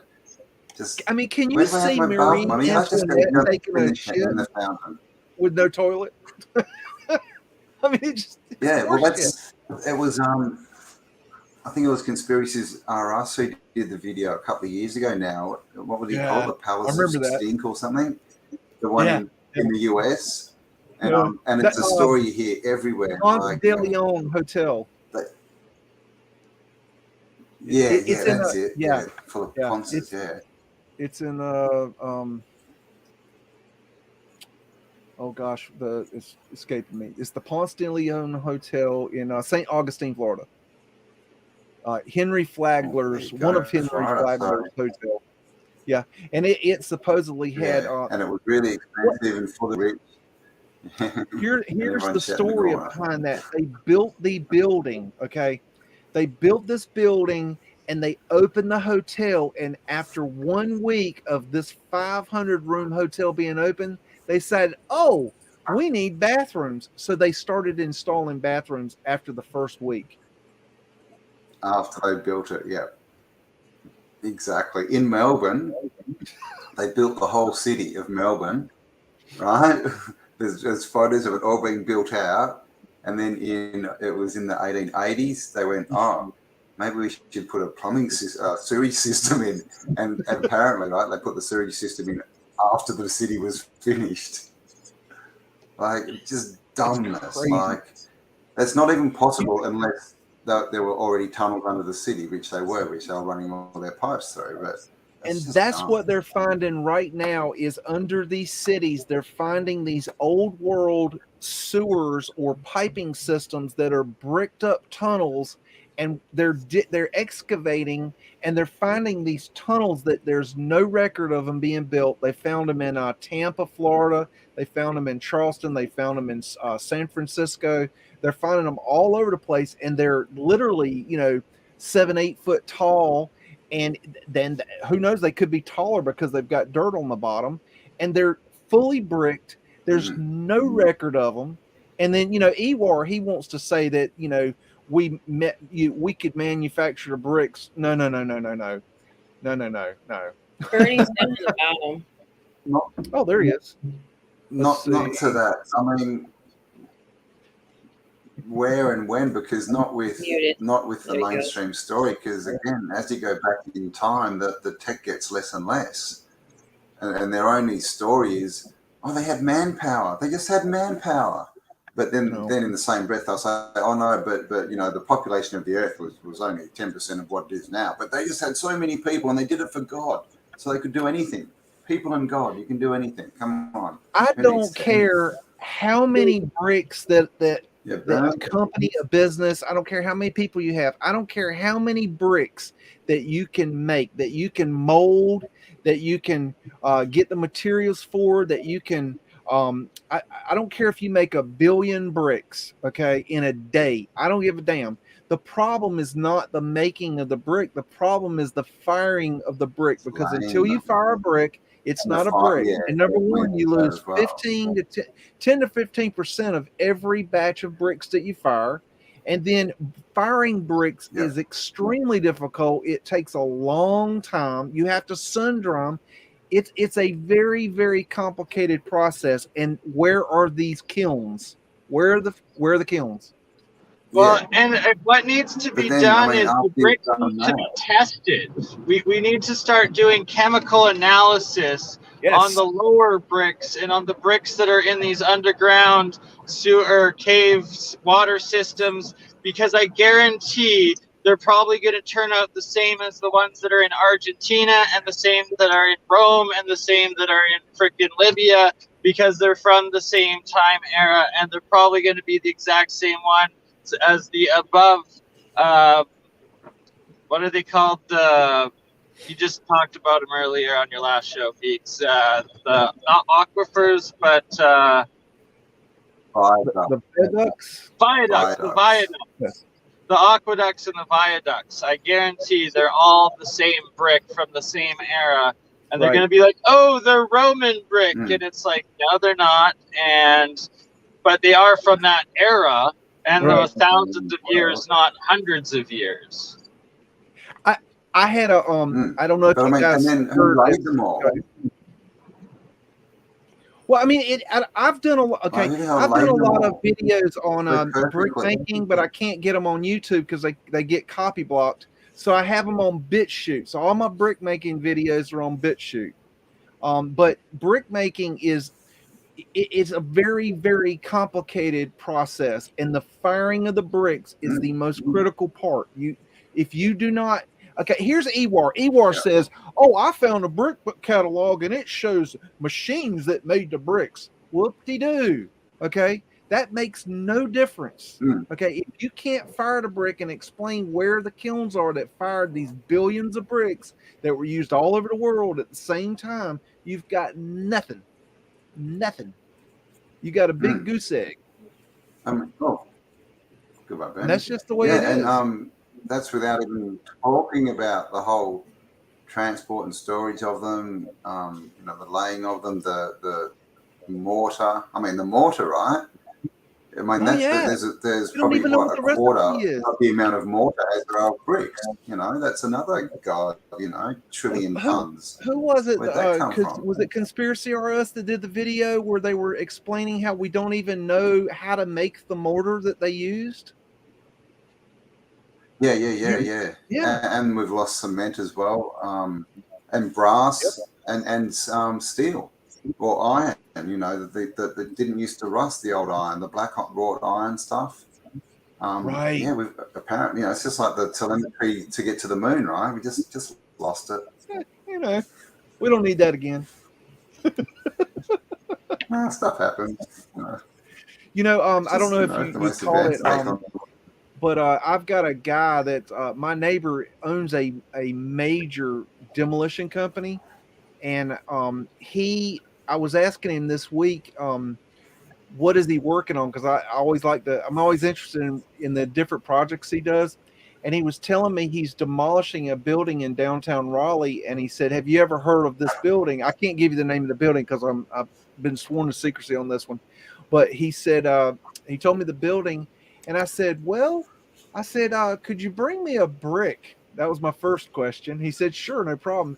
And then I said, well, answer me this. I said, is there a basement in the building? He said, actually, yes. And I said, wait a minute, that building is it's a warehouse building. It's on ground level. There's no Mudflood windows. There's zero indication that there's a lower level. I said, so you're saying there's a basement? I said, did the owner know there was a basement? He goes, well, they suspected there was a basement, but they didn't know. And then we had to test it to find out because they needed to know for shoring it up. And they had to drill through the side of the building to test for air or dirt. And it came back air, meaning there was a void. And so I'm trying to get out there to get pictures of this thing, but it is a confirmed mud and how long with has that been closed up? Do what? How long would that have been closed up for? Well, the best I've got right now is that this company has owned this building since 1914, but it was a building for another business prior to that, but I do not have a construction date. So it's old. Man. You might want to get out there. The kid could be tagged down there. You don't know what's down there. I've got a guy going out there tomorrow just in case I can't get out of there, but they are starting demolition tomorrow. At 7 a.m. And my problem is getting from here, it's 45 minutes away, and everybody that could take me is 45 minutes away. So they would have to come here 45 minutes, drive back 45 minutes to be there at 7 a.m. And they're all like, And I'm like, God. So, anyways, I don't know, maybe it could be Antiquitech down there. This could be a once in a lifetime chance. Go up and find it. Come on. I'm trying, man, because it is proof positive that what I believed is right. And I had zero evidence that this building had a lower level. None. It's going to happen. It's got to happen, right?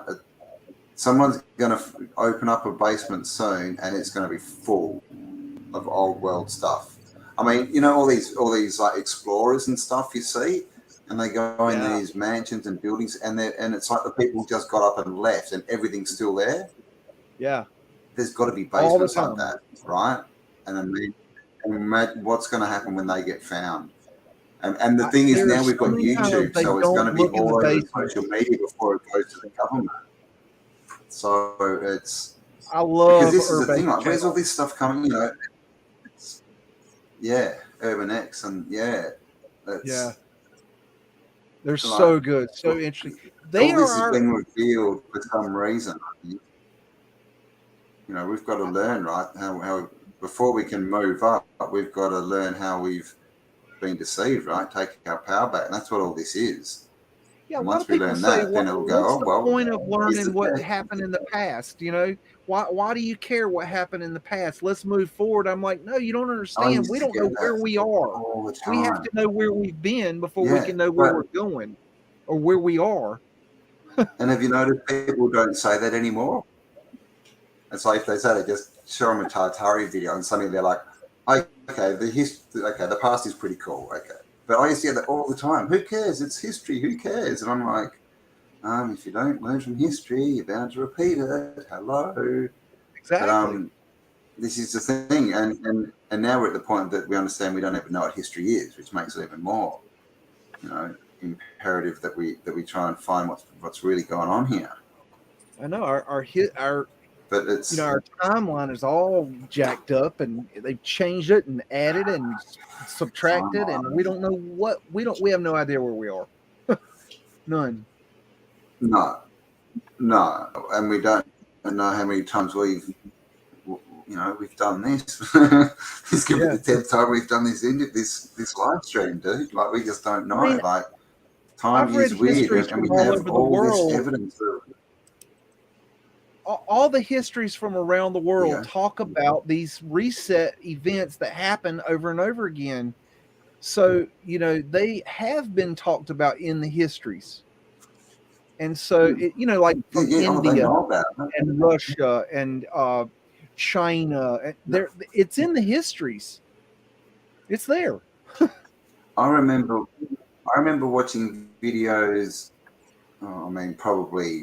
It was probably around 2012-ish, I guess, 10 years ago or something, when they were sort of starting to talk about the flood and how the flood was actually, there were like stories everywhere about the flood. And that was new information. That was only 10 years ago, man. Look where we are now. We're talking about in 2008. I learned resets everywhere. In 2008, I learned there were over 1,200 flood myths around the world. I learned that in 2008. Yeah, that one. Yeah, it was back there somewhere. I don't know who was putting it out, but that's when that came out, and before that, the megalithomania, Graham Hancock and all that crew, and we're like, wow, it could be this. Oh yeah. And now that's just so in the past, that information, and but it was leading edge like 15, 20 years ago. Graham Hancock and Zachariah Ascension and all the ancient alien stuff now. But I say, okay, maybe the aliens aren't part of it, but you need to look at the histories that they're looking at, the archaeology that they're looking at, because it is a part of what happened. It's important. Oh, definitely. Well, that was the big thing, about the whole flat Earth is what are aliens and what's all this stuff? Because that's the thing. I knew I couldn't dismiss that. There was just way too much information out there. You can't sort of say, oh, well, it's flat, so everything about aliens is just bullshit. They can't exist. And so, but then we have to think, what is that? What are aliens? Are we talking dimensions? Are we talking outer lands? Are we talking underground? We just don't know. My personal theory is interdimensional beings are possibility. Now, I have personally seen a real UFO. Now, at the time, it was in the 90s. I thought that it was, a flying saucer. But, I saw it above my head. It was probably 1,000 feet above my head. And it was it was clear as day, not from any, it wasn't a plane. It wasn't a helicopter. It made no sound. But it had a light show going on it. And then later on, I realized that it wasn't aliens like little green men. So I think it was a technology from a government technology that I saw, but I really don't know. I know I saw it, but I've seen the triangles twice. I haven't seen. There's lots of videos of them. That you get like 3 dots, and they form a triangle, and they sort of pulse in and out in this triangle shape. And then they go in, and these dots shoot out from each of the dots, and then they disappear. I've seen that twice in the sky, and then I'd seen it once, and then I saw it on YouTube, the exact same thing, and I was like, "What the hell?" And then I've seen it again since. So that's something. We what is that? We just don't know. I don't tell people what I saw exactly because I don't want to change anybody's. I want to know when I hear somebody explain what they saw, that they saw exactly what I saw. So I don't tell anybody exactly what I saw, because when I meet somebody that has seen what I've seen, I'm going to know that they saw that I didn't like make them think that way. You know what I mean? It's going to be original. Me too. Yeah, exactly. Yeah, and that's the other thing is, you know, memory's a funny thing. You know, we actually, you know, memories actually change over time as well, right? Yes. So people can see something that was nothing, and then they hear all these stories, and then 5 years later they're describing this in-depth, you know, UFO, but they didn't see anything, but they think, you know, they taught themselves into it, right? I didn't tell anybody. And this is the whole thing about ancient aliens and like getting back to the whole Graham Hancock and all this, and yeah, you know, they're not necessarily shills. You know, if the people who are putting out, they might actually believe that that's the truth, and many people believe that in aliens, right? They do. So that's just their reality. Graham Hancock, he goes in at a different time than we did. He's older than we are. He goes in early. He gets this archaeological data. He puts a book together, Fingerprints of the Gods. It's a wonderful book. He does a lot of other books. He goes out on tour. And then later on, there's all this other data that comes out, and he doesn't look at it because he thinks he's already reached the pinnacle of his knowledge. He just hasn't gone any farther. But he did a damn good job of what he did with the information he had. Well, he's not a shield. He pushed this whole narrative forward. You know, without him, we wouldn't be here. And it's like knowledge is like a ladder, right? You've got to go up rung by rung. You can't take these massive jumps because, it's like I said before, you need reference points. Without reference points, you can't understand anything. You know, and so that's what he was doing, is giving us different viewpoints, different references to the past. Absolutely. When I woke up, 2012 is what smacked me awake, because I'd never heard of it, and then I saw a documentary on 2012, and it made me go research 2012. After reading 42 books on 2012, okay, I realized that it wasn't the end of the world. Number one, and number two, I realized that it was a very important piece of data. And so I understand now what it's about. It's about cyclical changes. It's about resets. It's about, following the stars. It's about the precession of the equinox. It's about a lot of things, but it's not about a lot of people said, oh, it's the end of the world. No, it's cyclical. It just starts over. It's a cycle, Yeah, people were losing their minds back then, weren't they? I remember I was on Facebook back then, and I was modding all these groups. I was like, oh my God, it's the end of the world. Yeah, and me and my friend, we'd have to go on daily just trying to tell people, guys, like, check out the Mayan stuff. This is where it comes from. It doesn't say it's the end of the world. It says it's a cycle. Hello.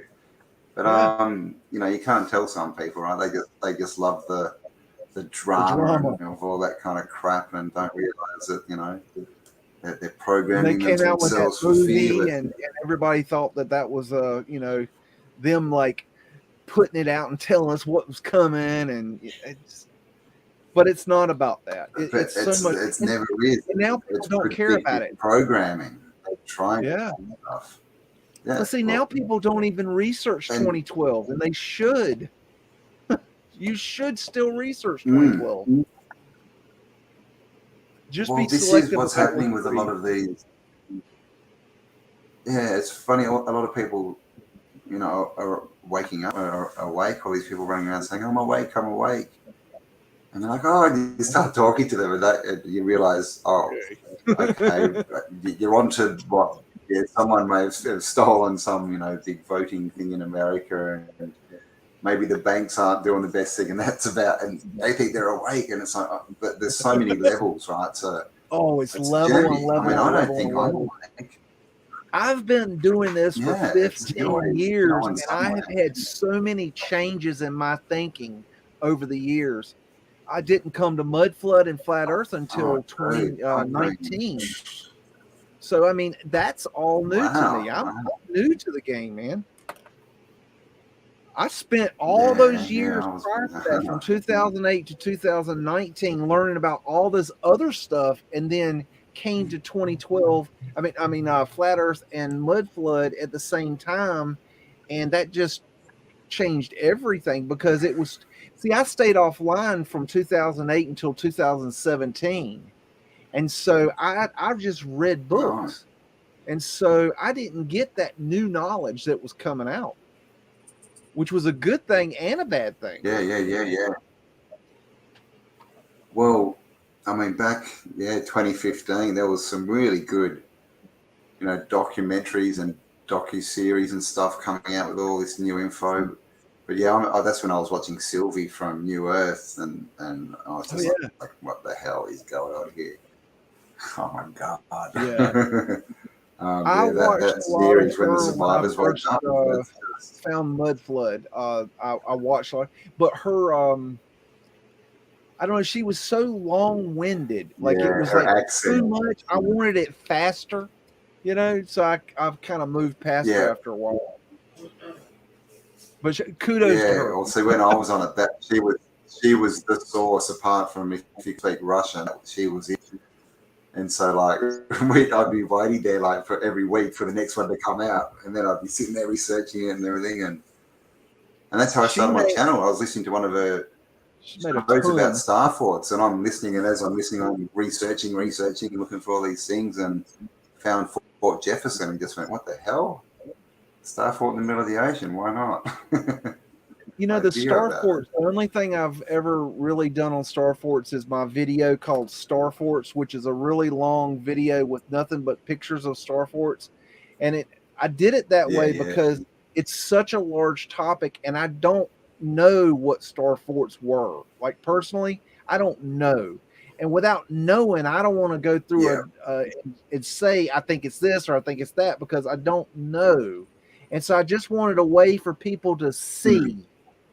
So that's all my videos been on that. Well, star forts are great just because they look so cool, right? Just to get people onto this topic, all you need to do is show them pictures.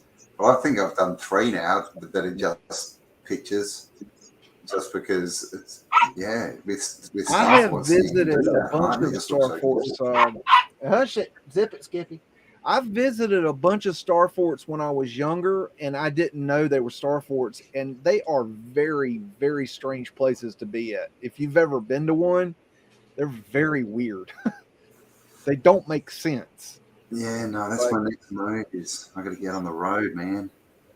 Get out there and start checking. I mean, we've got a couple of star forts in Australia, so we've got, the remnants of them, so I've got a few I can check out, but really? Yeah, I need a bloody car I can drive. That's my problem.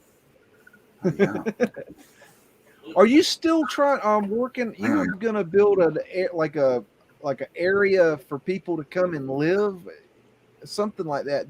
Are you still working on that? Yeah, that's still maybe. My main problem is I'm not very handy at the moment. I can't build much. My hand's still not working properly. Yeah. Oh man! So I've had there is land out there, but I haven't been able to sort of move, and I don't want to, get on some land and be the one sitting there not being able to do much. So it's going to happen. There's stuff out there, there's groups and stuff coming together, but I'm probably just going to sell my bus and get like a smaller automatic thing that I can drive, because I can't drive my bus. So I've got a bus that I can take anywhere. It's a house. Yeah, it's house on wheels, but I can't drive it. So it's sort of, it's really annoying at the moment. So I'm going to get rid of that and just, I think, cruise around, or maybe get like something for 6 months. And then next year I'm going to be, everywhere. We got 6 events for 6 live events for Tartaria Australia next year. Got other people talking about events in the UK and stuff. So I think I'm going to. I don't even want to get a house or anything, because I don't think I'm going to be anywhere very long next year. Yeah, it sucks because I want to get a dog. It'd be too mean to get a dog and then just travel. I love dogs. If you ever need research assistance, OzBeast is really good at that sort of thing. So you should utilize him. He's on MeWe. That's where I met. We communicate through. But he's a good resource for that sort of thing. And he's in your area, so you should give Oz a holler if you need extra help with stuff. I'm sure he'd be willing you're in to. WA, are you? I get so confused with all these names. Ozbeats, are you in WA? Yeah, Oz. I met someone in Victoria. It was Oz someone. Says he did meet him. Ozbeast. Somebody USB something a while ago. Oh. Yeah, I started the comment. Oh, he has met you. Oh, cool. Oh, there we go. I gave you a Oh, USB there you go. stick. Oh, yes. Yeah. I knew your name. Yes, okay. Yeah. Yes, I know who you are now. I've still got that stick too. God, I've got about 3 sticks with all this info on it, and it's just so hard to get to it. I just don't have time, man. I need like a team of video makers I can just pass all the info on to. Well, I've had a lot of help from people like JJ and Ozbeast. Just you ask, and a lot of people just want to help. They can do things. A lot of people don't have money, that they can donate and support, but a lot of people have intelligence that they can offer, and that is worth its weight in gold. So. Yeah. Oh, it is for sure. Yeah. We can't do it. Join out's helping me out with emails, so got a bit of help coming in, and I just got to organize myself. It's just been. There was a question for Campbell. Sure. Oh. Do you ever get a chance to talk to the native Aboriginals in our area? No, we've spoken to a few from over east and like Queensland and New South Wales. We've had elders on that we've done shows with. I haven't met any over here. The problem is it's hard. You've got to get into the community. You've got to have a way in to get to the actual proper elders, because we have this thing where there's all this government funding, for native Australians and all this kind of stuff. So you get this group that are put up as the natives and the elders and that, but they're not. They're just there to get all the money, right? They're there because they can get something out of it, and they're this sort of false layer. And they get out there and sprinkle their rhetoric, and everyone believes that, and then you talk to the actual real elders, and it's a complete different story. So it's yes, we have, but not in WA yet. With the American Indians, they're the same way. The American Indians, I talk to my sister. They do the same exact thing where you think you're talking to the elders and you're not. They have like you're not filters that you got to go through. Yeah, exactly.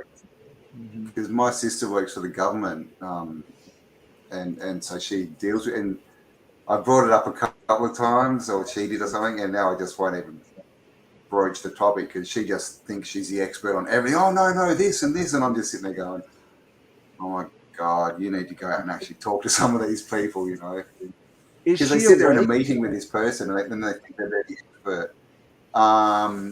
Not really. Enough that she did that. They haven't been jabbed or anything, but. Oh, good. She thinks she knows everything, so smart enough not to get the stuff. But before I woke up, I thought I had some intelligence, and then I woke up and I realized I was a dumbass. Well, I mean, it's amazing. Waking up. That's what waking up is.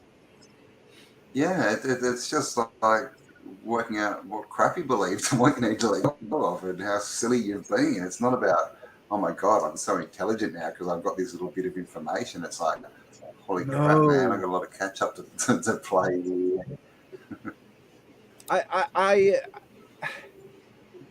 It's just incredible. Yes, we're going to get those in on the show with Bernie. Sorry.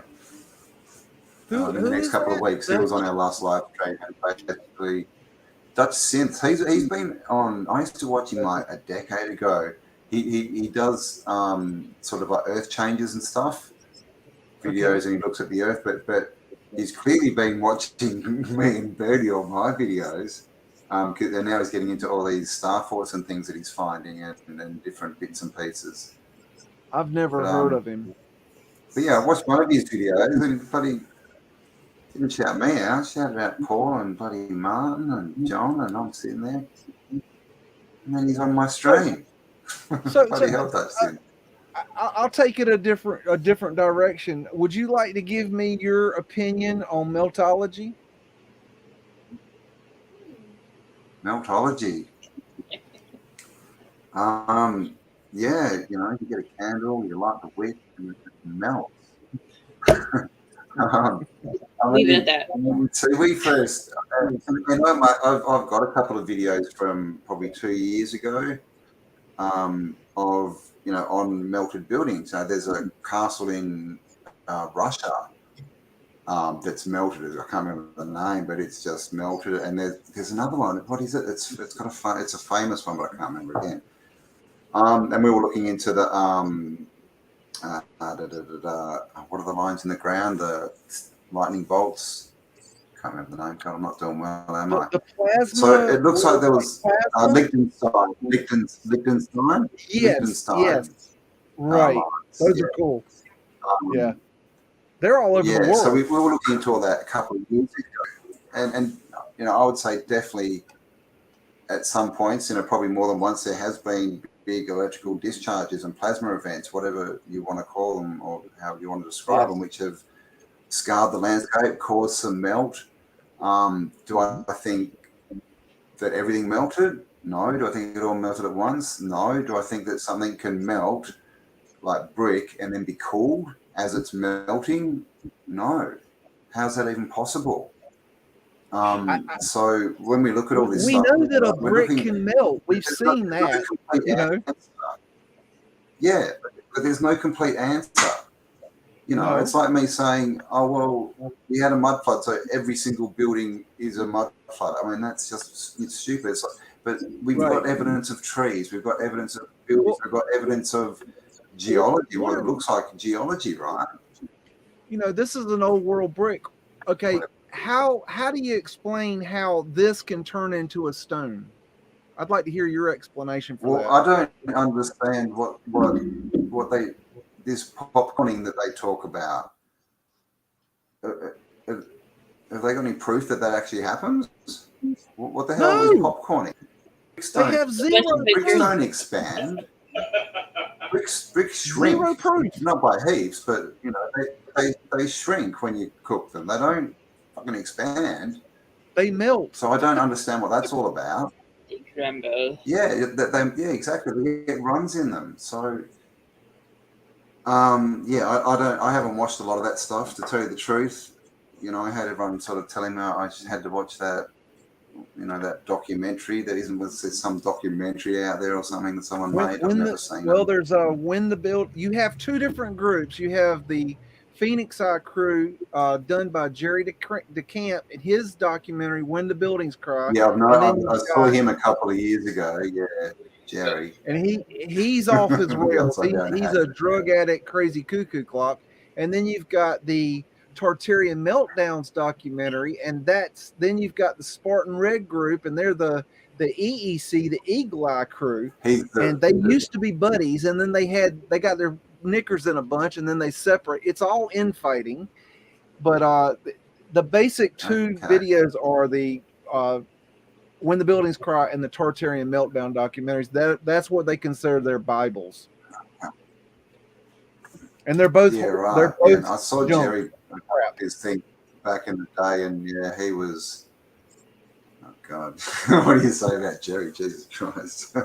he got all upset and abused me because he couldn't say Autodidactic, and he got all upset on the live stream trying to say my name, and so he couldn't say it, so he just told me that my channel was shit. Yeah, this was a couple of years ago. He's going, that fucking shit.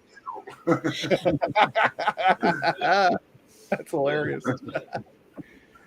I think you know, your when you name get is that. great. So, Your channel name is wonderful. I've always liked it.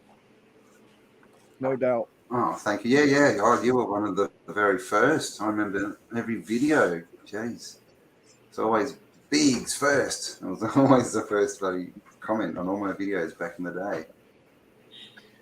Yeah.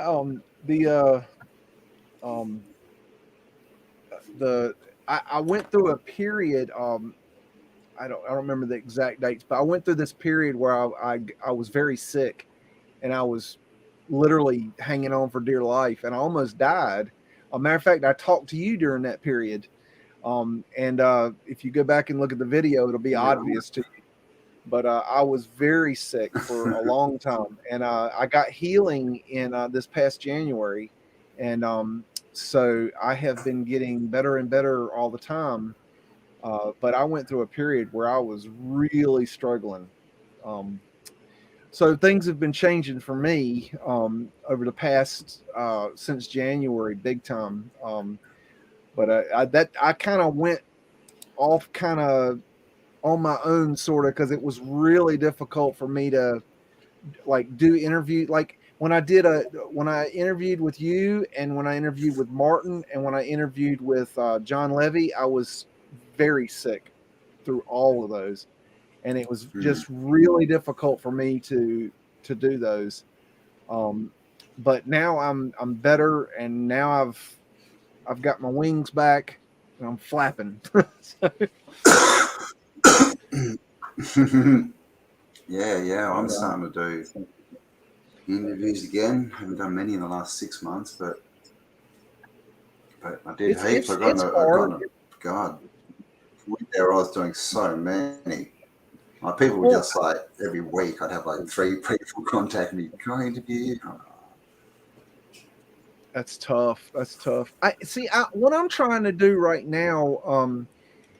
There is I don't know. I'm sure you know about this disconnect between the community where you have all this infighting going on, and I'm trying to bring back, at least to some extent, some of these relationships, and try to open the dialogue between myself and other people like yourself and Bernie, which I'd never talked to, and trying to establish this community from the ground up to where we can have an open dialogue and discuss things, and where we don't agree on everything. That's fine. That's cool. But through the discussion, we can get forward. We can move our community forward. So, if we all agree on everything, then what are we doing, right? We're not learning anything. No. Yeah, I agree. It's got to be a community thing, and this, I don't know. Yeah, I mean, it's happening everywhere, and it's happening all across the realm. But yeah, it's definitely in our little niche as well. It's happening in Flat Earth. They're turning on each other as well. Yes. But it's not just our community. It's all across the board. It's not every just community. us. No, it's everything. Everything. Yeah, it's everything. Yeah. I mean, everyone's a shill now, right? But the thing is, that is low energy. I just don't buy into that. I don't give that my energy. I think the best way to do it is with information. And I'm still in the middle of a video I've been trying to make for like a month.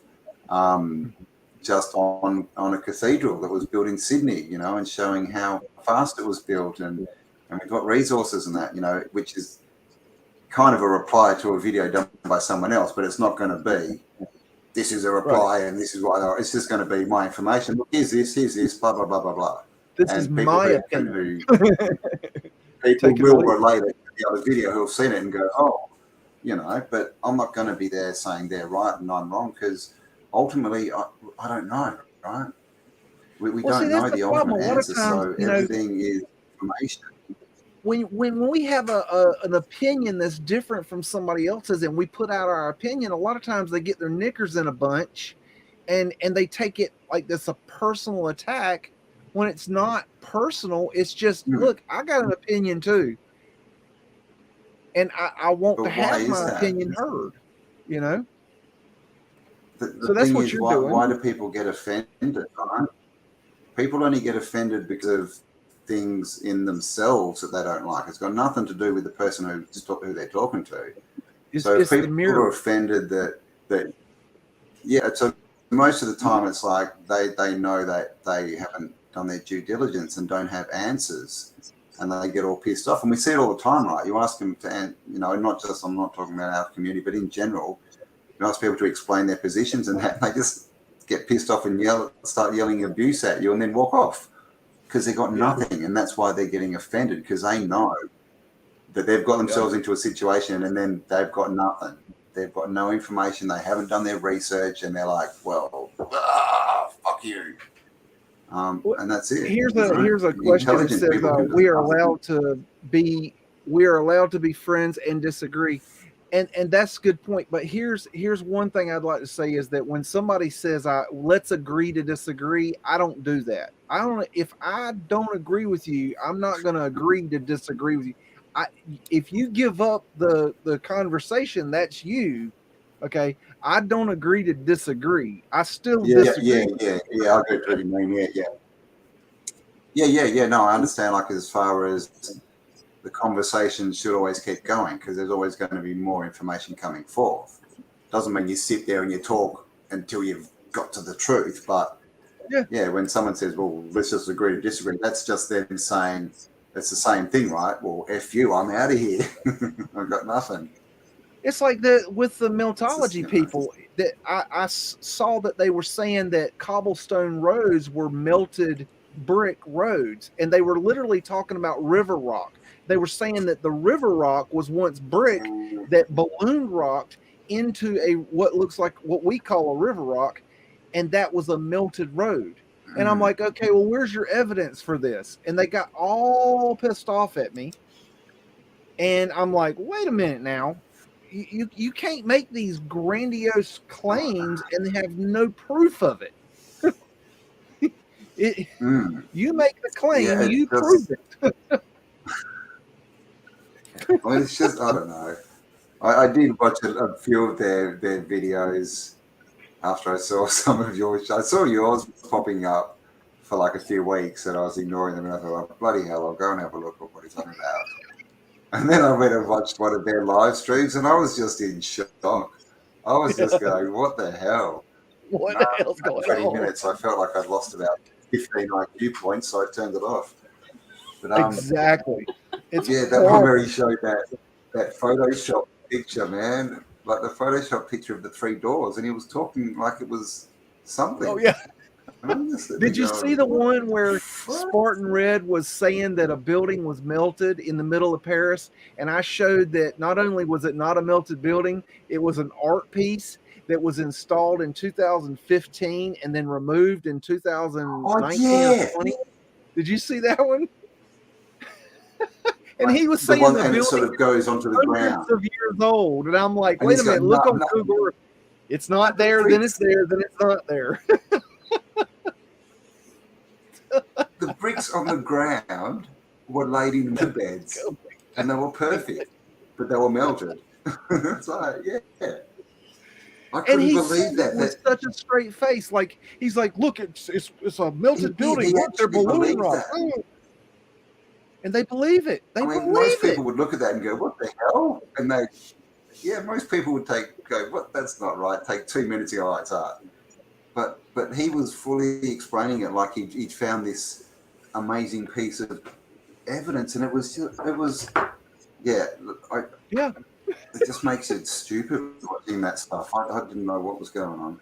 You literally feel dumber after a while. You feel like your IQ has dropped several points. It's bad. It's so, but I don't know. Yeah, it was. Yeah, so stay away from that kind. But I mean, you can tell because you listen. Apart from the fact there's no information, they're just not nice people. You can tell by their language, the way they speak, how they speak about other people, the words they use. Say, well, how did this happen? They say it was an X Factor event. You say, well, what was the X Factor event? They're like, well, we don't know. Wait a minute. So we used to have the X Factor. Happened, but you don't know X Factor used to be like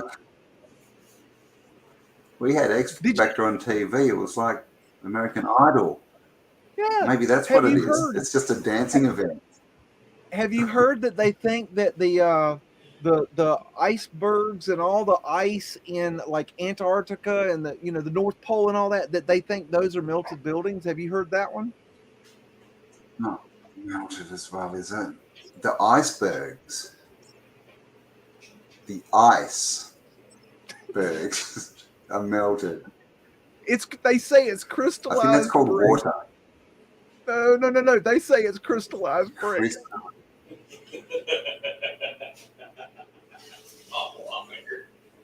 It's frozen water. Okay, What? now let me. Yeah, I know. It's a hard. It's Apart one. from the fact that It's clay hard to doesn't understand. contain crystals, really. It's like Here's another one that they say. Right. They say that the mud flood didn't happen, maybe and they they've been watching. explain their explanation for mud flood is that the buildings melted, and then the brick that had melted turned to dust, and that is what we see as sand. So all the sand around the world is brick dust, and then the mud flood what we call mud flood is actually brick dust mixed with water, and it was a brick dust flood. See, now, I was watching. We saw John's video a couple of weeks ago, and I was trying to work out if that's what he was trying to say, because I was just having a brain fart going, what the hell? Because I've often wondered. Campbell, that is what he was saying. The brain fart. Yeah. That is exactly what he was saying. And I can't explain it. I've tried to contact John, and he won't contact me back. I don't know what to say. I have no idea. I did a whole video, what was it, 2 weeks ago about this? I went in and looked at that fort that he was looking at. We did about a 2-hour video on that. Yeah, I did. Yeah, I saw that. Yeah, I did. Yeah. So if you get a pot, like a pottery pot that's been fired, and you crush it up into dust and add water to it, do you get clay again or not? Well, no, not according to them. According to them, you get mud. You get a mud flood. You get mud. And they say that all the sand in the world is brick dust.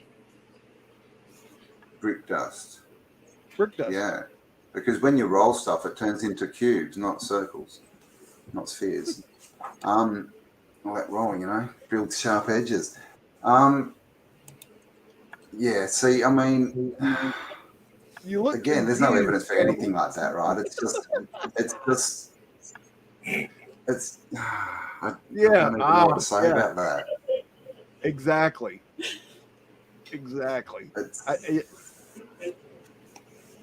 You can just kind of think through things like this and think, well, that's not really. Sure, you might be able to explain a tiny, tiny little mud flood, but when you're talking, burying cities, I mean, and this is the thing, like what buried the city? If the city had to dissolve to create the mud flood, then what was it burying? What came first, right? The city or the mud flood? Like, that doesn't make sense. Here's another one. Imagine you've got the high up cities melted. It's mud flooded, right? You've got a building with mud flood, right? And then you've got a cobblestone road. They say the cobblestone road is melted, right? So wait a minute, which came first, the mud flood or the road? Because if the road is flooded, how did it get mud flooded if it was already there?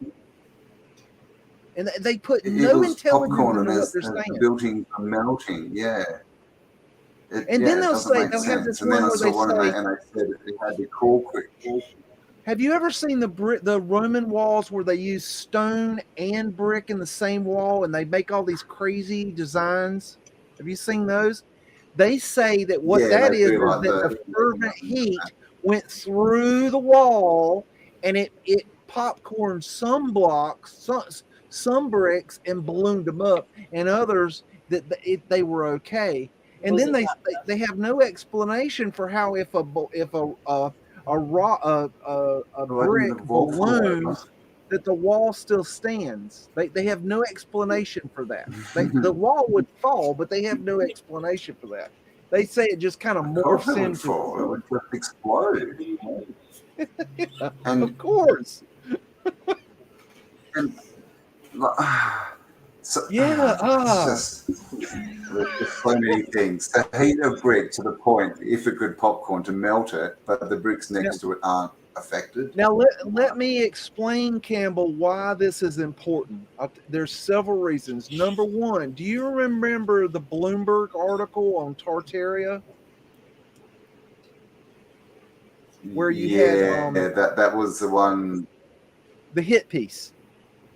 That didn't that mention John? Is that the one that mentioned John? Yes, but do you remember that it mentioned Tartarian meltdown, and he was talking about Meltology? Do you remember that part?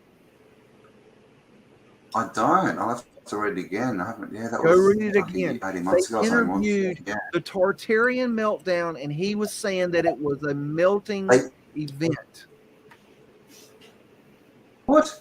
Bloomberg interviewed Tartarian meltdown. So here's what's important about that.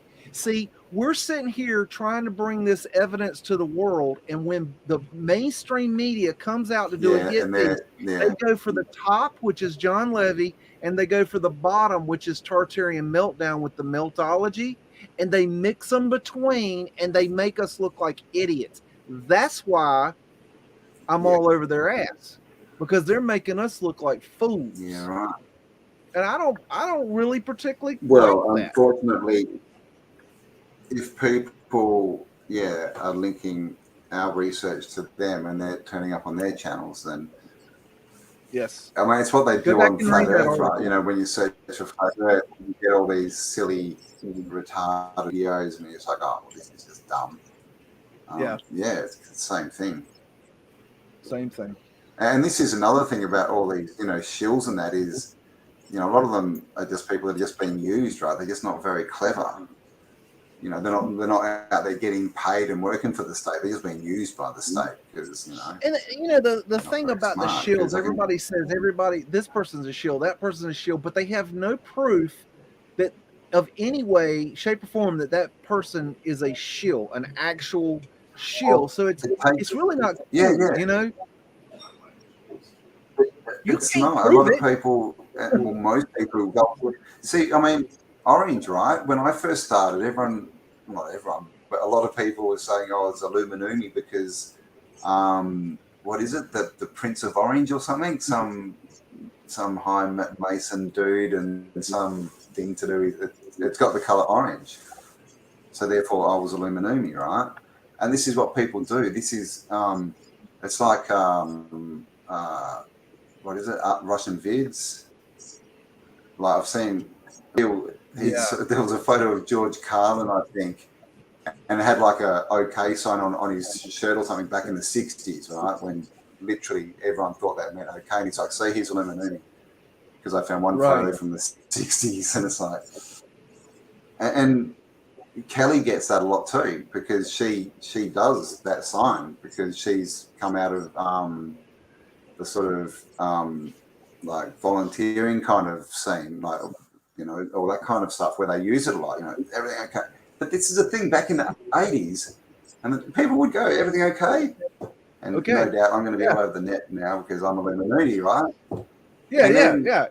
Then whenever you see this symbol and people proper researchers are looking at it, it's always over their eyes. But somehow people forget that. Yes. It's got to be a proper actual, proper movement defined. I'm telling you something. Yeah, but people go, oh, look, oh my God, their thumb and first finger just touched. They're Illuminati. Completely. Let's disregard everything they've done in their life. They get on all the conspiracy theories of the world. That's what I studied that stuff. I studied every one of them very deeply, but I don't talk about them on my channel because nobody cares. And it's just not worth talking about. No. But I know all about that. No. I'm very, very, very knowledgeable about that stuff. Matter of fact, I know more about conspiracy theory than I do about Mudflood. I just don't talk about it. Oh, well, I mean, that's I mean, what were we doing before Mudflood, right? That's spent 20 years doing all that before this all came out. So this is the thing. And this is the problem with these awake people.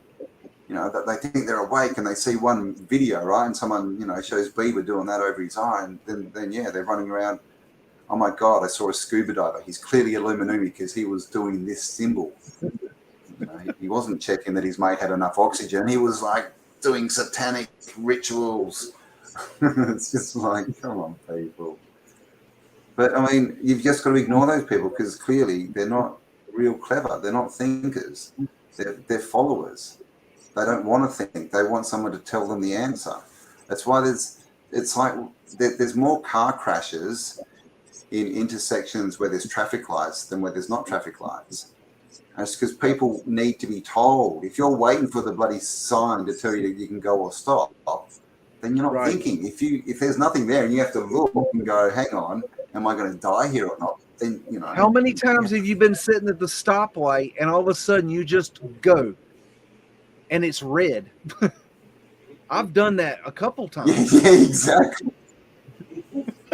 What is that? I did it the other day. I was just sitting there, you know, thinking about something, and I was turning across the lane, and the light went green. I just started going, and of course there's cars coming. And I'm like, all these cars stop. And they're like, oh shit, sorry, because I was looking at the bloody sign. If I'd been awake and looking at the cars, you know, so you know, we all fall into it. You've got a question. Ask Campbell him and that girl, her name's Kelly.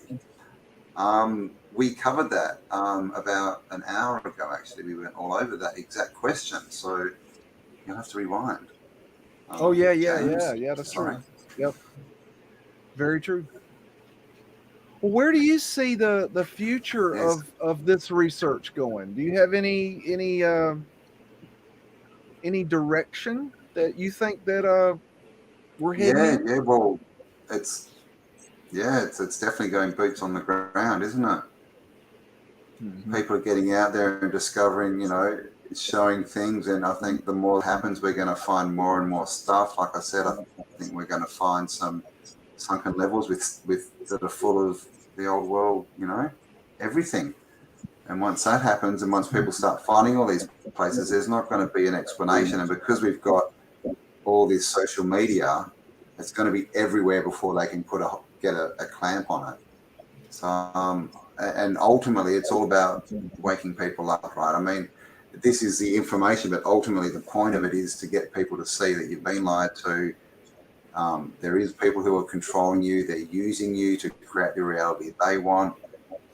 Wake up and do something different. That's ultimately the direction. And the other thing is physical groups, you know, people connecting up, making physical groups, having events, communes, whatever it is. You know, we need to build the there are so few people in my area.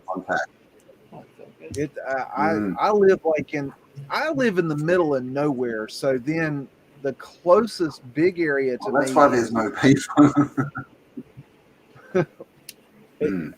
I don't think it's going to be a while before we have any kind of meetups.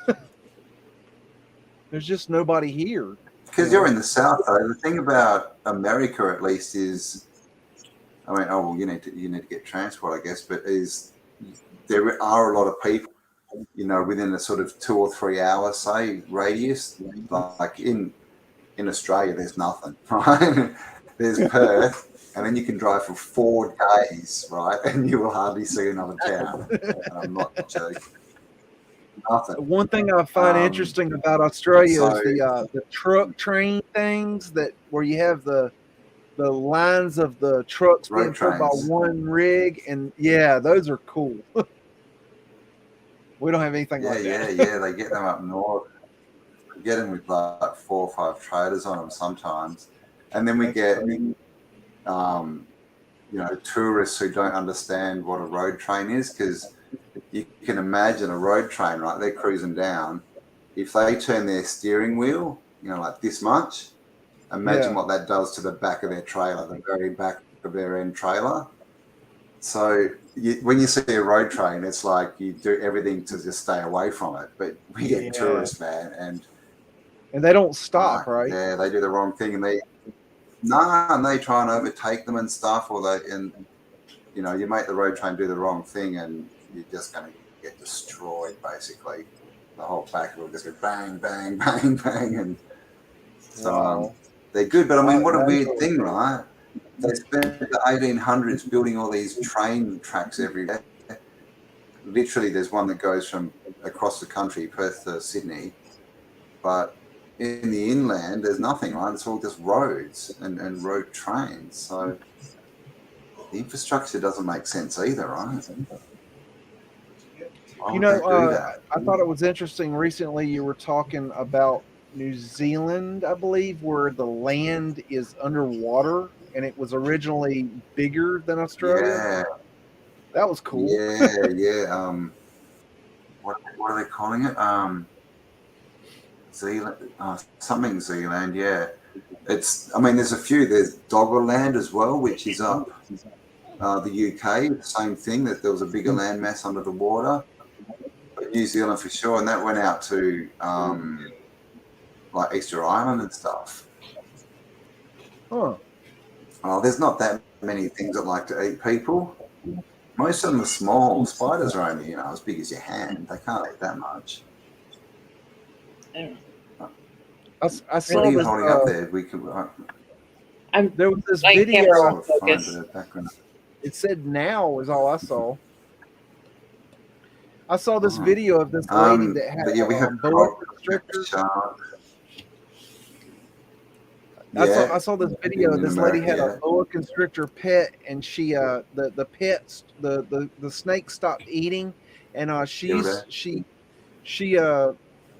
used to sleep with this snake, and she took it to the vet to get it checked out, and the doctor said, "So you sleep with the snake?" She's like, "Yeah." She goes, he said, "Well, I hate to tell you this, but the snake is not eating because he's sizing you up for a meal, and he's trying to get his stomach emptied enough that he can fit you in." No way. Who would sleep with a boa constrictor? I mean, some people are just stupid, right? Stupid. That's a special kind of stupid. Yeah, we get some big snakes here. We don't get massive snakes. We get poisonous snakes. We get like racehorse goannas. Like we get lizards that are sort of over a meter long, meter and a half. Stand up off the ground, run around. They're pretty cool. We get bird spiders. They literally eat little birds. They they stand about that high off the ground. When I was in Cairns, I saw one on the other side of the road walking down like the footpath. I saw it from across the road. Man. It still made me shit myself. they're huge. Spiders don't bother. I don't like big spiders, like big, like you're talking about. But like spider, we have black widows here and brown recluses, but they're not that bad. But what we have here, we have what are called water moccasins or cottonmouths and copperhead snakes, and so we have a lot of those here. They're poisonous. Yeah, we have copperheads and that. It's the small spiders you want to watch out for anyway. It's the little shiny black ones that'll get you, not the big ones. Yeah. What's that, a pen? My camera won't focus. Oh, you're trying to get it. Do the hand trick where you put your hand up to it and then slowly pull it away. Not that. That's not slow. I've been doing everything. I'm just like. Mine does that sometimes, and I can't get. You might have seen it do it, and I can't get it to focus. Yours has done it, yeah. This is the first time. Hey, Jake, try dropping off the screen and coming back in. Sometimes that fixes it. I was gonna say mine go off screen. I was waiting to figure it out. That's not my nephew has what's he got? 2 pet snakes and a scorpion and a tarantula. That's cool. Oh my god! Wild looking. It has catnip on it. It freaks our cat out because the eyes look really real. But that's my buddy. That's crazy. Cool. Yeah. We don't. Yeah, I don't do snakes. That's one thing. That's one critter I see. I got now. This is something you might be interested in. Jump I have a theory that I don't think that poisonous snakes were created by the creator. I think that it's possible that we genetically modified these snakes to be poisonous in the past, but I don't know. I think that worked. I Or think the snake they, fixed maybe it. the last. I mean, what about mosquitoes, man? And all these weird insects. But mosquitoes are just flying bloody syringes, right? Yeah. Like the Why would ultimate the creator create bioweapon. that? Why would the creator create something like why? It doesn't make any sense. Black Widows. It doesn't, especially when one of the sort of fundamental laws seems to be don't mix all your DNA and blood together. So what? He's going to make an insect that all it does is go around mixing blood together. I mean, come on, doesn't make a lot of sense, does it now? You know, years ago, I don't remember exactly when, but the university, I believe it's the University of Florida or Florida State University, might have been Gainesville too. One of the Florida universities, they were trying to create a bug that would eat mosquitoes because there's such a problem with mosquitoes in Florida. And they created this thing they named it the love bug, because when they fly around attached together, and they call them love bugs. But the problem is that they got out of the lab, so to speak, and now they every year, JJ will tell you this, every year they'll come around Florida, and if they get on your car, if you're driving around, they get on your car, you've got to wash your car that day, or the acid inside of them will eat the paint on your car. And they're horrible, but they don't eat mosquitoes. When you drive to work or coming home, the whole front of your vehicle is caked in them. And if you let it sit there, ridiculous, it'll right? In Australia, they used to have all these rats up in the cane fields back in the 1800s. So some smart dude went off to Asia and found the cane toad, and it's this big toad that lives in cane. Well, I don't know, we call it the cane toad, the big toad that eats rats. So they imported all these cane toads into Queensland and set them free. And then after they did that, then they realised that these things are poisonous. Even after they're dead, if any animal eats them, it'll die. Wow.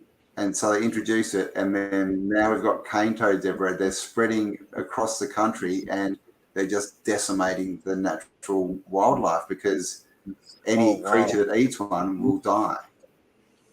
Yeah. So this is what happened. Right? These people are good, right? And they're the scientists. Yeah. Oh my goodness. There's in JJ, you can talk about this too. Is that down in the Everglades? Well, really Miami. Back after in the 80s, there was a big problem with the with cocaine and the drug dealers and the gangs, and what they were doing is they were buying all these exotic animals like big boa constrictors and things like that, and then they would get big, and they couldn't take care of them, so they released them into the Everglades. And now they are running rampant, and they're taking over, and people are finding them continually in their pools. And you got anything to add to that, JJ? They actually had that problem in Michigan too. Really? Yeah. I mean, we had winters, so that helped kill a lot of them off. But exotic animals, and even just in the last 15 years, aquatic invasive with the lakes, the inland lakes, and the Great Lakes. The Asian carp is a fish that's not native to the fresh waters up there. Is a big problem with the inland lakes and all the Great Lakes. Somebody brought it over as where did it come from? And it's killing all the trout and natural fish because the lakes, a lot of the rivers connect. And they keep doing it. Yeah. Then they blame everyday people. Dumb decisions. We're just Almost like a tornado or destroying our something. earth. Yeah. You know, we don't take any consideration into these things. Well, Before it's when ridiculous. no, It's like the plastic bottle, the water bottle. We didn't do any thinking into what would happen after we drank the bottle. Why? yep. Remember the old six pack holders, the plastic six-pack Yeah. holders, the Yes. cans, and like after 20 years, they go, oh, hang on, these might get stuck around the necks of ducks Yeah, and paper stuff. straws. Yeah, okay, good one. There's only been a Why trillion is a of them human- produced and thrown in the water. Why does humanity not put the thought into what will happen after a product is People- used? Why? Because They were convinced they're to all use it. ego, and they're so happy with themselves. You know, they're so enamored with their brilliant mind and their brilliant invention that they don't think. They just don't. It's you see it stuff everywhere. We've got there's something in my house that annoys me. That's just the dumbest. Actually, yeah, I went to, but yeah, no, you see it everywhere, right? All these. And what they do, they go and they change inventions, right? Because everyone wants their own patent. So they get something and they just change it a bit, and then someone changes that a bit. And you end up with something that's the original worked perfectly, and then we end up with 100 versions that don't work. And then they put obsolescence into the thing. It's like a DVD player or a CD player. A lot of people don't know this. There's a mechanism in a DVD player and a CD player, the laser mechanism. And what it does is it has a lifespan, and it will go to the end of this track, okay, so many times. Okay, it's designed to go this way, that way, this way, that way. But every time it goes this way, it goes a little further.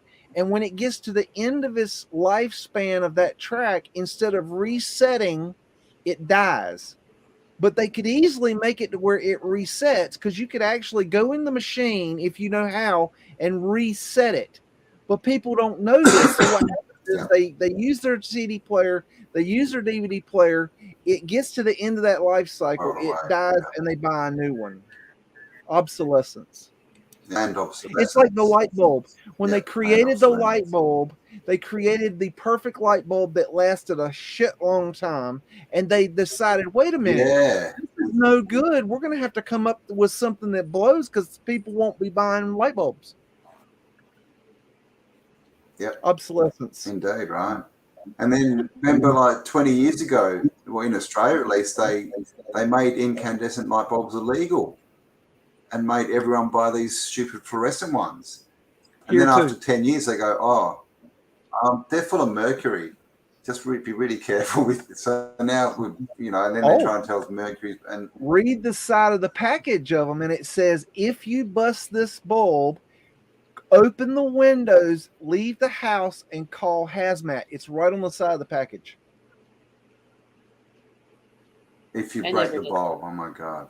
And that's right on the side of the package. It's a warning on the side of the package. And then at the same time, so now instead of glass, where it's now throwing glass and all these chemicals and crap into the land, and then at the same time they're saying, no, but we have to save the planet. We have to save the planet, guys. We have to save the planet. Really? Electric cars. Bullshit. Okay, where do you think the electricity is coming from to charge your car, morons? Did you see that video? These dudes, these like builders, they went out and they bought an electric backhoe, digger, and they got it out on the work site. It worked for 2 hours. Then they had to charge for 8 hours on a diesel generator. Yeah. So for 2 hours work, they had to charge it. 8 hours of diesel for 2 hours of your electric. It's so ridiculous, and it's insane. That's how you save the world, guys. That's how you save the world.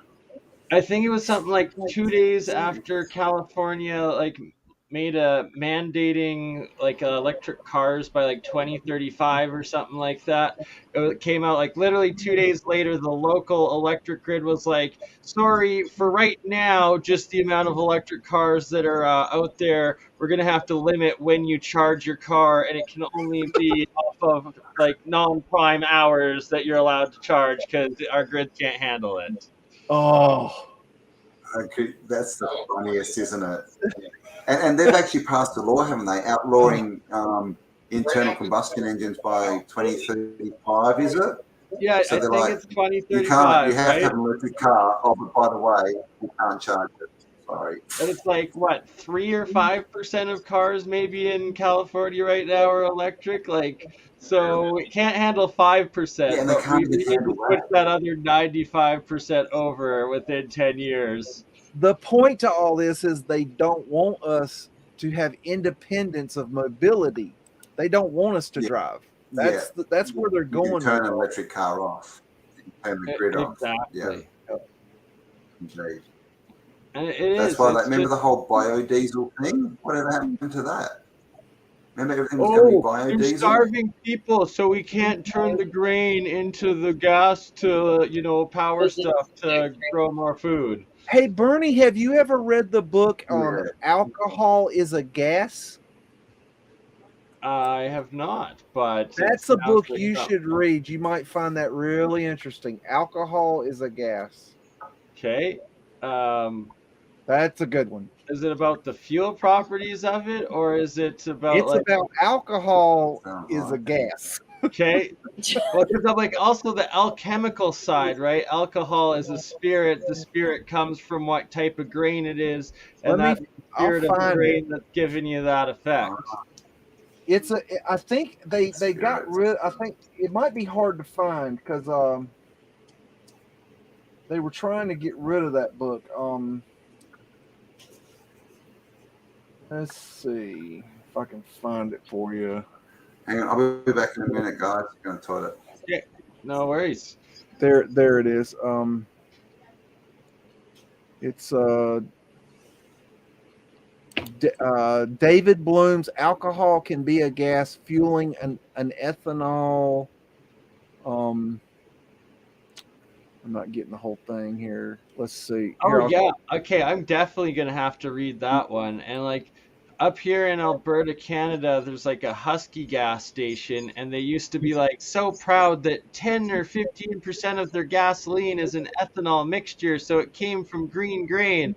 It's like just cut out to like they got rid of that. And it's like what happened? Why isn't it like 80% grain now? Like we're going backwards, and yeah, they just don't want anybody knowing about biodiesel, ethanol, or anything of the sorts. Because what this guy, he wrote a book that explains how you can how alcohol can be used as a gas to power your motor vehicle, and what you can. He even has kits that you can buy where you can modify your gas car to accept the alcohol gas or use both. And so it's been out I a long time. But don't doubt that at all. Yeah, because so the alcohol, the ethanol, and it's that like a gas company up here used to do a 10 to 15% blend just in their gas that was going out in the pumps. So it's like easy, you can blend that no problem, and with a minor adjustment, make it fully run off of it, probably even more efficiently than gasoline itself. It's ridiculous. Run it on your Jack Daniels. Pour right in. And then there's hydrogen and running your car off of water, and that's probably even Is I that guess not that's easier, not but HHO, is it? Or what yeah, is it? Okay, with the I'm a fan of the jet fuel hoax, and I think that that's a possibility that planes are using the air as the fuel, the oh, HHO gas. so okay, well, scramjets use air as part of the fuel, and like it adds like exponential more power. So you're definitely onto something with that, and that maybe they are putting in hydrogen or the HHO, and that's what a lot of the science and tests that I'm looking into now, and that I'm going to be starting to run, is figuring out whether this what they call as Brown's gas, for those that know about it, and like Stanley Meyer's hydrogen powered car, whether it's actually hydrogen whether it's H4 or whether it's actually still HHO gas, not gas, not water, but in a mist, is what I'm told. It's when it's in HHO mist that is actually the strongest, and the Brown's gas or whatever it is. And so it'd be like a My understanding is that the when you take air and you pressurize that air, that it's kind of like when you take a water bottle with half water and you it's tight lid, and then you squeeze it and twist it and create that pressure, and then pop the top, that the gas the gas shoots out of it. But it's with the planes, what they do is they use the start cart and start a small turbine on the back of the plane, and then that small turbine gets up to speed, and then they engage the other two motors, or the four motors, whatever, the engines, and those start turning. And once they get up to a certain amount of revolutions, then it's pressurizing to the point it can create this HHO gas, and then they light that sucker, and then that's when the jet shoots out the back. That actually isn't that far-fetched. It would be super cavitating the air molecules, the water molecules, into that HHO and essentially turning it into HHO plasma, and then burning that. And if, like I said, it's that HHO mist that is the super fuel, that is that Brown's gas, that then you're bang on, and that's most likely exactly what it would be. And you notice how the heat coming out of the back of that engine is not hot. If you're standing behind the plane, you don't catch on fire. But if it was heat coming out, as they say, like a jet engine is, it would just turn you crisp. But you see these videos where people are standing, and then the plane comes down and they get blown back, and that heat should be hitting them, but it's not, because it's not hot air. And even in like the jet, like the engines, where you see flames, it's like usually a blue or purple plasma flame, which is actually cold plasma, not hot plasma. So that would add even more credibility to that. And then where is the fuel on the plane? They say it's in the wings. Kiss my ass. Right? Like that wouldn't make sense, because the wings are the heavier part, and like that's what you need to be light to create the lift. It makes no sense. I don't even care where I always thought that the fuel was under the plane. I was absolutely flabbergasted when I realized it was in the wings, most of it. There is some that's in the fuselage, but most of it is in the wings. And the thing is, if you see the amounts of fuel that are being used on these planes, and then you relate that to how heavy liquid is, it's mind-boggling to think that there could actually be that fuel on that plane. The math, 2 plus 2 doesn't equal 4 in this case. It doesn't. But that's my opinion. You know, I mean, it's... you're on to something there. Like that's probably some serious science and like a big cover up. And like they probably use a little bit of fuel, like to mix, like to start it, and then also to like maybe mix in with that HHO plasma or something, like just to get the ignition or something small, or maybe that's not even needed at the end. And then also when you take in the electrogravitic effects that have come out now that they also utilize off the skeleton of the plane for the electric differential, and that, you know, like all the 4th and 5th generation aircraft, that it's a major part of it. That I don't have a theory as to what I think if there is a jet fuel on board, what it is used for. But what my theory is that when they bring the truck up and they fuel the plane, that fuel is actually going into the fuselage container, which is in the center, which is small. And I think that small amount of fuel is used for something. Probably running like maybe extra electric generators within it to power the thing is probably what it is. There's probably some, like, couple of power generator, diesel generator, something like that, right?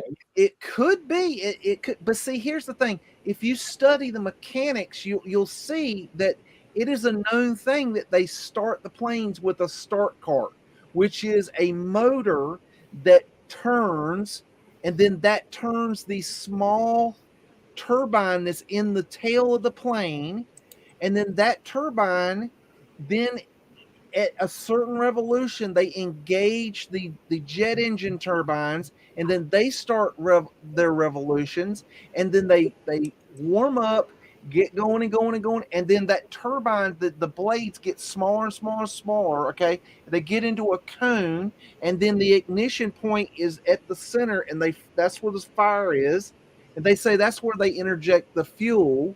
Okay, but I think that's where the gas is created at that point, and Yeah, then they light that it'd be sucker. from a gas into a plasma, and that it would be the supercavitation of those the rotary that would of the turbine that would cause it, and like that.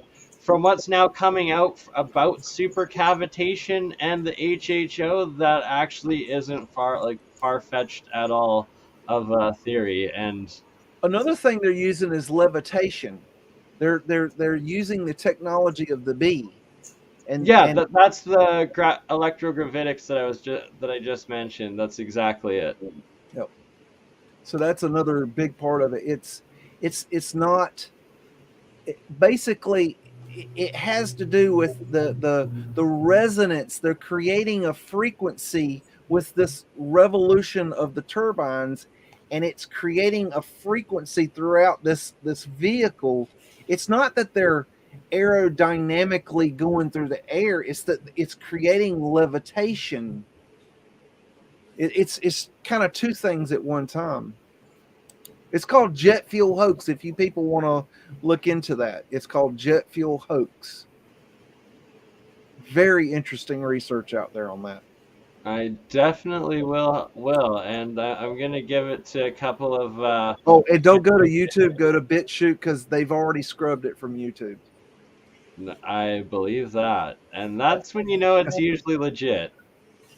I have a lot of copies of that stuff. I say, see, I'm a hoarder when it comes to saving documents and videos, and so I have hoarded a lot of videos that YouTube has banned.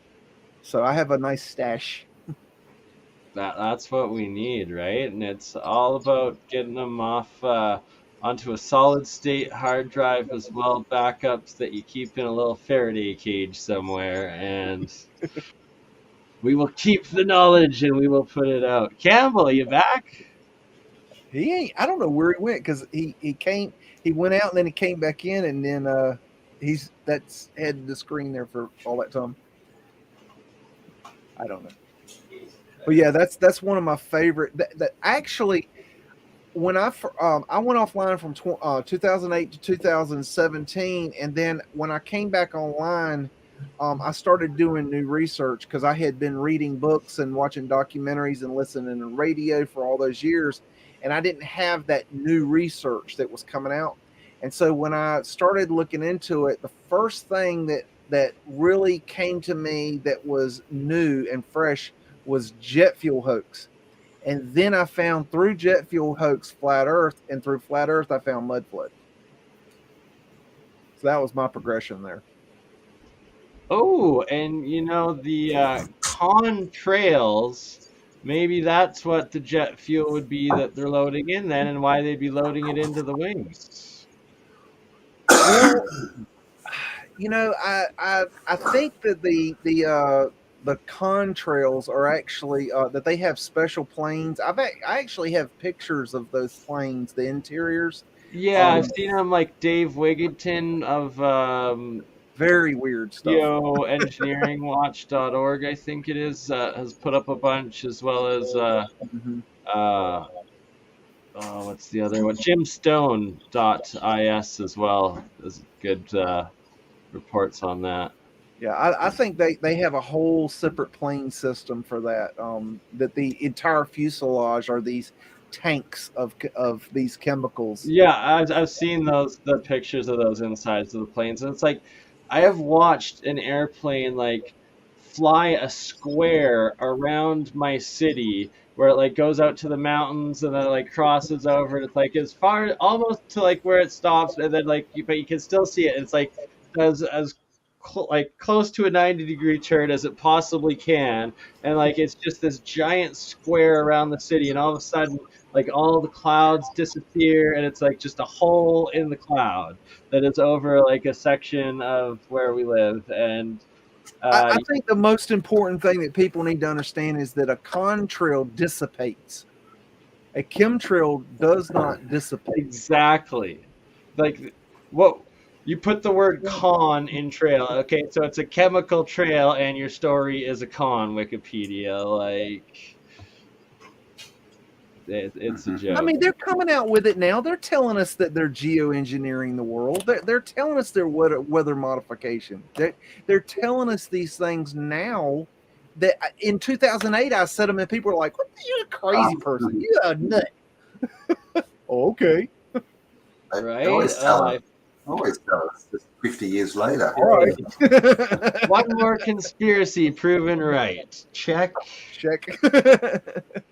But I mean, I said in there anyone left 2008, that I doesn't told everybody I believe knew that the conspiracy theory financial anymore? system was going to collapse. I said it's going to happen. It's going to happen this year. That was in January 2008.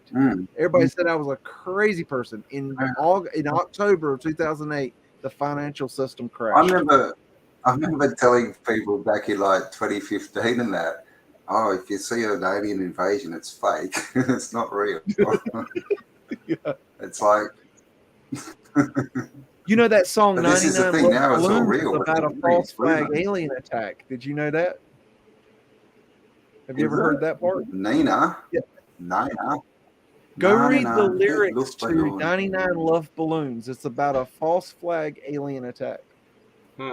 That's what the song is about. Really? Wow. That's definitely what they're prepping for. I don't doubt it at all. Well, they have See, the there must be ability messages to in show all these holograms songs. and things like this. So, and they've already used them on us before. I think, we probably saw some of those back in 2001. But they have the ability to do holograms, and so they can show us pretty much anything they want. If they want to put Jesus in the sky, that's what we'll see. But I think, I don't know, there's something going on. They don't seem to be able to put a foot right at the moment, do they? Everything's just falling apart. Even, did you see Joe Biden was in England? Did you see that footage when he went and he was driving down the road in London, and everyone like the street was yelling out F Joe Biden in the middle of London? It was hilarious. And then he turned the corner and everyone had their hands, doing the old 1940s salute at him. Did you see the video where he had the card and it had the notes as to how he was supposed to handle himself in the room, and he flipped it over to read it, and the press got the picture of what the card said. It was like, you walk in the room, you greet this person, you say this, you say that, you do this, you do that, you stand, you shake hands, you leave. It tells him exactly step by step what to do. I love it when he read out pause, when he said that he's like, pause. And the pause was actually written like, for him to pause. And it's like, teleprompter. Yeah. And he's been shaking hands with ghosts all over the plane. He's got dementia. I think it's clear this is that the he's thing. got dementia. But we know, but it's not even him. Like, we've got the ear photos, and ears don't change. Ears do not change. You can't go from having a lobe to having it connected, no lobe. And that's what he's done. We could be dealing with a clone situation, I mean, that's possible. Well, so I suppose it could be a clone that's breaking down, but if it's not, then what's the point? That means it's all an act, right? Well, the it's an theory act that of he's the so dumb clones and is that the clones only last so long, and then they break down, and so that's why they have these changeovers in these people. Now, I'm not saying there are clones or aren't clones, but I'm saying there's a theory that there are clones in our world, and they use them for these very important people. And it's, if you actually are paying attention and you do the research, you will find there is a possibility of something being there. So it's something to look into. I don't focus The on it. scientific technological capability is there. So Yes. if there's a secret space program, if there's interdimensional things or off-world or inner-world or anywhere, then it's like it's just as probable that there's clones and stuff of that technology level. Talking about interdimensional beings, my thought process on what it takes to be an interdimensional is that what they do is they turn their self and their vessel, their ship, whatever you want to call it, into a light. They turn into their light being. They raise that vibration, that frequency. Right? They're existing on a light matter, which it's like in our dimension, it's thin and it's a single wave, but in like the light dimension, it's actually like a fifth or sixth dimensional higher density. And the fact that you say that, like I've already thought very similar sort of things with that. And then it goes into experiences of people that claim to have experienced like Palladians and like star people and stuff like that they say they Billy Myers in light. The Billy Myers story is a very fascinating rabbit hole. Have you been down that rabbit hole before? The Billy Myers rabbit hole? I know the name, but I'm not remembering it off the top of my head. He's like a Swedish the one-armed Swedish farmer back in the 60s.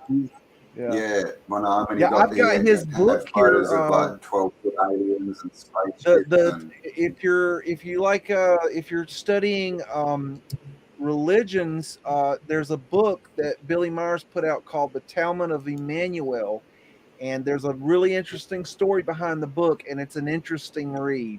So The Talmud of Emmanuel is an interesting book, and that's done by Billy Myers. And it's a long, drawn-out story to give you the story of the book. Don't have time for it, but it's an interesting story if you want to look into it.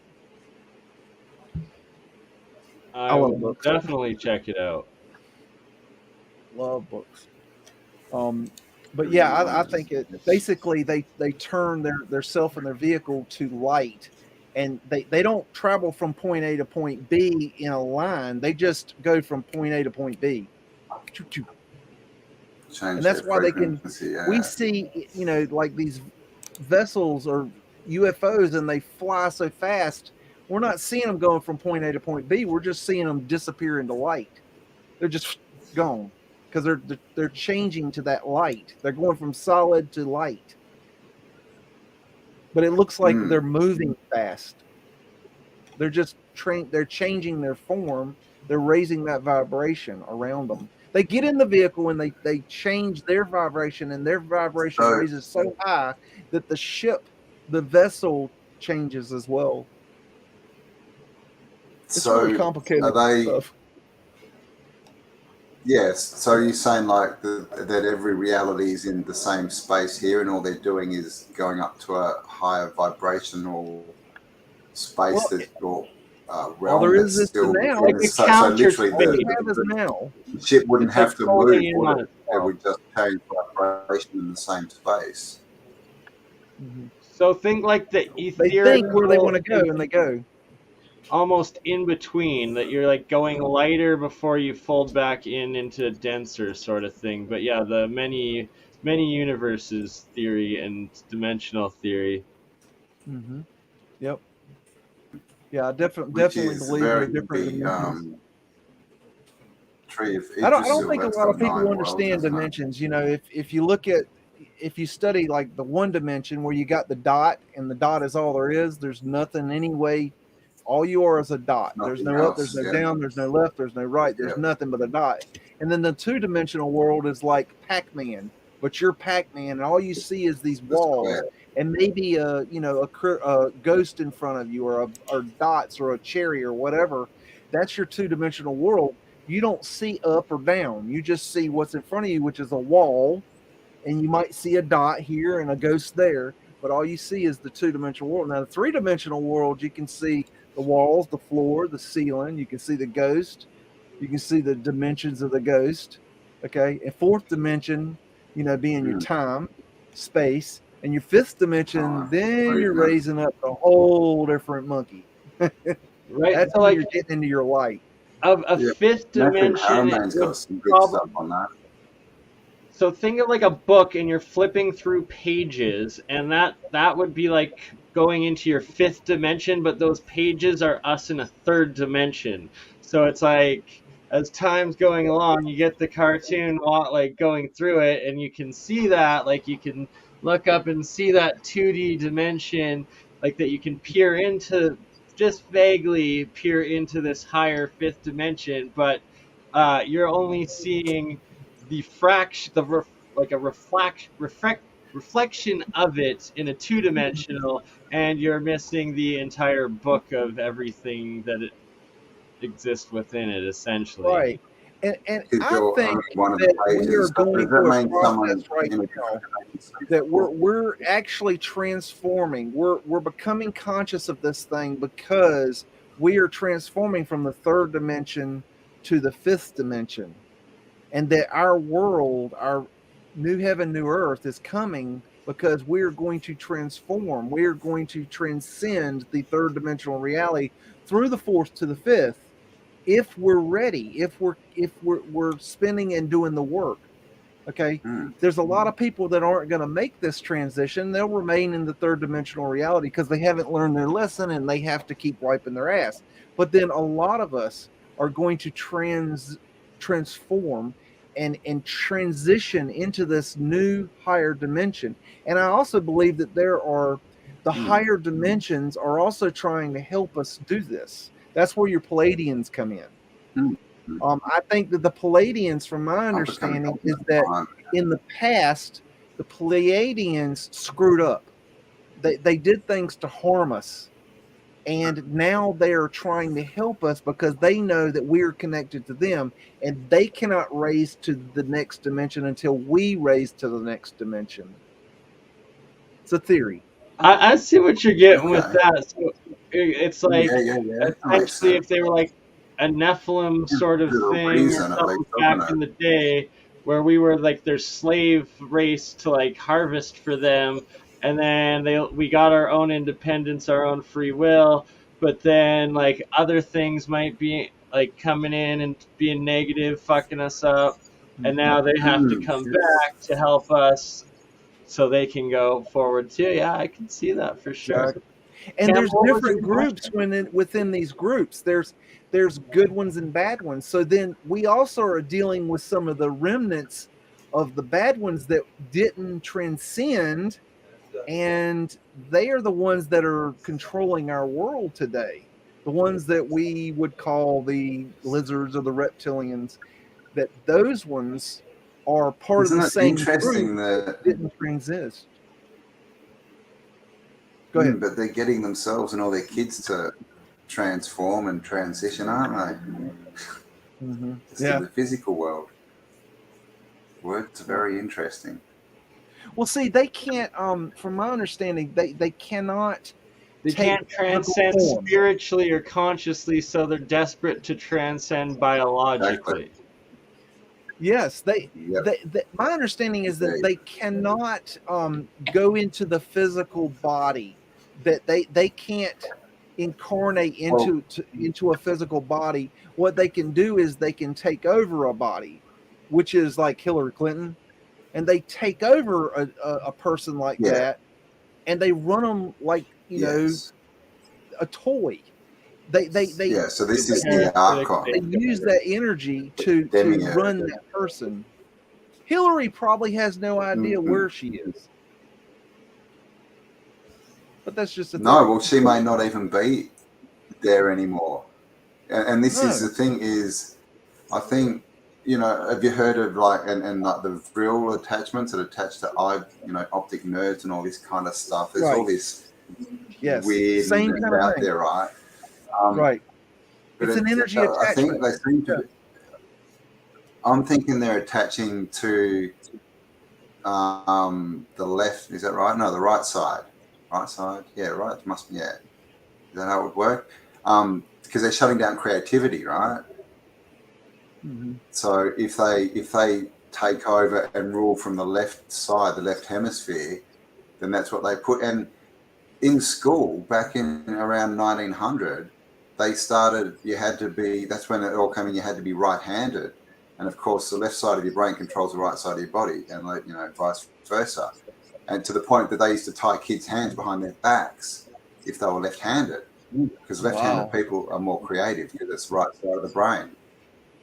I have heard that. Yeah. This is a lot of the agenda is they don't have the creativity. That's why they can't ascend.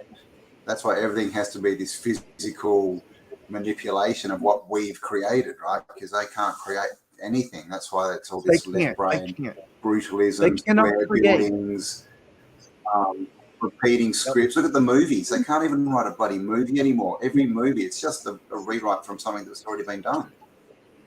That's horrible. Yeah, right. Horrible. With they're so bad. Oh man, like that new Matrix was just like. I watched 5 minutes and I turned it off, and I didn't even watch it till it was free, and I was like, "What?" I didn't even bother because I heard everybody talking about it. They were like, "It ain't worth it." So I said, "You know what? I'm gonna just Little trust." Mermaid's now African American.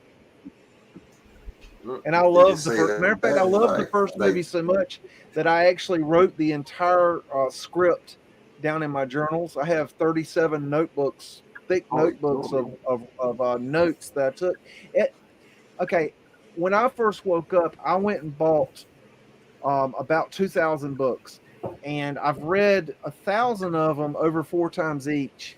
And when I read them through the first time, and I got a lot from them, but then the second time, I realized that I needed to take notes, so I started taking notes, and I have 37 thick-ass notebooks of notes, handwritten, of everything, every little thing that I read that I thought was interesting. I wrote it down. So it's that's the best way to do research. So, but I wrote down the entire. Then you've got to go back through your research and connect all that up. But yeah. Yeah, you'll reread all of them and write a new book and then publish that book out of the journals or movie out of it or something, right? I considered starting a channel and just reading, just a channel where I read it, and just I don't even know what's in there. I just know I have 37 thick-ass notebooks of this stuff. Heck yeah. Who knows what's in there? I've got about another 10 or 15 of my own once you finally finish reading off yours. So, we'll keep it going. Awesome. We really are special souls. We're all of us have had, hard lives and bullshit in our lives, and we're not perfect people by far, okay, but there is something special about us, and the Creator has some purpose for us. Look, man, I'm going to tell you like it is. Last year, let's see, I forget when I got sick, but I got sick, and I was sick for about 2 years, and I was literally almost dead last Christmas, and I got healing because of my work on YouTube. Okay. The community, people in the community helped me get the healing I needed. Okay. But see, the thing is, I couldn't help myself, which means that the Creator, for some reason, wanted my dumb ass alive because there was no question I was a goner. Okay. So now I'm not saying that I'm like this special person. I'm just saying that the Creator has something. You still have your purpose left to whatever that purpose is. Right? I don't know what it is, but whatever it is, that's part of the journey, right? And that we have to experience like the lows to then elevate and move into the highs, and then appreciate them when we get there. and that like we're all old souls here that know that we're back at this transitionary time into a new era for the exact reason of being here during that time to help others and elevate us and Did give you them. know that in the original Christian teachings that they taught reincarnation? I would believe that. Yeah. I would. That legitimizes Christianity a little bit more to me now. So in the Council of They did, Nicaea, they got rid of that. yeah. But that was part of the original teaching. And about So is 300 it still books. in Orthodox Christianity then, or no? As far as I know, I don't think it's in any not. Christianity. I think it's been then taken out of all. It might, They it did might that. still be in the Ethiopian Bible. I think the old Ethiopian Bible is the sort of most true that we've got left. That's where they found the Book of Enoch, because it hadn't been Really? out so That's much. where the Book of Enoch came from. I did not know Yeah. that. And it's like the Ethiopians also have the Old Testament for the Jews, that they're like the one Jewish sect that can like prove their lineage all the way, and then Israel won't even let them in the country. Have you? I don't know. Campbell did. I don't know if I did or didn't. Did I share? Did I share my research on the Temple Mount that I did a year or two ago? I can't remember if I shared that with you or not. Where was that the temple, like in Jerusalem, where there's a second temple? Well, the temple is in the wrong spot. Right, where the temple, where they say the temple is not. The long story short, what we know is the Temple Mount is not the Temple Mount. It is the old Fort Antonia. That is the Roman fort, and that is the foundation for the Roman fort. And the Temple of David is right below it in the city of Jerusalem, and they are now finding that and excavating that. And the Gihon Spring is in that, and that is actually a critical part to that research. So if you're interested in looking into that, research the Gihon Spring, research the City of David excavations, research Josephus, because Josephus talked about this in his writings. He talked about how the Gihon Spring shot up 450 feet into the air several times a day. It's on a pressurized system. And the Gihon Spring, they have found it. It comes up right at the bottom of where they say the city of David is now. So there's archaeological evidence for this research. And then you look at the size of a standard Roman fort of the time, and it's the exact measurements of the Temple Mount today. And then they say that the Roman fort, the official story is there's a little portion in the northwest corner of the Temple Mount today, and they say that that is Fort Antonia.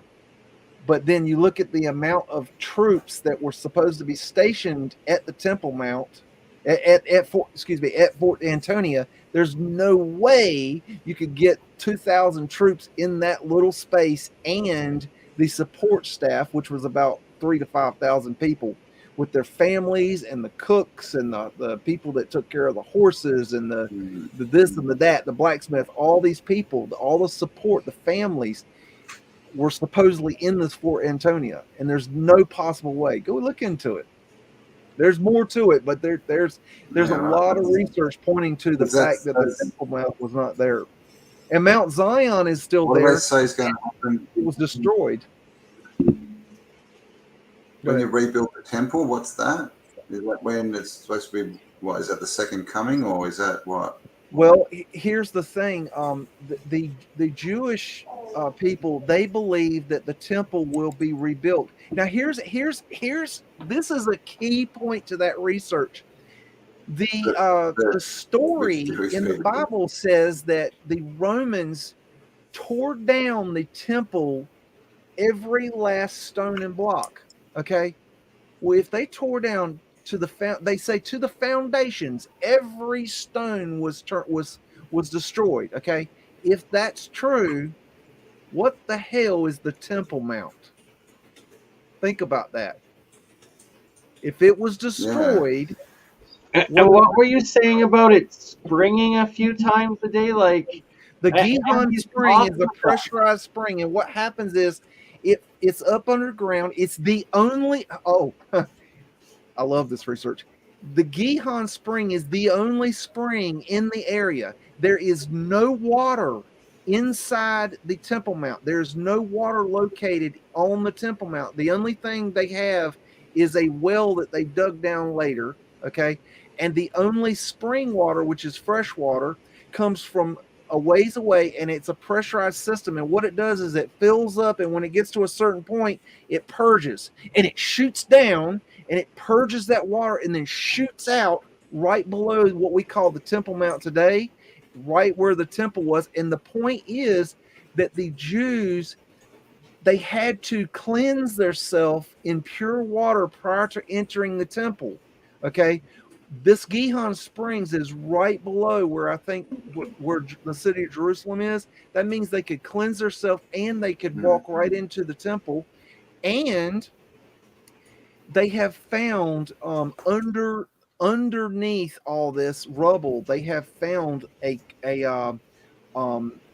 special bath that is, I forget what the type of bath is called. It's a Jewish name, and it's a special kind of bath where they cleanse themselves before they go into a temple. Okay, and here's another thing. The stories say that the temple will be rebuilt, and I don't think a lot of people realize that the Jews have already staged every piece to rebuild the temple. They have it staged. They can have it built in 2 weeks. They're prepared. Yeah, but that's which Jews, right? Yeah, they actually can then. But if you look into it, they have. This is the thing.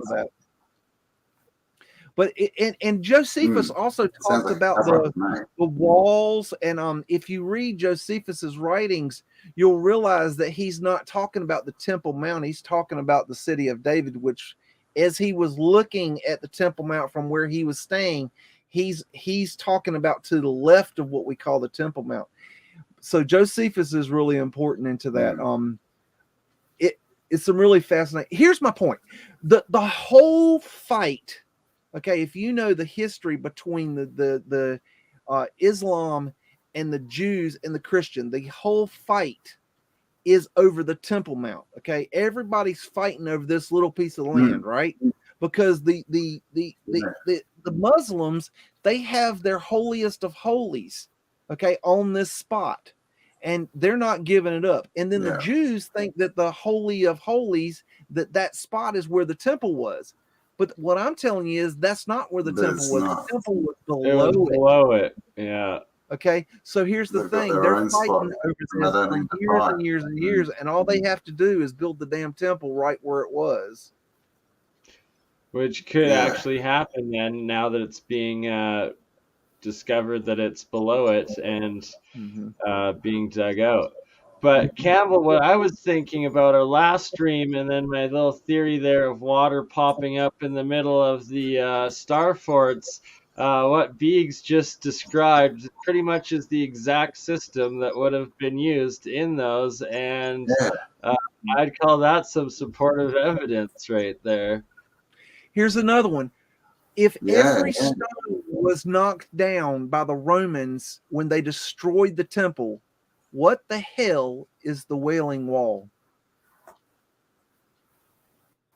Because the Jews feel that the Wailing Wall is the wall of the temple.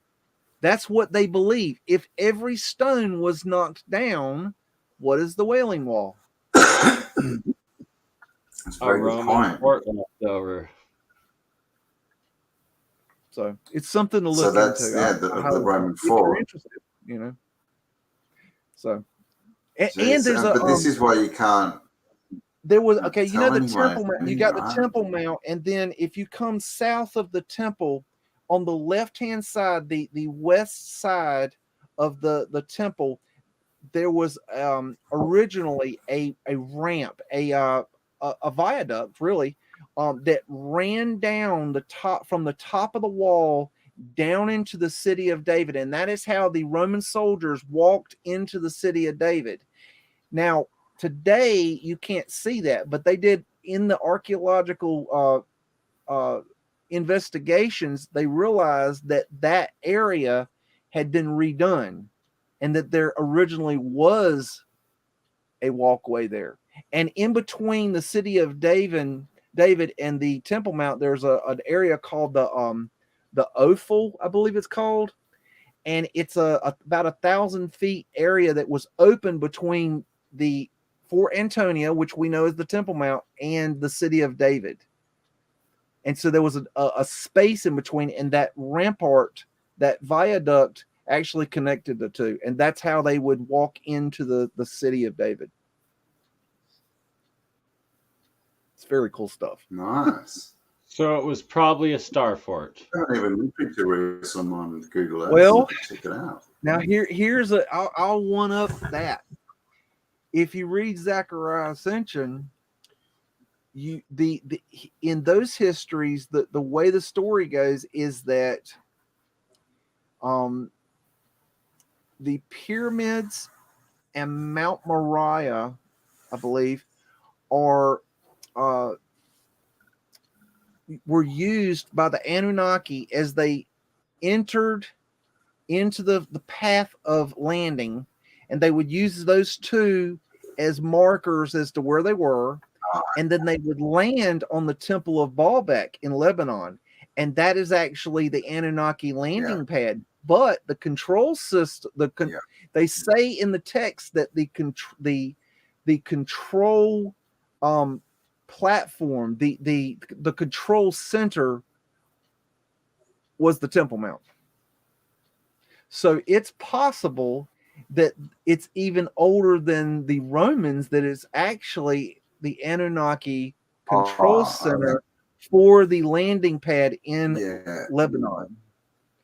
That's what their history says. There's so many questions about Rome and the whole Roman thing. I mean, Rome was covered in mud in 1900, man. But I mean, the word, right? Roman, just Roman around the world, building our things on top of everyone else's. You know, at Baalbek, you know, the big stone blocks, the humongous, what is it, 1,600 ton megalithic blocks. Well, they got the same thing underneath the Temple Mount. Did you know that? Yeah, I've seen that. They're just excavating them, and they're that huge now. Yep. And that would have been after Zechariah Sitchin's interpretation and publishing. I wonder if they're. And then you got the history of the Knights Templar. Okay, you want to throw the Knights Templar in there. You know, the story goes that the Knights Templar went to Jerusalem and they camped out in the old horse stables underneath the Temple Mount. Okay, well, then they found something and went back to Rome, and then the Pope gave them all this authority, which created the Knights Templar. Okay, but what if the Knights Templar just camped out underneath the Temple Mount and used the old Roman stables to go excavate in what we now know as the city of David right below? What if they went in there and found something? They definitely found something somewhere. Well, they found something.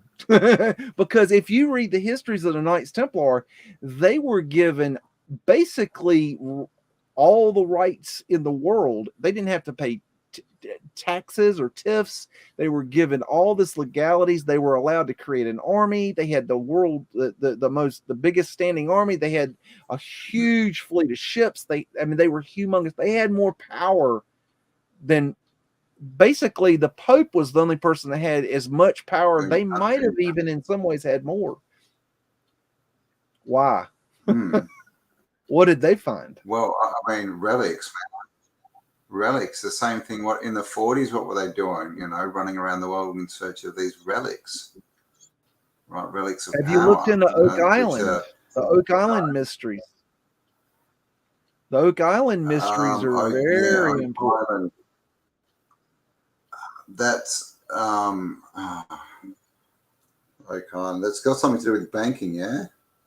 Oh no, Oak Island is right off of coast on island in Newfoundland, Canada. I think it is. Nova Scotia. Nova Scotia it is.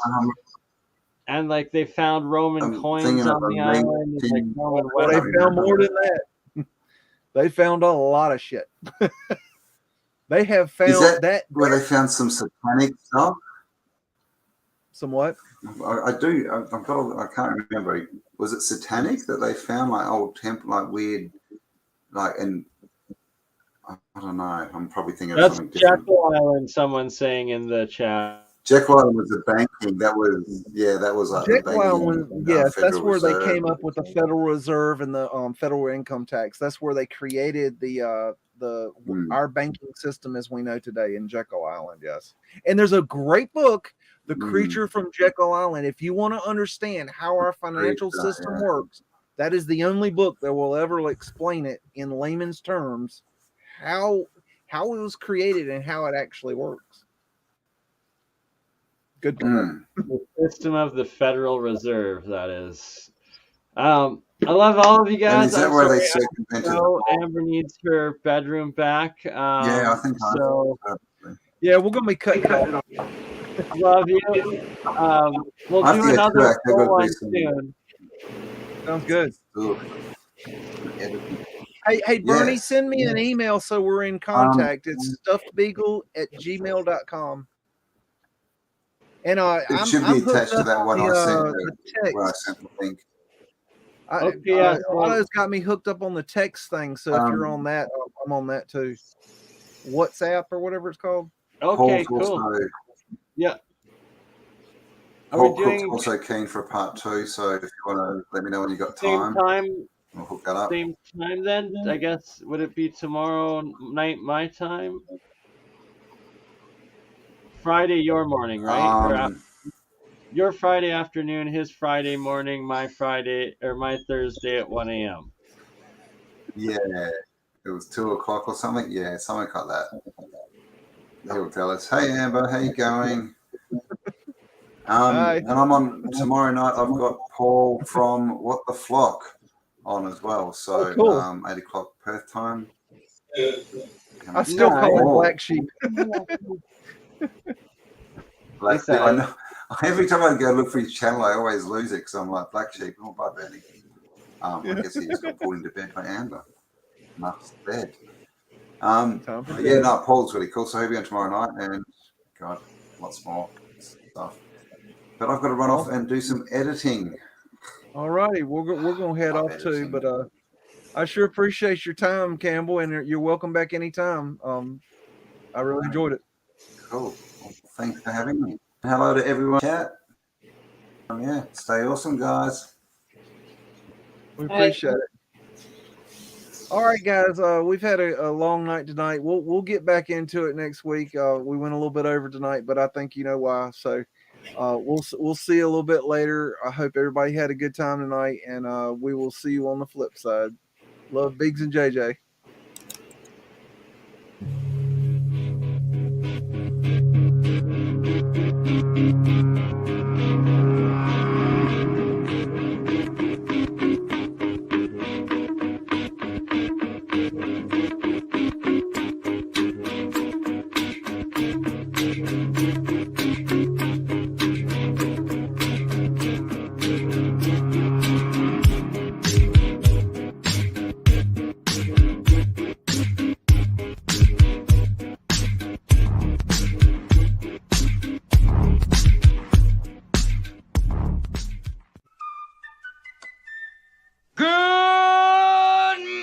Mudflood Club.